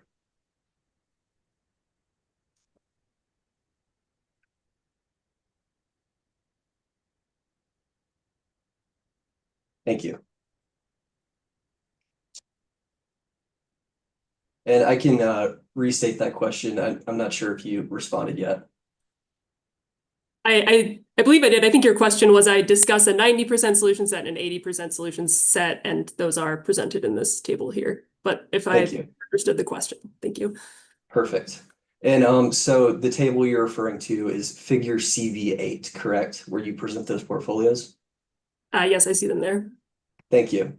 And as you recommend here in your answer testimony, 10 of those 12 portfolios would solve for a 90% emissions reduction in 2033, correct? Yes, that's correct. Thank you. And we can take that down for now, but happy to pull it back up if it would be helpful. So in your cross-answer testimony, you recommend that the commission ensure that at least half of the phase 2 portfolios adopted solve for a 90% emissions reduction in 2033, correct? That is my recollection. Okay, and if it would be helpful, we can pull that up too. But so just to confirm, in your cross answer, you have updated your position from your answer, and you are now recommending that at least half the portfolios solve for 90% emissions reductions by 2033. Is that accurate? Not quite. I think to clarify on that, the statement presented in my cross answer was intended to comment in response to staff's proposal, which for their phase 2 portfolios, which as I recall had a pretty limited representation of portfolios with the 90% by 2033 trajectory. And our concern with that was that the settlement agreement in the 2021 CEP and ERP presented the 90% by 2033 emissions threshold as a target. And so our concern was the lack of representation in staff's presented portfolios. And accordingly, in response to that, I've made the indication that given that that is a target, it should, at least be represented in a majority of the portfolios that are analyzed. Understood. Thank you. In that case, can we please pull that table back up in the answer testimony at page 94? So just to kind of break down what these portfolios represent. So of the 10 out of 12 that solve for a 90% reduction by 2033, there are 2 subcategories. 8 of these 10 portfolios are based on what you defined as the 90% solution set. And 2 of these 10 portfolios are based on an expedited 2030 decarbonization set, correct? Yes. Thank you. And just to clarify, that 90% solution set would achieve 90% emissions reduction in 2033, followed by a linear progression to 0 emissions in 2050, correct? It's been a while since I've written this testimony, and so now I'm perhaps uncertain if I did reference the linear trajectory. So I'm perhaps grappling with recalling that. And I may be able to help you there. This is my interpretation from it. If we could scroll up to page 93. And then at lines 9 through 11, you are describing the company's proposed sets. And then I'll let you orient yourself and then provide the next slide, 9 through 11. Thank you for this this reminder. Yes, so what we've presented here is aligning with that linear progression trajectory. Okay, thank you. And then the expedited 2030 decarbonization portfolios, those would achieve emissions reductions of 86% in 2030 and 90% in 2033, correct? That's correct. Thank you. So now I'd just like to briefly talk about kind of the rationale underlying this recommendation. If we could turn to the discussion on page 94 again at line 10. And then this continues to page 95, line 5. And here you're recommending focusing on, or emphasis on, the 90% solution set, because those 90% solution set portfolios are consistent with paragraph 44 of the updated settlement agreement in the phase 1 ERP and CEP. Is that right?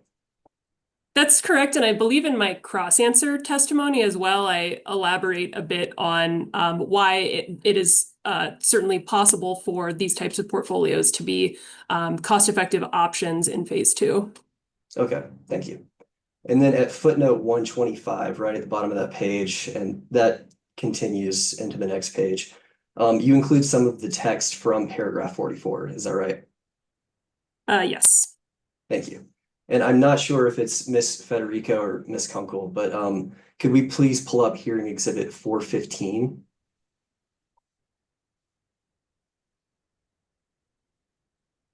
And scroll down to page 27.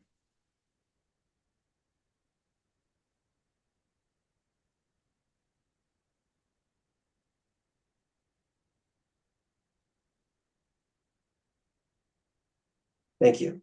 And just for the visual, would you agree that this paragraph 44 on page 27 is what you were quoting in your footnote?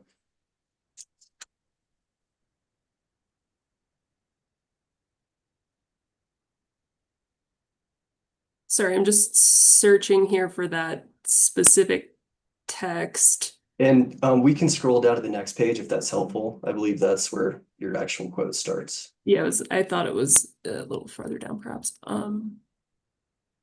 Yes, I see it now. The company will utilize a 90% emission reduction target. Thank you. And Ms. Valentine, since you rely on this paragraph 44 in your testimony, I trust you're generally familiar with it. Is that fair? Yes, I'm familiar with the settlement, though I wasn't a witness in this proceeding. Okay.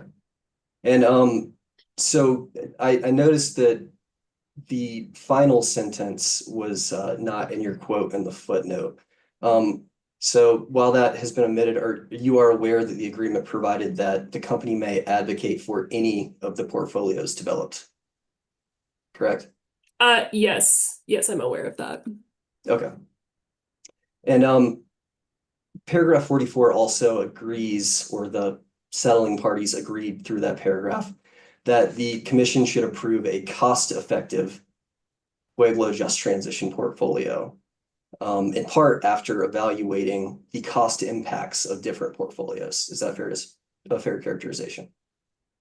I see cost effective. Maybe you could point me to the portion about specifically cost impacts.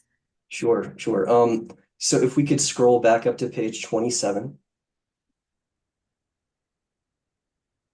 And on the fourth line, right there at the bottom of the screen, end of the fourth line through the bottom of the screen.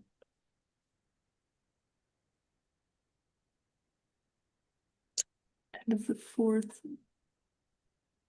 So the word "the" just above the very bottom of what is up on the screen, the word "the" at the end of paragraph 44, 4 lines down, is the start of that sentence, and then it continues on to the following page. Sorry, can you perhaps read the sentence to me that references cost impacts? I'm having trouble finding it on the page. Sure.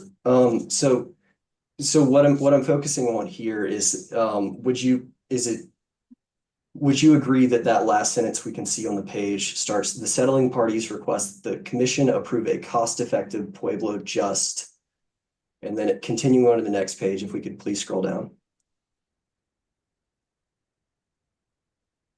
Just transition. Okay. Oh, okay. I'm sorry. That it was still on page 27. So the commission approve a cost-effective Pueblo just transition portfolio after evaluating the cost impacts of different portfolios. Yes, I do see that now. Thank you. Okay, thank you.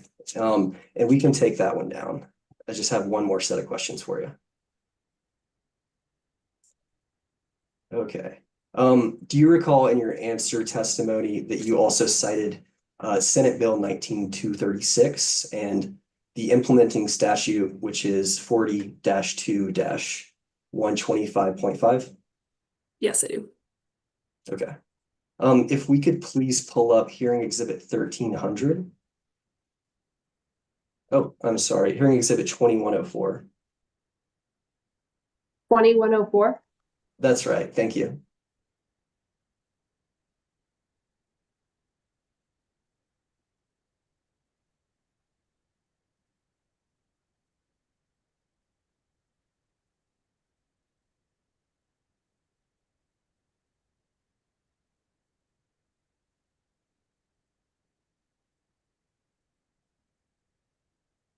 And while that's getting pulled up, Ms. Valentine, were you logged on for CEC's cross-examination of Mr. Keith Haye? Yes, I was. Thank you. And could we scroll down to page 3 of this document to subsection 3, which is titled Clean Energy Targets?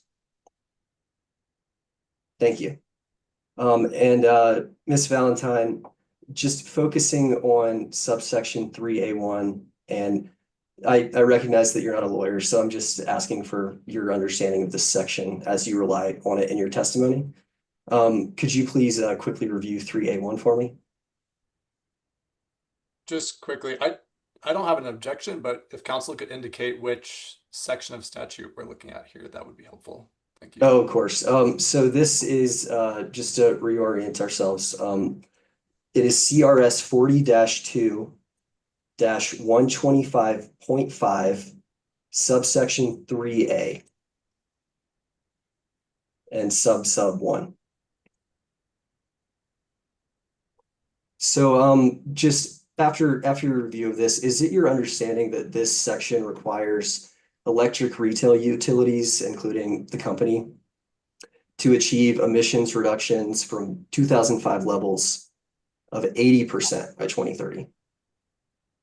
I'll caveat that I'm not an attorney, and I think my holistic understanding of this section is that that is a that the qualifying retail utility shall reduce the carbon dioxide emissions associated with electricity sales to the QRU's electricity customers by 80% by 2030, and then that is further addressed in the sub or the Roman 2 there regarding the trajectory for 2050 and the clause that can occur sooner if practicable. So is that a yes as to subsection A1, that it sets an emission reduction requirement of 80% by 2030? I do think that's a floor requirement. Okay. And I think that CEC got into this a little bit with Mr. Haye, but does it say at least 80% or does it say 80%? I would point again to the operative phrase of or sooner if practicable that is shown in the following part, which could point to higher emissions reductions earlier. And so as long as we're looking at that subsection 2, that goal for 2050 is qualified by the statement, as you just said, as long as practicable. It's also qualified by the statement that so long as doing so is technically and economically feasible, correct? That's true, as well as a couple of other pieces after that, in the public interest, consistent with other reasons. Thank you. So is it your understanding that the statute does not require emissions reductions from 2005 levels of 86% by 2030? I guess, again, not an attorney here. I don't see the number 86 referenced in this section. I can say that. Thank you. And is it your understanding that the statute does not require emissions reductions from 2005 levels of 90% by 2033? I also do not see that referenced here in the statute. Thank you. And one more question. If we can scroll up to page 1 of this document, or actually it's going to be page 2 at subsection 1, which is the legislative declaration. So Ms. Valentine, is it your understanding that the legislature declared it a matter of statewide importance, not only to promote clean energy and technologies that reduce carbon dioxide emissions, but also to do so in a cost-effective manner? I do see reference to cost-effective there in this portion.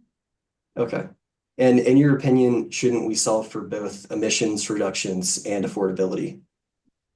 I do think that cost effectiveness is clearly referenced in statute here, and that there are several different metrics to measure cost effectiveness, many of which can point to higher or portfolios with higher emissions reductions than just the base amounts indicated in statute for 2030.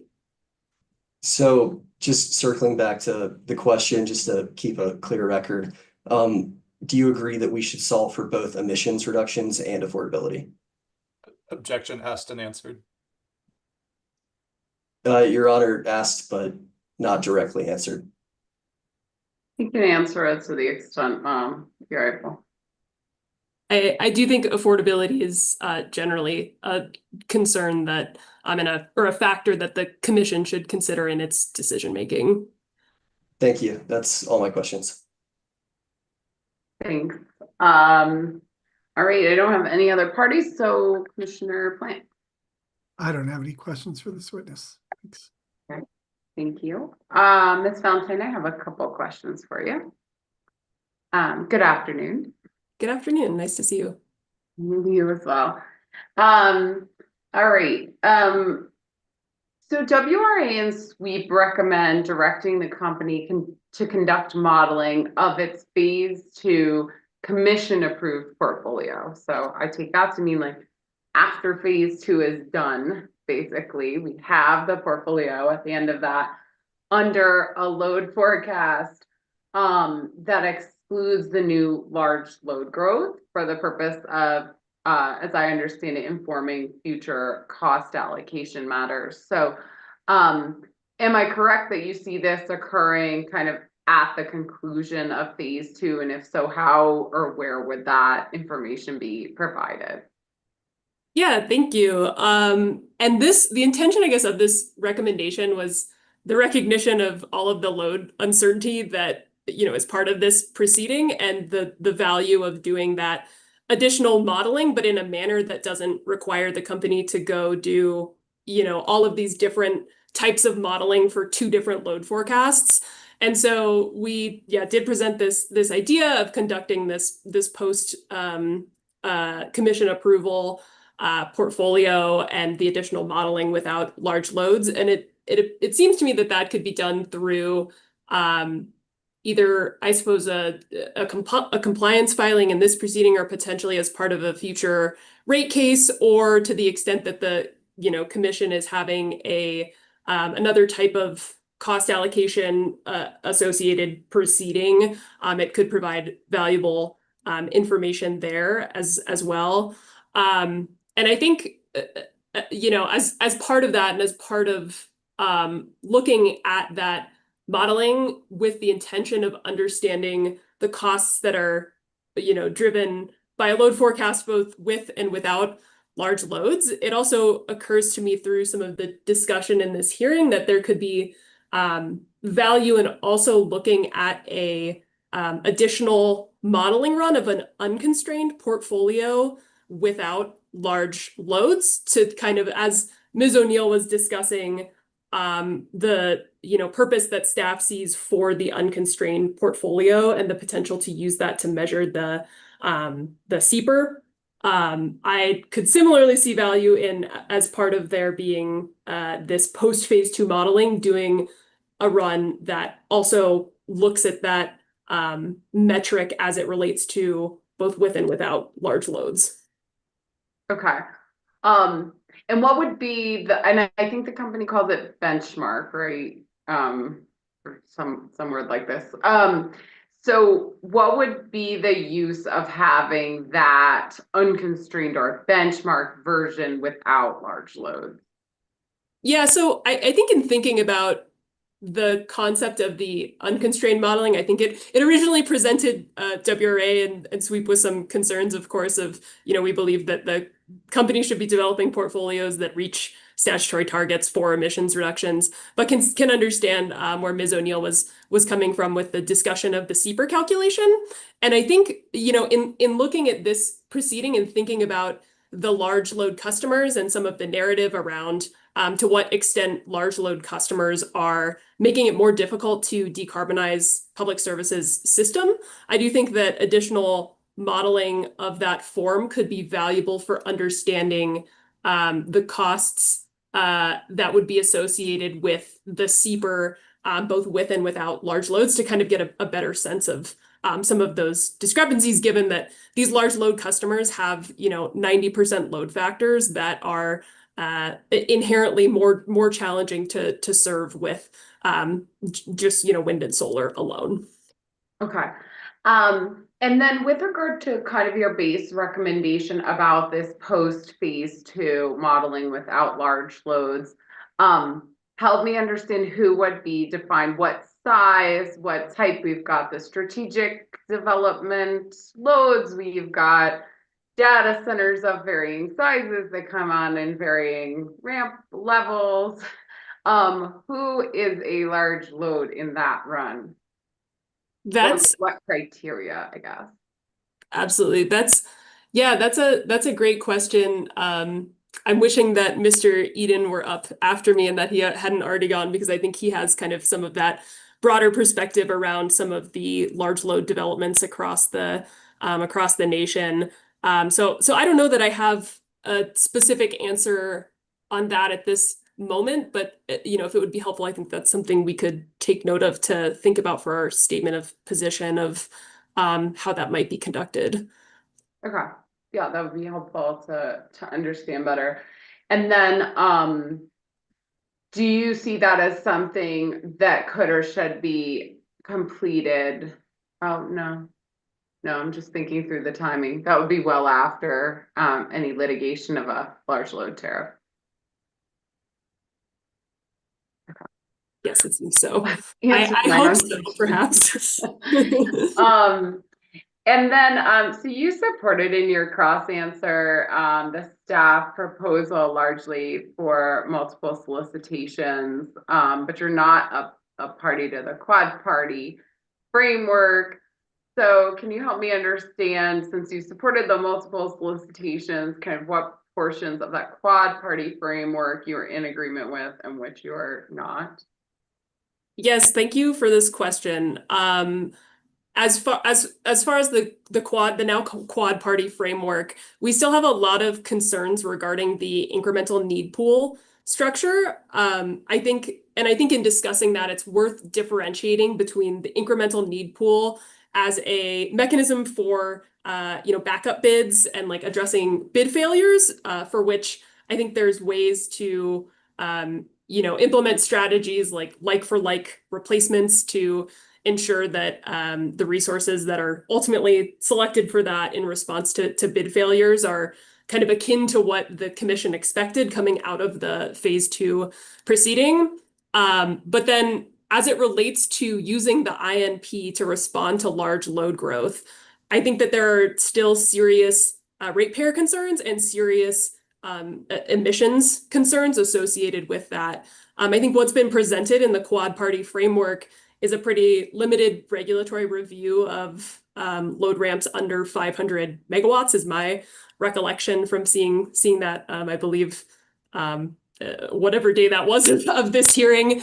And so ultimately, I think as was illustrated in Mr. Barroso's cross of a company witness, that could be over 1 gigawatt of resource acquisitions that are run through that incremental need pool process with just commenting from parties or from the commission, and especially without having that large load tariff change in place to add consumer protections, whether that's minimum contract lengths, minimum demand type features.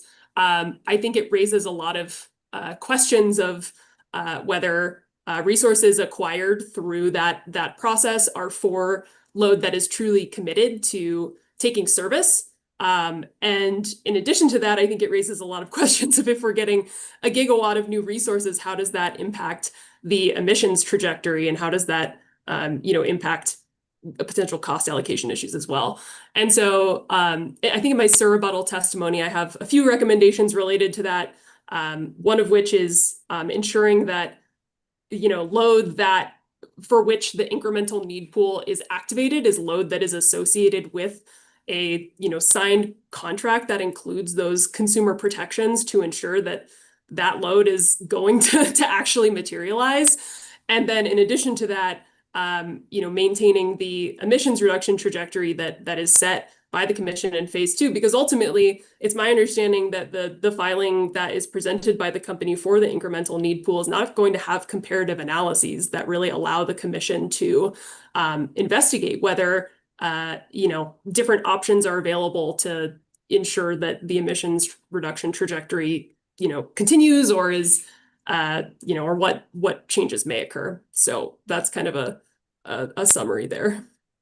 Okay, yeah, and I know in your testimony you had, I don't know which one, but your rebuttal. There's a lot you had now. advocated that the emissions trajectory should be maintained, and so if activation of the incremental need pool causes that to be more expensive, I'm just paraphrasing, that those costs should then be borne by the large loads that made it more expensive to hit the same emissions trajectory. Is that a fair paraphrase? Yeah, and I think that's why I also teed up a little bit some of that additional modeling related to the unconstrained portfolio and how that could be supportive of understanding some of those differences, because I do think it's important, like these 90% load factor customers are ultimately just, that's a different beast of load to serve relative to things like electric vehicles, which are much more flexible and can be better paired with renewable generation. And so I think it is worth doing that additional modeling to understand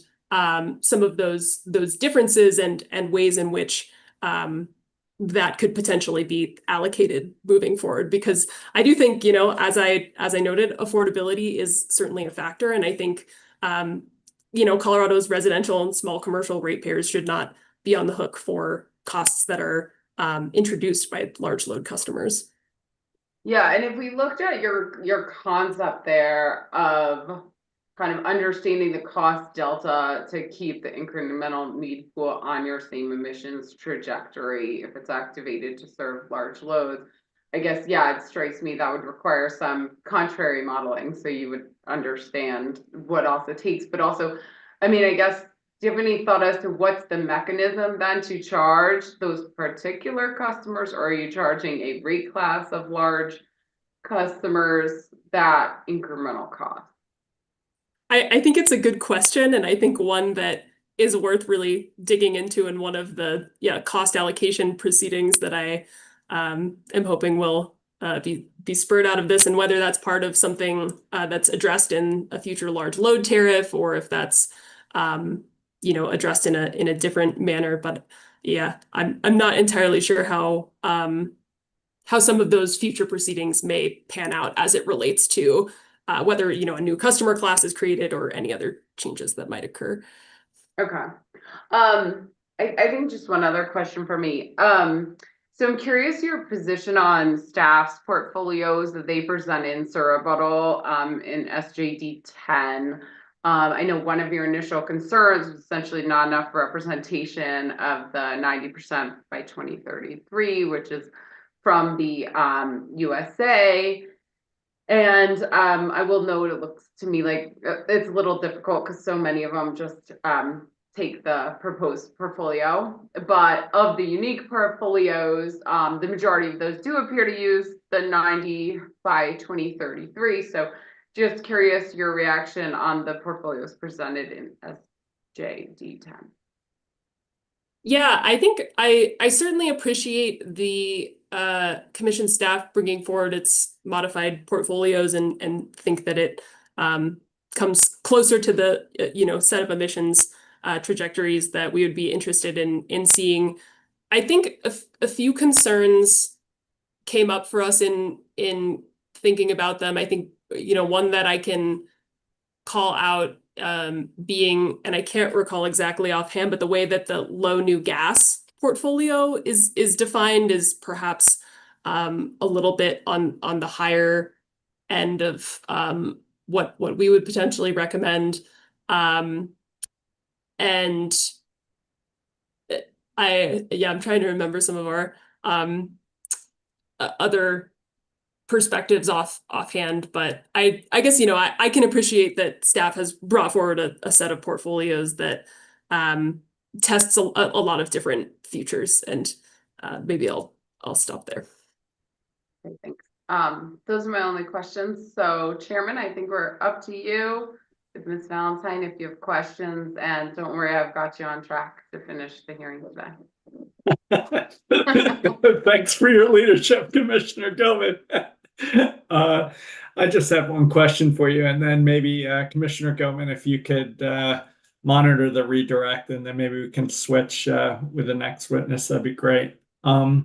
Just given the load uncertainty, cost allocation, transmission planning, resource costs, the long-term rate impact, and environmental issues that have been raised in this process, any thoughts about having this commission adopt the low load forecasts in this case as a way to manage that risk and uncertainty instead of the base case?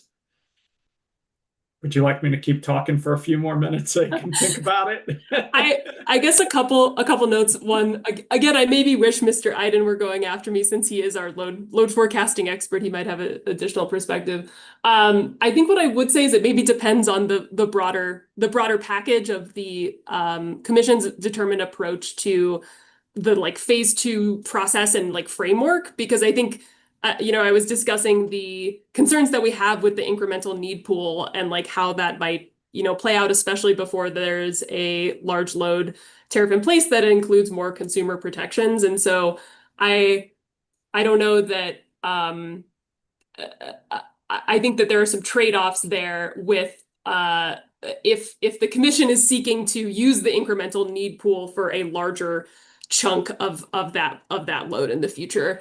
And then I would maybe again point to the recommendations that were made by Mr. Iden on behalf of WRA and SWEEP related to some of the more specific forecasting recommendations, whether that's the large load and electrification pieces. So look at it as a package and try and balance across the entire package, not focus too hard, not overly focus on one element. Is that a fair takeaway? I think I may be just re-expressing the incremental need pool concerns and deferring some of the load forecast specifics to the recommendations made by Mr. Iden. Back to you, Commissioner Gilman. All right. Mr. Barroso, redirect. Commissioner, and should be able to keep this brief. Just 1 or 2 questions for you, Ms. Valentine. Do you remember having a discussion with counsel for CEC regarding cost effectiveness? Yes, I do. And I believe in one of your answers, you started to say something to the effect of, the potential to have a cost-effective portfolio that both is cost-effective, but also achieves deeper emission reductions. Do you remember that? Yes, I do. And what is it that's led you to that conclusion that that outcome would be possible? Yeah, so I think the beautiful thing about the Colorado phase 1, phase 2 process is that phase 1 includes illustrative modeling about the different features that we may experience. And I know that there have been political uncertainties and changes to other factors that affect the perhaps applicability of some of the phase 1 modeling, but taking a look at what is included there in the technical appendix, I think it's just worth illustrating and highlighting that that there are certain no new gas portfolios that are that have lower present value revenue requirement values for the 2025 to 2040 period, as well as during the resource acquisition period. And that those portfolios have deeper emissions reductions by 2030, but have those revenue requirements and also a lower present value societal cost.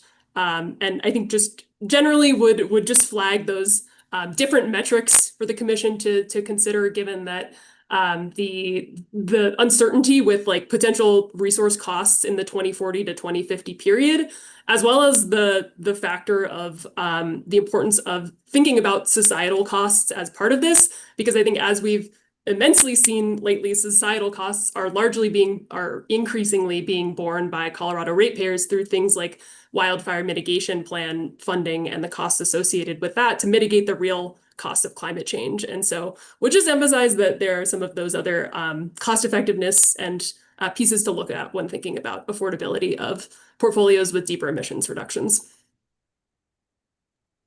Great. Thank you so much for your time. I have no further questions. Thanks, Mr. Barroso. Ms. Valentine, thank you for your time, and you are free to go. Thank you. Back to you, Chairman. Thank you, Commissioner Gilman, for all your help. I have Ms. Henry Sermos next. There you go. Can you raise your right hand? Do you swear to tell the truth, the whole truth, and nothing but the truth? I do. You can put your hand down. Is anybody with you or communicating with you in any way? No. That changes. Will you let us know? I will. Back to you, Ms. Nelson. Thank you, Mr. Chairman. Good afternoon, Ms. Henry Sermos. Do you like to be called Ms. Henry, Ms. Sermos, Ms. Henry Sermos? I think we've had this discussion before in prior hearings, so I decided to simplify things and go with my one last name, my official last name, which is Henry. So Okay. I'll go with Henry. Thanks. That sounds good. All right. And Ms. Henry, did you prepare UCA Hearing Exhibit 300, Revised 1, UCA Hearing Exhibit 306? The 300 is your answer testimony. 306 is your cross-answer testimony. And did you also prepare Hearing Exhibit 308, UCA surrebuttal testimony, sections 1 through 3? That's correct. And if you were asked the same questions in that testimony, would your answers be the same? Yes. All right, Ms. Henry is available for cross. Thank you. I have 15 minutes for Routt County, and it's 1:55. Mr. Dittman. Oh, you're muted. Sorry. Sorry about that. Jumped the gun a little bit there. Thank you so much. Good afternoon, Ms. Henry. Ms. Henry, I guess we're going to go by. My name is Brandon Dittman, and for the record, I represent Routt County and the town of Hayden. Good to see you again. Good to see you too. So I just want to very briefly, I don't think we're going to take the full 15 minutes, talk about UCA's proposal, first introduced in its answer testimony, but then it kind of expanded upon its rebuttal testimony for payments to Craig and Moffat County for Piesco's ownership of Craig Station. So am I correct that UCA is proposing that Piesco be required to pay Craig and Moffat County $6.8 million for each of the 2 units at Craig Station in which Piesco has ownership? Yes, that's correct. And am I correct that Piesco's ownership of Craig Station equals 41.6 megawatts in each unit? That is our understanding. Yes. And so am I also correct that the payment of $6.8 million is based on the $70 million direct economic payment and by Moffat and to Moffat and Craig in the tri-state settlement? That is correct. And it's based on the Piesco's percentage of ownership of that number, right? That is correct. It is our understanding that, as you pointed out, Public Service is partial owner of Craig Units 1 and 2, and to the extent of around 41.6 megawatts. And what the method the UCA applied was considering that Craig had been addressed in the tri-state proceeding, and we had here in this proceeding partial owner of another of those units that were addressed in the tri-state settlement agreement and proceeding. Our recommendation was to kind of replicate that model that was used in the tri-state proceeding for that Craig unit within the model of application for the percentage of ownership of Piesco in Unit 1 and 2. Thank you for that explanation. It's appreciated. So I want to do a little bit of math with you. I know it's always dangerous, but just to, kind of walk through it with me. So we just testified, or you just testified, that it's a $6.8 million for 41.6 megawatts of generation. If you were to basically calculate the dollar figure per megawatt, would you agree with me that's $163,000 roughly? I will take your numbers for it, yes. Okay. And would you agree with me, subject to check, that Piesco's ownership of Hayden Station in both units is 237 megawatts? It is my understanding that that's correct. And so if I took the $163,000 and it's $461. It's 163,461 is the number. Sorry, I'm struggling this late in the hearing to do that. I multiply. We all are at this point. And if I multiply that number by 237, would you agree with me that it equals almost $39 million? I believe so.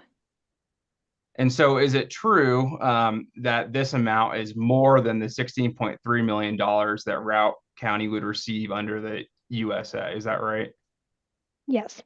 Okay, thank you for that. And that was all kind of for context for next couple of questions I'm going to ask you. I'm almost done. I said it wouldn't take very long. And so in UCA Sir rebuttal testimony, the UCA provided that there should be uniformity with regard to community assistance within proceedings. Is that correct? Yeah, UCA believes that these communities deserve just and equitable treatment. Yes. And so does that just and equitable treatment extend not only to within proceedings, but between proceedings as well? That's a very good question. I believe that, and UCA believes it, that these communities are not the same. They, although they are facing similar economic and developmental challenges, and therefore we are trying to propose an alternative solution for this just transition process within a proceeding that has been extremely complicated with all the factors around it that would provide a potential solution that would benefit these communities that is not just equitable, but in the public interest. Yes. Oh, thank you for that. And I 100% agree. This has been a very complicated proceeding. And so if I understand you correctly, this model could be used for other communities other than just Craig and Routt County. Is that correct? Again, another good question. And again, we are proposing an alternative that within the tri-state proceeding seem to satisfy the interest of the communities that were involved and could potentially provide similar satisfaction to other communities. Yes. Okay, thank you for that. And just one final question. Does UCA believe that one of the policy intentions of the General Assembly in this transition process is an equitable economic transition, as I think you cited in your rebuttal? That's correct. Thank you so much. No further questions from me. Thank you, Mr. Dittman. I have 20 minutes. Did you have cross-reserve? My notes say you waived it, Ms. Consilia. No, Your Honor. In fact, I'd asked for maybe a few more minutes since I had waived other witnesses, but I think I can Okay. keep it within. I have then the number I have crossed out is 15. Okay, thank you. Good afternoon, Ms. Henry. You and I have not met before. My name is Frances Consilia, and I represent the City of Pueblo, the County of Pueblo, and Pueblo Economic Development Corporation. Good afternoon, Mrs. Consilia. It's a pleasure to meet you. Likewise, I think you're the last person standing today, so we're anxious to finish, but thank you for your patience and your flexibility. I am mile 20 apparently in this marathon, but I think there's 2 more witnesses from UCA. Okay. So, Ms. Henry, you just, if I can follow up on some of Mr. Dittman's questions, you said you were attempting to provide a solution. What is the problem that you are trying to solve? I think I wouldn't say it's a problem. It's a process. We're trying to propose an alternative to the just transition process and framework more than a problem, what we're trying to propose. Okay. You were not involved in the 2021 proceeding, correct? That's correct. I was not part of UCA staff at that point yet. Did you read either the settlement agreement, the first one, or the updated settlement agreement in coming to the conclusion that you're rendering in this case? At a very high level, I am familiar with the decision in that proceeding. Okay. Did you read any of the testimony in that case from utility consumer advocates? I did not. Okay. And so then I assume you did not read testimony from the coal community, which was Pueblo. I did not. Okay. The problem I'm having when I look at your testimony is what relationship does a calculation based on megawatt hours of the coal generation have to address just transition benefit? I just don't see the connection, Ms. Henry. Can you explain it to me? Well, The alternative that we're proposing is not based on proceeding 21A-0141E. It is based on proceeding 23A-3585E, I believe is the number for the tri-state ERP. And within that, what we had was a framework in which the issue of tax backfill and economic development and some property rights were included within the just transition package that was provided for the communities associated in that proceeding. And so again, not seeing this as a problem, but more as a process. What we proposed in our alternative was taking that number for units that are also associated in that proceeding and here in this proceeding as well, although that was Craig 3 and here we have Craig 1 and Craig 2. Go by the amount of the capacity or the nameplate capacity of these units, which is 428 megawatts, and divide it between the percentage ownership from public service, and therefore extrapolate a proportional amount to that for this proceeding.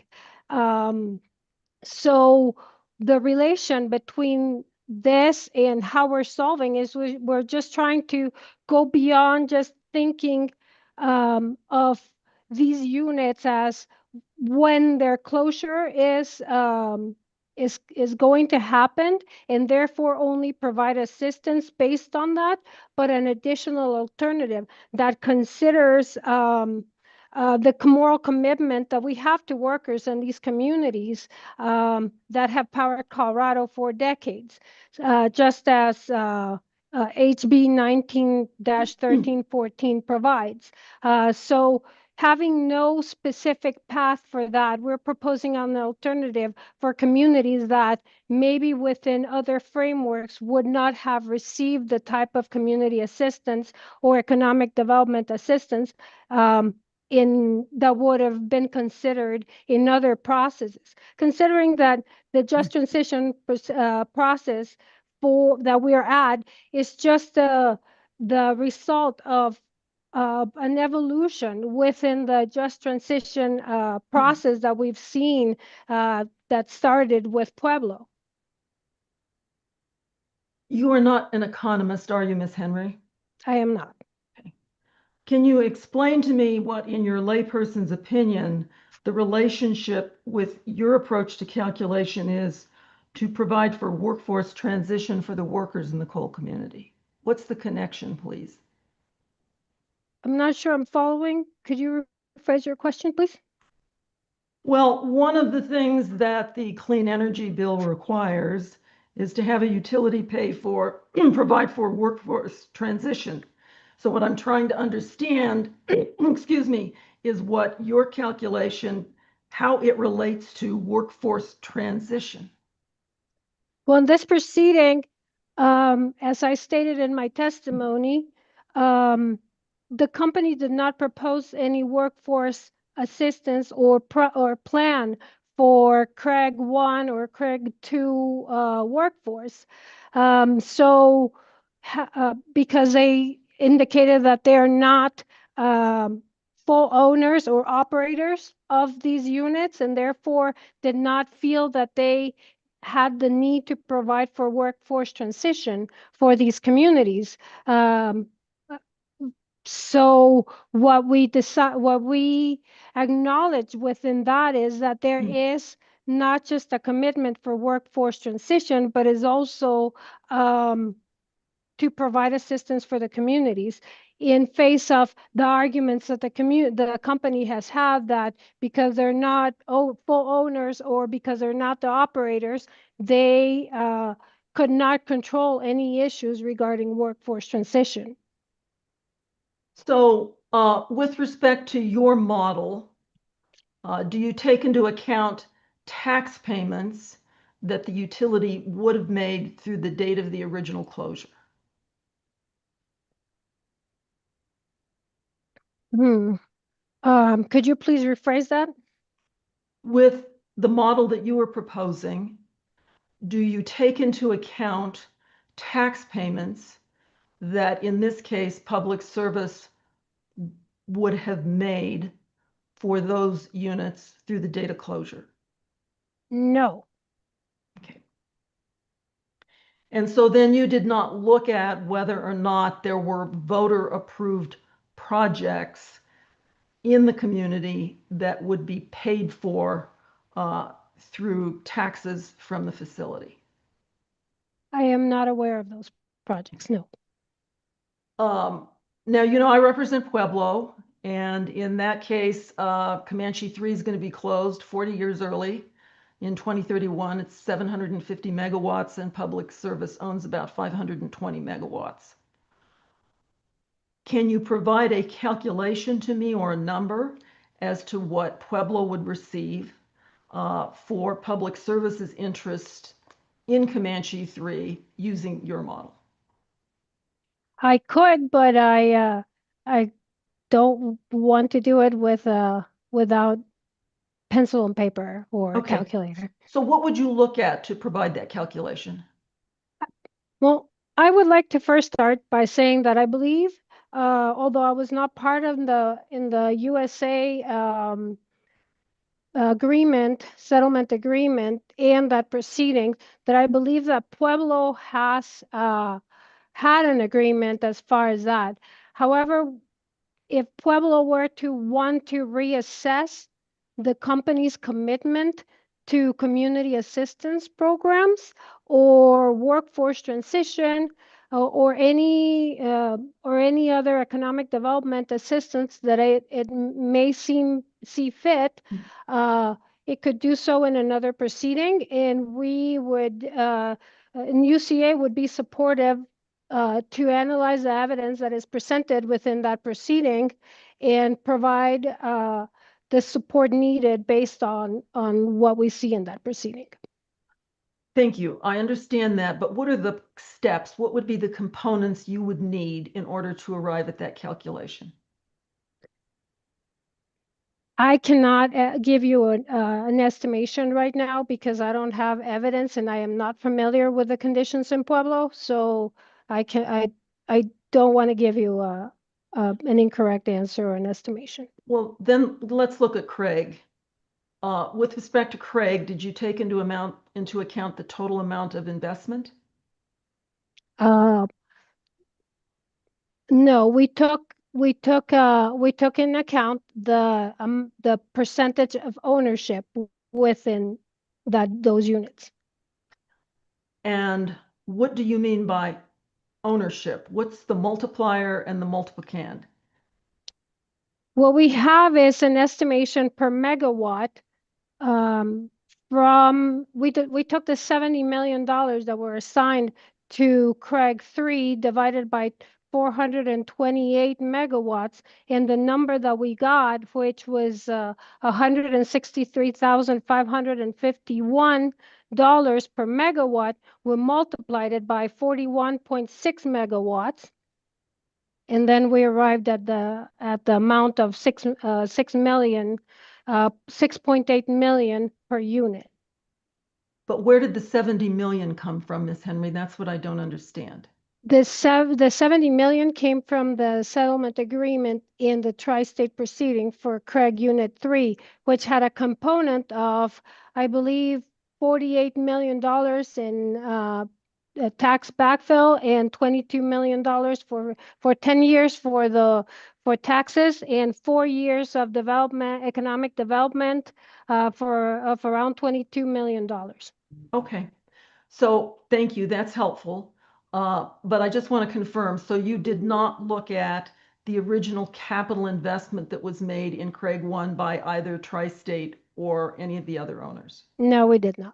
And so then you did not look at the undepreciated amount that either one of those owners had in their books? No, we did not. Okay, I have no further questions. Thank you, Mr. Blank. Chairman Blank. Thanks. Mr. Eisenberg, I have 20 minutes and it is 2:15. In my defense, I got in the habit of calling Commissioner Gilman chair while you were gone, so. Easy, easy. Everybody's doing it. Good afternoon, Ms. Henry. Hi, good afternoon, Mr. Eisenberg. Sorry. Yes, yeah, we've met before. For the record, I'm Sam Eisenberg of the law firm Wilkinson Barker. Now I represent public service in this matter. UCA opposed the Power Pathway project when the CPCN for that project was filed, correct? I am not familiar with that proceeding. I'll represent to you that in the answer testimony of Dr. England, hearing exhibit 321A 0096E, he recommended delay in construction pending further study, and in UCA's SOP, they supported only a conditional CPCN for each segment. Any reason to disagree with that? Objection, no foundation. Overruled if the witness can answer it, she can. With a caveat that I am not familiar with that proceeding, I will take your word for what you're reading from Mr. England's testimony. All right, UCA also opposed granting a CPCN for the May Valley Longhorn Extension, or MVLE, as well.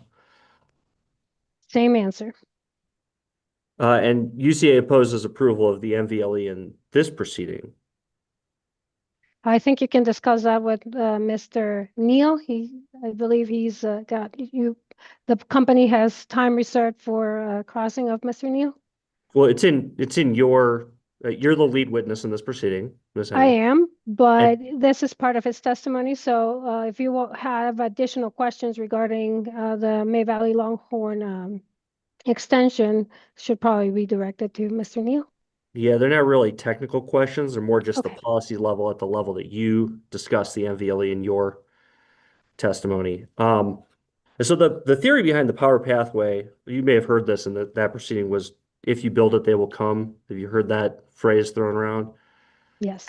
Objection, Ms. Henry has already stated that she wasn't involved in that proceeding and she's not familiar with it. Overruled, she already testified that she has heard it. No, he was asking regarding the expression.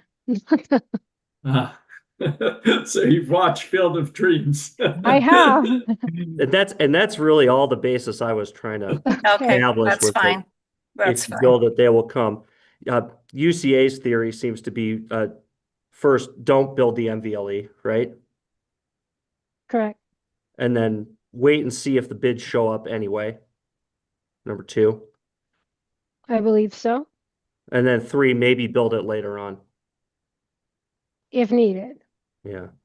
The price of the MVLE has gone up since UCA last opposed it in proceeding 24A-0442E, correct? Again, the extension and the cost of that line, I think it's better discussed with Mr. Neal. Right. Chair, I'm hoping to complete this line of questions at the policy level so that I don't need to take time with Mr. Neal, but we'll see where we get. Can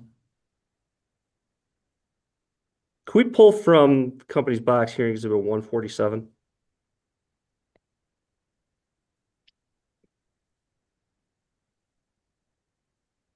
And while we pull it up, I'll represent to you that Mr. Neal's answer testimony in this proceeding says that capacity at Longhorn on the MVLE is, quote, very expensive and uncompetitive, unquote. So, Ms. Henry, with that as background, we're looking at the Colorado annual average wind speed at 30 meters. This is a map from NREL. Can you identify for the commission where the May Valley Longhorn extension is on this map? Can you I scroll cannot. down or reframe it? Yeah, maybe so we scroll can see scroll down to the Okay. bottom.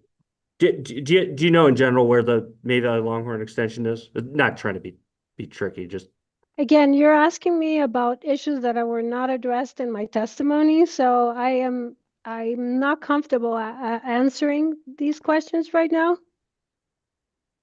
even at a high level. I'd rather have Mr. Neal discuss this. He's the one who extensively has, not just in this proceeding, but in other proceedings, addressed the Longhorn extension, May Valley Longhorn.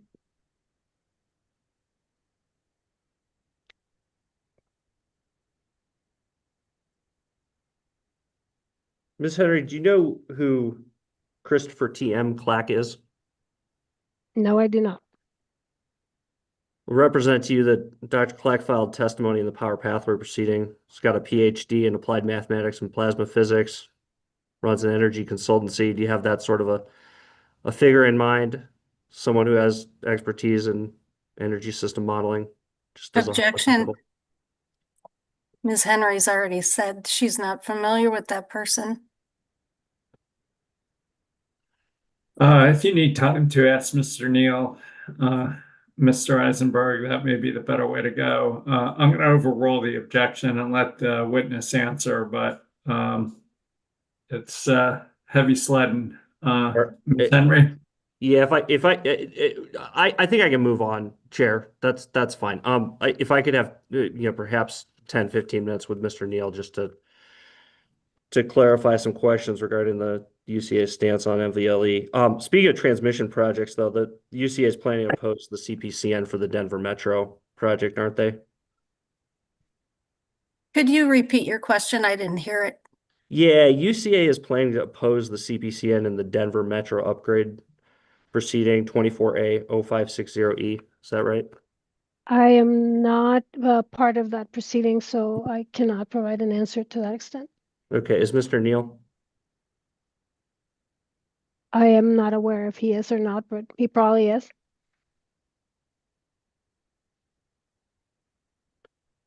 Ms. Henry, there was a lot of discovery in this proceeding. Would you agree with me? Yes. UCA served 18 sets of discovery on the company subject to check. Does that sound right? Subject to check, yes. I believe that's correct. And counting discrete subparts, UCA served 901 separate discovery requests on public service. Any reason to dispute that number? I'll take your word for it. And in UCA's testimony, in your answer testimony, you attached 3 public service discovery responses subject to checks. Does that sound right? Yes. Dr. Ingram will attach 2 PSCO discovery responses, Ms. Hoteling 4, Ms. Summer 6, Mr. Milligan 1, Mr. Neal 6. And there were none in either your cross answer or Mr. Neal's cross answer. Subject to check. In total, UCA made use of 19 public service discovery responses in preparing UCA's testimony. I'll take your word for it. We did not count. We're focused on other issues, not counting our attachments. In your move on to a different subject, in your testimony, I don't think we have to pull it up, but we can if it'd be helpful for you. We could take this exhibit down, the map. You stated that UCA was denied the ability to present alternatives due to modeling issues. Do you recall that testimony on page 34? That's correct. And on page 23 of your testimony, I'll just read you. You said UCA's team was able to obtain modeling runs that allowed UCA to replicate the company's modeling results, but the time constraints did not allow UCA to obtain satisfactory results or propose its own portfolio. Do you recall that? That's correct. I don't have any technical questions for Ms. Hoteling, but I do want to ask a few questions about the charge leveled in your testimony that UCA was somehow denied the ability to do modeling. Do you recall that the company met with UCA on March 2025 at UCA's request regarding modeling? That's correct. And you were a part of that conversation? Yes. And Ms. Hoteling led the discussion for UCA? I believe so. She asked a number of technical questions about the model. Yes. And Mr. Landrum for the company and several members of his team were present? Yes. And to the best of your recollection, did the company answer all the questions that were asked on that call? To my recollection, we had a discussion about the issues that UCA had encountered running the model. Since we were directed, all parties were directed by the commission to address modeling issues directly with the company through discovery. we reached out to public service to try to see if they had the same issues that UCA was experiencing running the Encompass model. And the company confirmed the actual long times that running each model were taking, and they explained to us how they kind of work through those kinks by having multiple models running at the same time, and using various licenses for the Encompass model, which UCA did not have access to at that time. And that's how they had gotten to solve the issue of the long model run times. So Mr. Landrum and his team provided some insights for to Ms. Hoteling beyond my level of understanding of how to run the model in a more efficient way to But answer the questions. they confirmed the model runs and the modeling issues that we were having, particularly with resource costs. Okay, let me but just they ask, did not provide a specific solution other than what had worked for the company, which was running the model at the same time with different software licenses. company answered every question that Ms. Hoteling posed on that call, and we also answered some follow-up questions in discovery, right? I believe so. Direct testimony was filed in this case on October 15, 2025. Check. It's been a long process and a long year, so Yeah. I'll take your word for it. Yeah, not trying to trip you up. And just to establish the dates, answer testimony was due on April 18, 2025. Yes, I believe so. Okay. And I'll represent to you that UCA's attorneys reached out to Piesco's attorneys by email on March 13, 2025 to set up this meeting. Any reason to disagree with that? I'll take your word for it. So UCA waited for months before reaching out, waited till a month before the answer deadline, and then when you did, the company scheduled a meeting the following week, made its team available to answer all of your questions. UCA tried to get answers and run the Encompass model with their advisors and Ms. Nelson, before Ms. Nelson reaching can help out. you out with that, but you didn't reach out until March 13.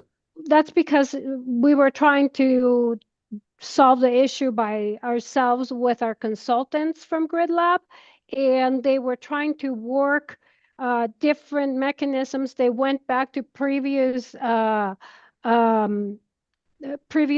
Okay, I'll let Ms. So Nelson. we tried to solve it before we actually reached out I really asked just public a simple service. question about the date, and I'll let Ms. Nelson have as much time as she wants. I'll redirect to clean that up with you. You worked in close consultation with the UCA team in preparing testimony in this case. Is that fair to say? UCA has a strong team of analysts, and we each work under the directive of our office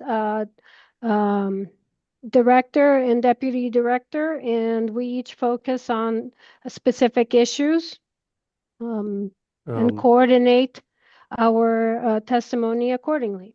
As a lead witness, fair to say you discussed the answer testimony among the team working on this case prior to filing? Yes. You recall that Mr. Neal's answer testimony, he proposed procuring 1,000 to 2,500 trucks, using them together to make a truck plant. Do you recall that? I do. Objection. Never mind. Sorry. You recall that UCA withdrew that portion of Mr. Neal's testimony 7 days later after it was filed? I do. Why? Hey, objection to the extent it calls for work product and attorney-client privilege. Sustained. So without, and I'm not asking you to divulge any work product or attorney-client privilege information, but without divulging any privileged information, why did UCA withdraw that testimony only 7 days after it was filed? Same objection. Overruled.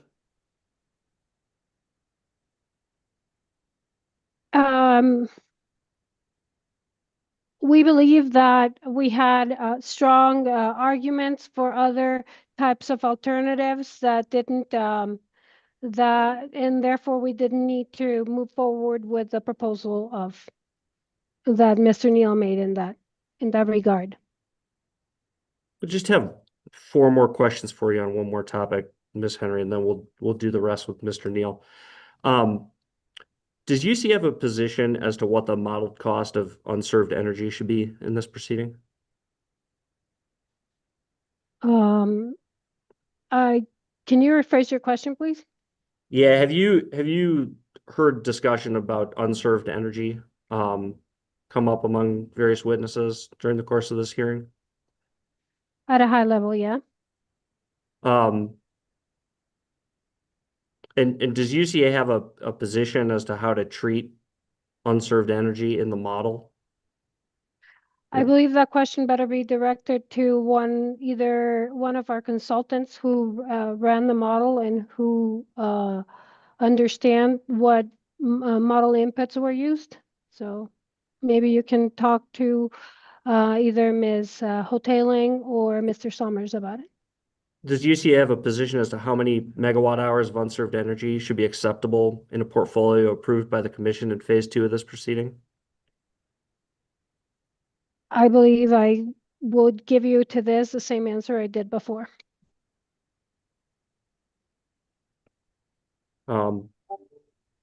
If the commission approves a portfolio with significant amounts of unserved energy, as a representative of one of the representatives for consumers in this proceeding, does UC have a perspective as to which customers should be curtailed during rolling blackouts?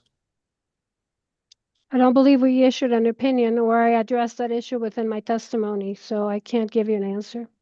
Yeah, if UCA would, since it's an important issue for consumers, if UCA would be able to include a number as to the appropriate megawatt hours of unserved energy in a portfolio in its statement of position, that would be helpful. I have no further questions for this witness. Thank you. Thank you, Mr. Eisenberg. I think that concludes the cross. Commissioner Gumman, questions for Ms. Henry? I don't have any questions, thanks. Commissioner Plant? I don't have any questions either. I just have one, the same one I asked Ms. Valentine.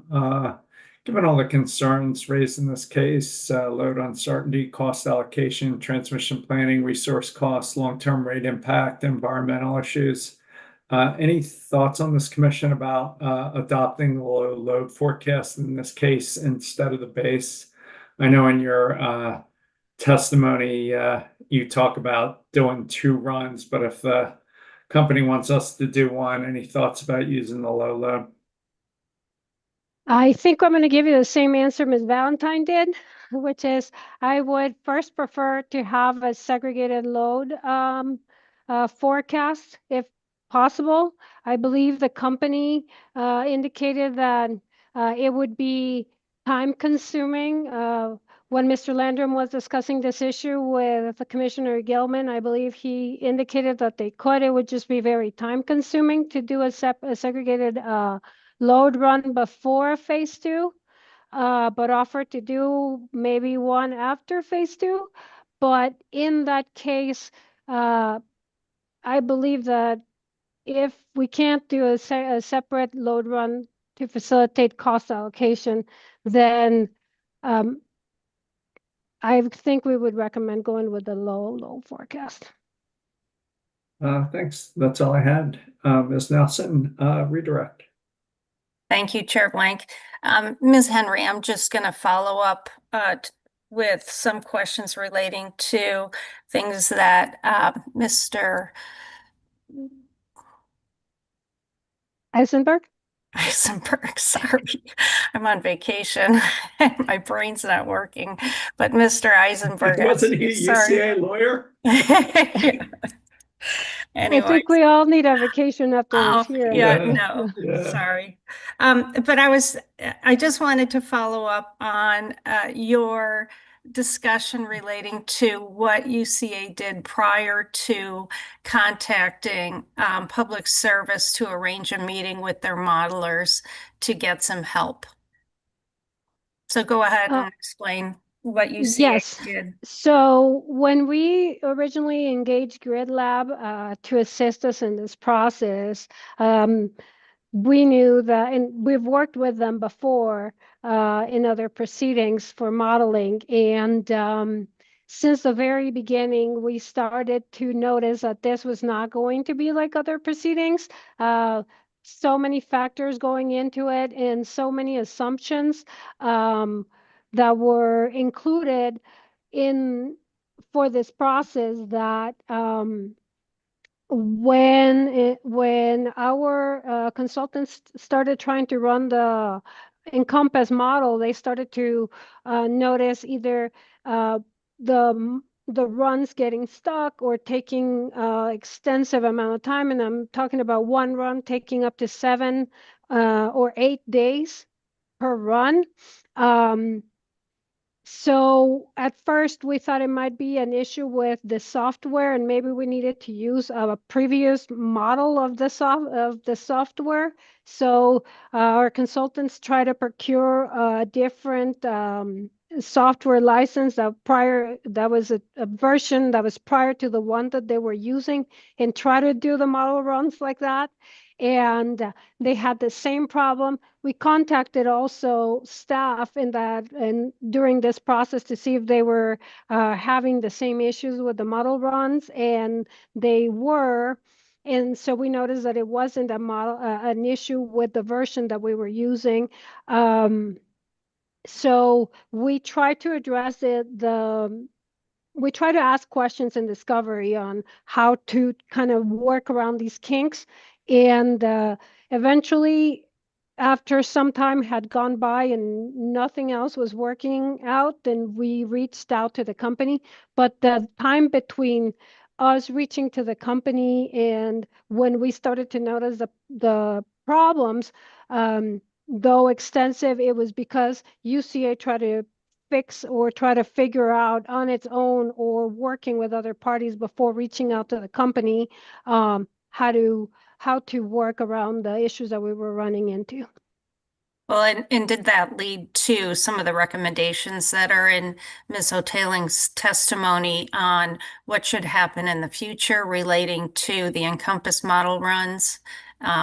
And the request that certain things happen in the application process or during the discovery process in order to permit parties to be active in giving commission recommendations relating to different model runs?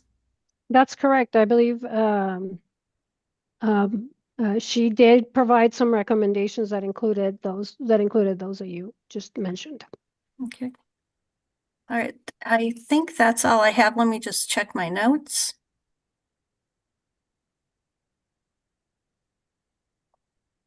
I have nothing further. Thank you. Thank you, Mr. Chairman.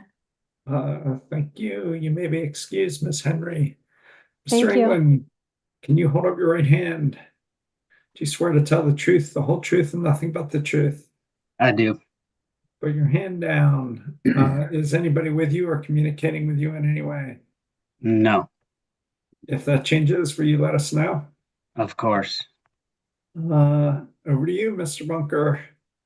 Thank you, Mr. Chairman. Dr. England, could you please state your name and spell your last name for the record?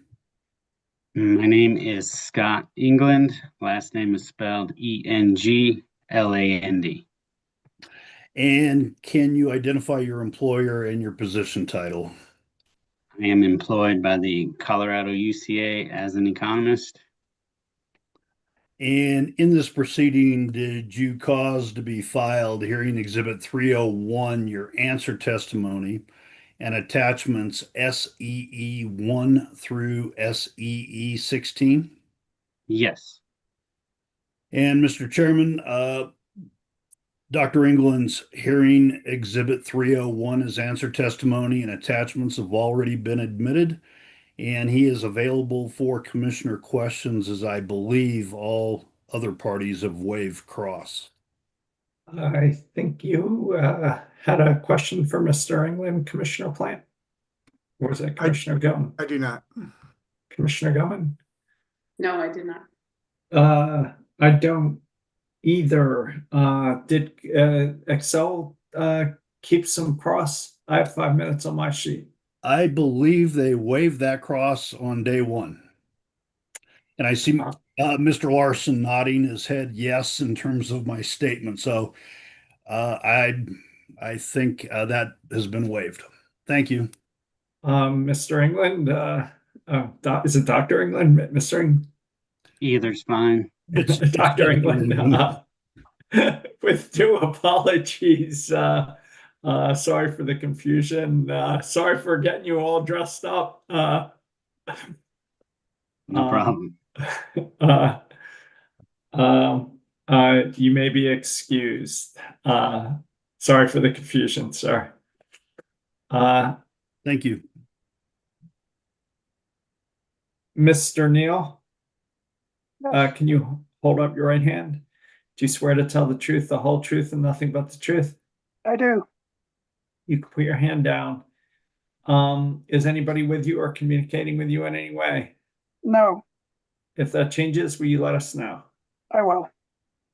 Mr. Wittershine, Thank you, Mr. Chair. Can you hear me all right? we can. Thank you. Mr. Neal, could you please state your name and occupation? My name is Chris Neal. I'm a rate financial analyst for the Utilities Consumer Advocate. And you're the same Chris Neal who filed answer testimony, cross-answer testimony, and sponsored Section 4 of UCA's rebuttal comments in this proceeding? Yes, And your written testimony would be the same if given live today under oath? yes, Mr. Chair, Mr. Neal has informed me that he has spotty internet coverage. If we lose him, he may need to call in, but hopefully we won't have that issue. With that, Mr. Neal is available for cross-examination. Thank you. I have 15 minutes for CIEA, and it is 2:42. Or maybe I got that wrong too. Nope, Mr. Rubin. No, I do think we intended to waive that if we had not already communicated that. But Okay. Okay. Thanks. Excel, I think you wanted 5 or 10 minutes, Mr. Eisenberg. Yeah, thank you. Good afternoon, Mr. Neal. Good to see you. How are you? good, Mr. Eisenberg. How are you? I'm doing well. For the record, Sam Eisenberg, I represent public service in this matter. Just gonna follow up on a few questions that I was asking Ms. Henry a few moments ago. Mr. Neal, the price of the MVLE has gone up since the last time UCA opposed it in proceeding number 24A-0442E. Is that right? Yes, Do you think the cost of building that extension will get cheaper in the future? I can't speculate. And at a high level, your position in this proceeding, or UCA's position that you testified to, is that public service hasn't justified the benefits of the MVLE compared to the costs. Is that fair? I'd say our position is exactly the same as the conditional approval that the commission put on the project. If Fiasco gets enough bids that justify the project, then it can be built. If they don't, then it shouldn't be built. Could we pull back hearing exhibit 147 from the company's box?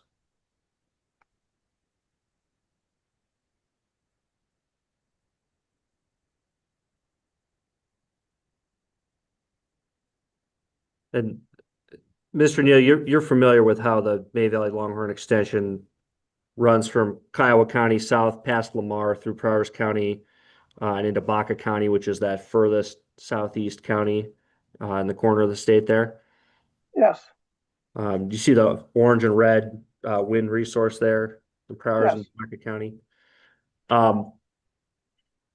We can pull it up if we need to. It's in the commission's files. I don't think we need to pull it up, but I'll represent to you that Dr. Clack, in his testimony in 21A-0096E, testified that the highest capacity factor wind that's not in complex terrain is located in the southeastern portion of the state. And that corresponds with, well, first of all, any reason to disagree with that assessment from Dr. Clack? No. And he further testified on page 7, this is hearing exhibit 302 in 21A-0096E, that the MVLE extends into the southeastern region that would actually be able to access the best wind resource. Assume you have no reason to disagree with that. No.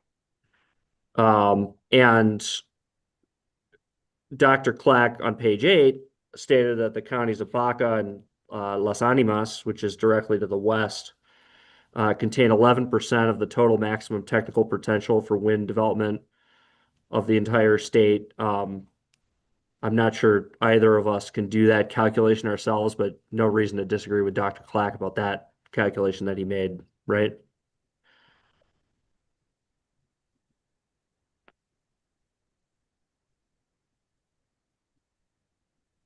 I think we may have lost Mr. Neal. Is he Yeah. frozen for everybody else? I think you're right. Yeah, we can wait. We can wait till he dials in. No problem. Thank you, Mr. Eisenberg. He has the information, so it should be just a moment, either through the internet or through the phone audio.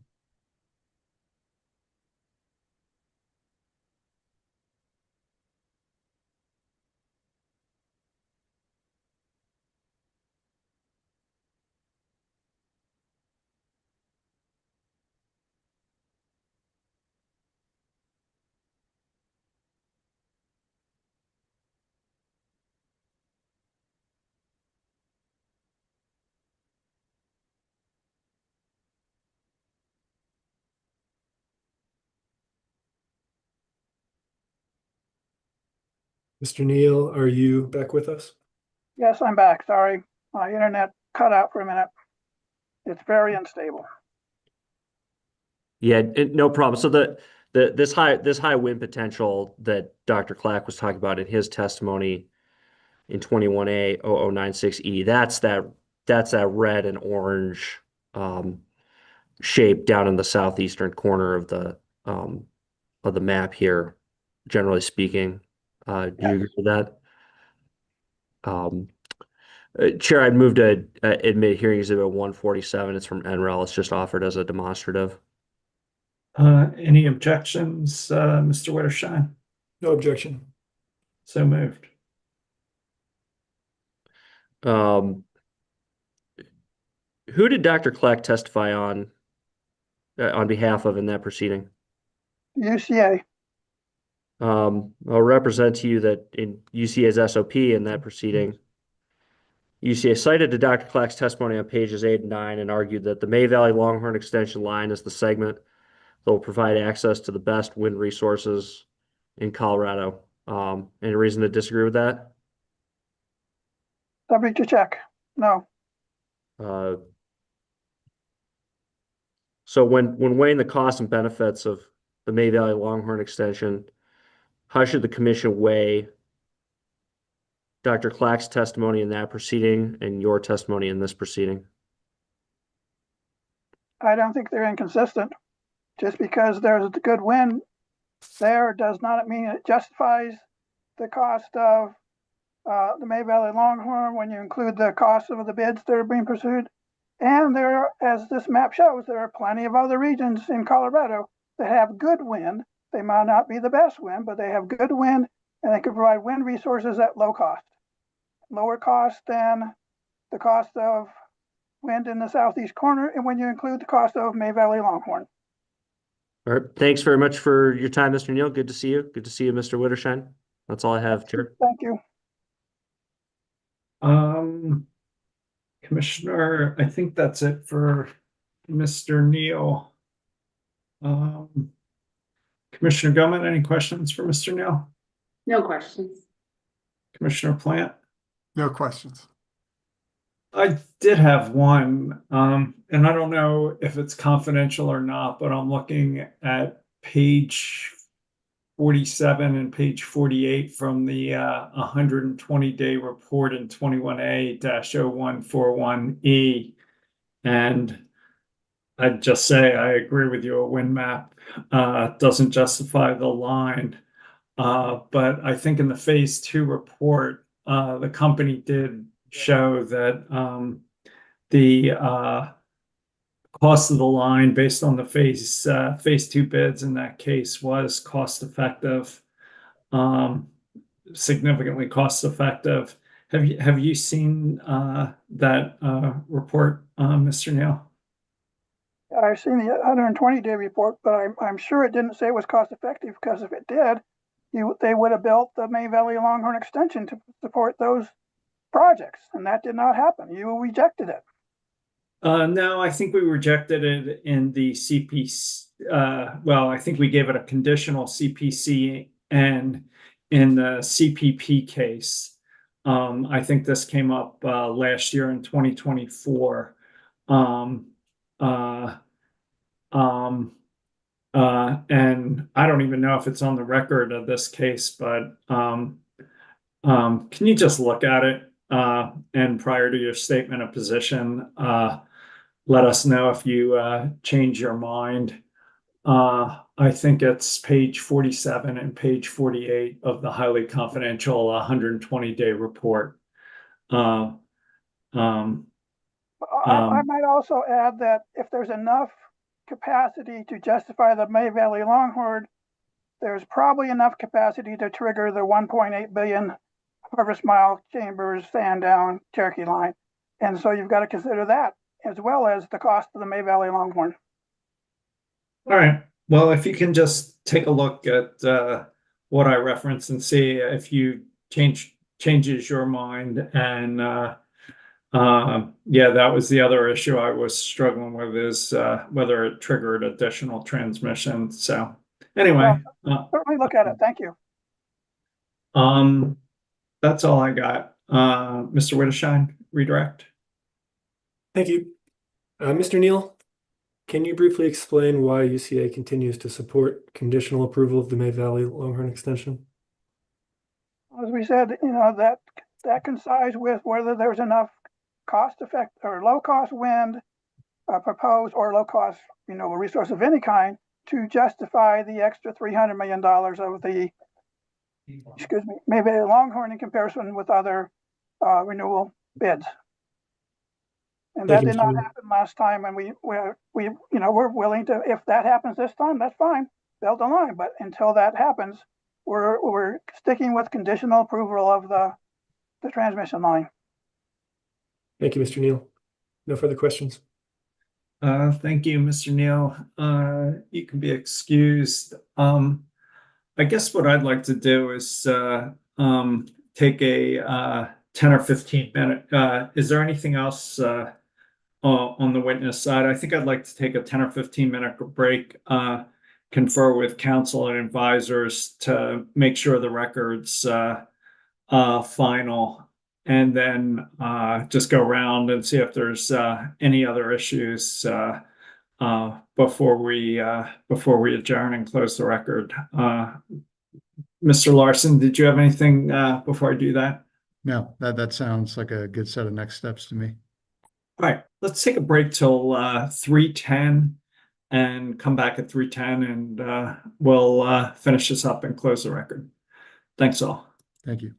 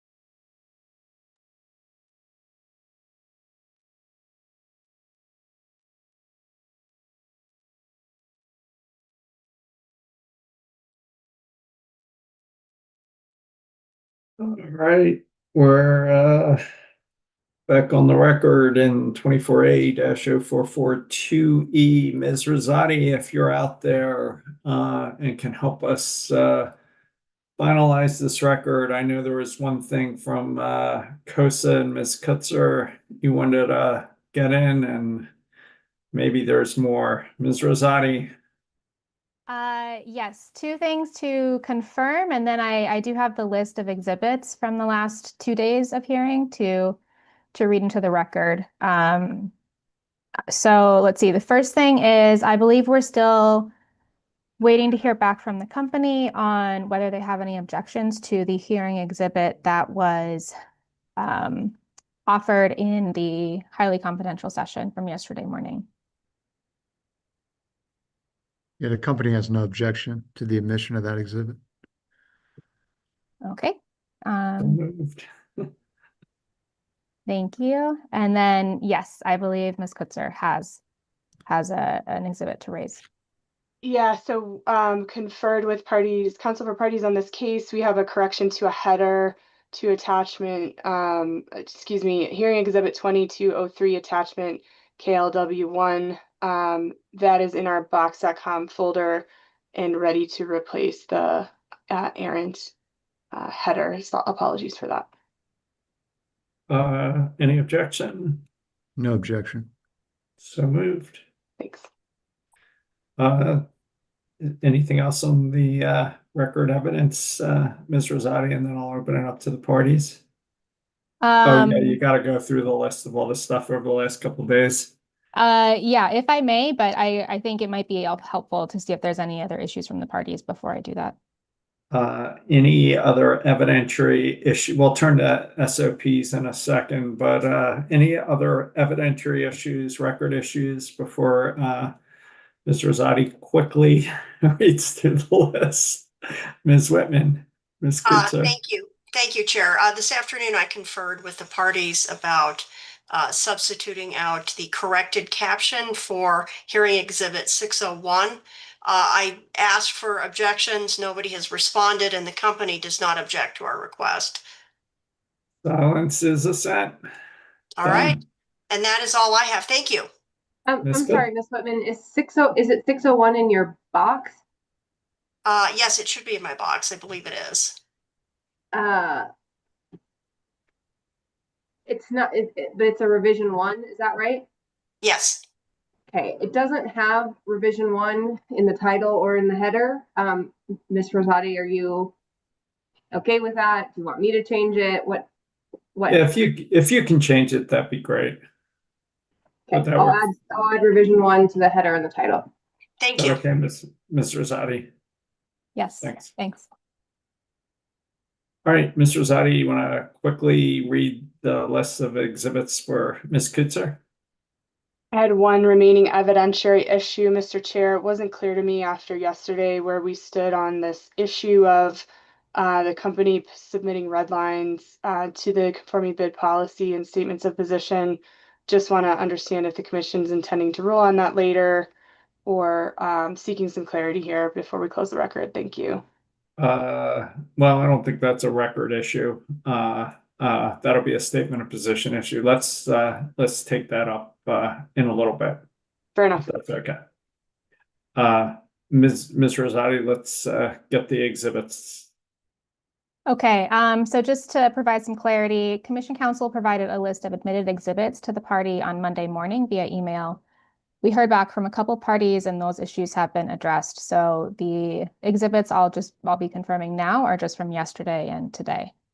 So the exhibits that were offered and admitted are exhibit 2908HC, exhibit 146, 144, 145, 2601, revised 1, highly confidential, 2601, revised 1, 2610, 1214, 1226, 1227, 1219, 1810, 1804, 1806, 147.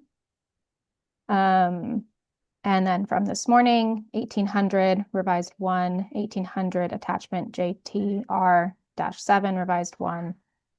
And from this afternoon's discussion, hearing exhibit 2203 attachment KLW1 revised 1 and 601 revised 1. And then for exhibits that the commission took administrative notice of, those are hearing exhibits 1807 and 1230. Feel like we're playing PUC bingo. Okay, well, thank you for that, for giving me the time to do that. Any concerns with any of those exhibits, Mr. Larson? The only one that I didn't hear, and perhaps Mr. Rosati said it and I missed it, was 147, which is the wind speed demonstrative that was just admitted via Mr. Neal. Maybe that was on your list already. If it was, I apologize. No, it is on our list. I don't know if I said it, so we have said it now. Cool. We didn't have anything else beyond that. Anybody else? Any objections to any of that? No objection. All right. Any other record evidentiary issues? So on SOPs, I think we're proposing a deadline of July 14th. I have a couple other issues for the SOP. Mr. Larson, in your cross of Mr. Haye, I think you referred, well, let me ask it this way. Can you please explain in your SOP whether the company is changing its assertions or requests for confidentiality associated with any of its large load customers, including strategic economic development customers? I mean, I can answer that, I think, right now, which is the only one that has changed is Denver International Airport because of the public comment that they provided into this case that identifies them. So that was the reason that I said that with Mr. Haye. All right, that would simplify things for us if that was not viewed as highly confidential. So thank you. The second item is if the parties could speak to any issues, help us understand what is necessary to decide in the phase 1 decision as opposed to issues that can wait until phase 2. And I think we included a similar directive in the SOPs of the 2021 ERP. So if the parties can help us with that, that would be great.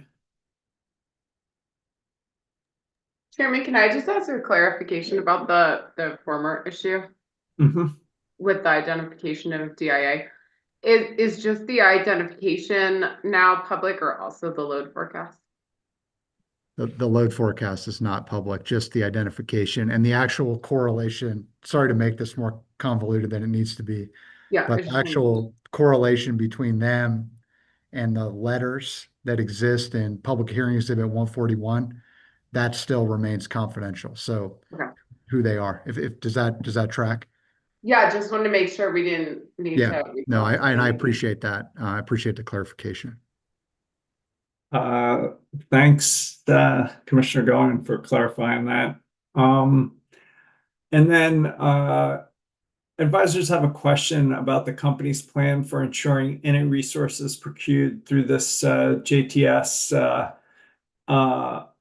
and what the plan is to include them in the calculation of the CEP rider, consistent with the company's representations in 24A-0442E. So if you can just help us, and again, not now, but in your statement of position, help us clarify your plan, that'd be great. Yeah, and that may actually cross-pollinate with the phase 1 versus phase 2 item that you discussed earlier. Okay. And then I think Mr. Larson, I mean, I'm still struggling with how to get to model contract language, but after talking to advisors and counsel, we don't think it's appropriate for you to introduce a rebuttal, sort of your PPA language from your rebuttal case as part of your SOP. So I don't think we're going to be asking for it, and would probably discourage it. Although for me, I think we got to find a way to get to middle ground language in a timely way. But I don't think that's, I think what counsel said, the due process issues raised by IPP counsel resonated with our counsel. So, Mr. Larson, I don't know if you want to respond or have any other ideas how do we get to model contract language on this record, because it's challenging for me to see how that gets done. I mean, I think there's going to be some process, and maybe we need to take this up at a CWM and provide additional guidance. But Mr. Larson? Yeah, I mean, we can, I guess to start, JLB2 does put out, our PSCO's position as it relates to some of the key areas of the contract that are in dispute. So I think that that's been on the record. There's been an opportunity, for parties to cross-examine if they wanted to on that. We could also, look, we're really interested in getting to certainty on this, right? So that we can have a successful phase 2. That is our number one priority with the conforming bid process. We could potentially make a proposal in our SOP, and if we had to put this into some kind of notice and comment type process, or just spitballing on the fly here, have some sort of pre-hearing conference to discuss what that process looks like to kind of drive towards that outcome. We could have a short section on that in our SOP, but I would note that JLB2 does have, our positions out there in the event that, those positions want to be considered as you deliberate. Yeah, just realized Mr. Pierce filed a 36-page rebuttal filing. Yeah, and I have a lot of confidence we can find a process to make this work. And we'll put our heads together over here and make a proposal briefly in our statement of position. And thank you and just so you know, we're brainstorming with counsel about if the commission can give quicker guidance than a full phase 1 decision in August, depending on how the timing works. Because I think on this issue, we're going to need help from the company and the parties. I just think it's going to be really tough to decide this on this record. But we can provide a bunch more additional guidance. So I don't know, Ms. Kutzer, would you jump in here and see if you can help us? Yeah, I don't have an answer for you that right now, but I would ask, it sounds like you've asked the company to perhaps address a process recommendation in SOPs. I think we can also do that in our SOPs if that would be helpful to the commission, if you're not intending to come up with your own process before we file those briefs. No, I don't think it's possible to do that. And, the question is if there's also interim guidance the commission could provide about how it would like to see these issues addressed. So, you guys are pretty far apart still in your litigation positions, and it's just really tough for us to resolve it when it's on this issue where we need language. So we can bridge the gap, but we can't get to language. So let us, I don't know. I'm just sharing with you the struggles I'm having with counsel and advisors in real time. Understood. Yeah, and we'll address that in our closing brief. All right, and we won't try and do anything until we get your briefs, but we may try and take this up shortly thereafter. All right, thank you. I think that, does anybody have any comments on the SOP or Mr. Cox? Oh, you're muted.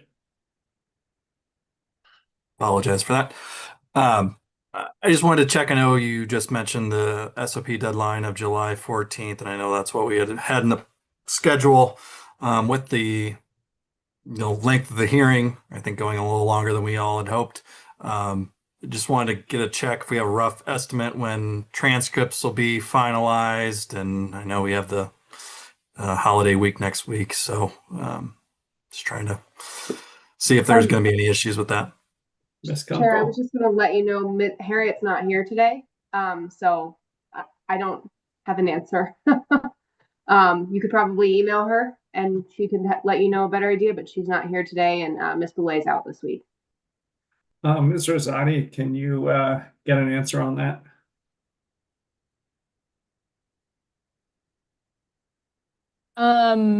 I don't think I have an answer today. No, but I do think if there is an issue with the transcripts, we could revisit the deadline at a future CWM if we really need to. All right. But if you can just coordinate with council, so whatever we learn on the transcripts and anything you can do over time. I mean, they're probably exhausted, but anything you can do to accelerate it would be appreciated. Mr. Bunker. Thanks, Mr. Chairman. Regarding the conversation you just had with Mr. Larson and Ms. Kutzer regarding perhaps laying out a process, are other parties going to be able to respond to that? In other words, if it's in an SOP, will the rest of us, I frankly don't know what our position might be until I see it. But there's not gonna, I mean, the parties can do whatever the parties want. That's not our view. But if there's any process, it'll be open to all the parties in this case. Okay. Well, what I meant was, will we have an opportunity to respond to those SOPs on that particular issue in terms of being able to agree, disagree, offer other process once we see it? Your thoughts, please. I don't know. I think it's got to be a dialogue, and I'm just concerned it's not going to wait till. I mean, it may be okay to just do this in August as part of everything else, but I'm really concerned we don't have a record to get it as far as it may need to. But so yeah, there may need to be responsive comments. I just don't know. And Mr. Chair, we will put thought into, a potential way for the company to put something out, interested interveners to respond to at least give, enough of a record or a foundation to the commission to perhaps get to language. So, but I would like to avoid responsive statements of position at this point in time, because I don't think that that's necessary given the situation. And like I said, we may want to provide interim guidance to help narrow the gap. Ms. Kinsey? I just wanted to advise the commissioners and Mr. Cox that the court reporters have been getting the transcript out very quickly, and Tracy's got everything done that she's been doing, and Harriet's been working on it, so I don't see that's going to be a delay. Thank you. Anything else on the SOPs or the timing? Ms. Kutzer. Did we have a page limit? I apologize if that was in a written order and I missed it. Ms. Rosati.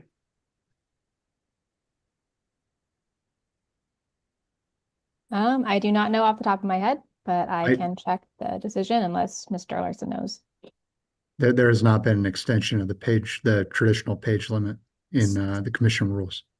What's the traditional page limit? 30 pages. I think we may need to go beyond that here. Do you have a suggestion, Mr. Larson? Candidly, our preference would be to stay with 30 pages in the interest of making this easier on the advisors. Mr. Bonas? CEO agrees with the company. All right. Okay. That works for us. It's going to be short and to the point, sir. That works for us. Anything else? Well, I just want to thank everybody. I think this will likely be the most impactful case in my tenure on this bench in terms of dollars, affordability, economic development, megawatts, the impact on the Colorado landscape, a new generation, new transmission. In terms of emissions, I just don't think in the history of Colorado we've seen anything like this. So I just want to thank everyone for the conversation over the last few days, and just appreciate willingness to start early, stay late, and discipline ourselves to get this done in a timely and thoughtful way. So with deep appreciation, some exhaustion, thanks to all. Commissioner Gilman, anything you want to say? Yeah, just share your appreciation for everyone for getting it done. And back in my day, the 2021 ERP CEP was the biggest ever. And this is just the interim ERP here that we're dealing with. But really appreciate everyone's concentration and ability to get this all complete. Thanks. Commissioner Plant. Yep, I'd echo that. Thanks for all the hard work everybody's put into this. I would agree this is just an absolutely enormous case, and also I can't recall any case where there's been so much uncertainty attached to virtually every part of the issue. So I really appreciate everybody taking part and putting in the hard work. And I also want to really thank all the communities that participated in our public meetings in Pueblo, our public meetings in Hayden, and also all the virtual meetings that we had. It was really a fantastic outpouring of community interest and concern, and so we really appreciate everybody taking part in that. And shout out to the legal assistants, the transcripts and advisors, counsel. Appreciate you guys keeping this show running. So with that, any final thoughts? If people want to turn on their cameras and say goodbye, that'd be great. Get some sleep. Get some sleep. Yeah, well, we'll see who's still here too. Yeah, I like this. You should do a roll call. Hey, I just want to again personally thank you all for a great conversation over the last few days. So unless anybody has any final thoughts, We don't have anything further. all right. With that, the record's closed and we're adjourned. Thanks all. Thank you. Thank you. Thank you.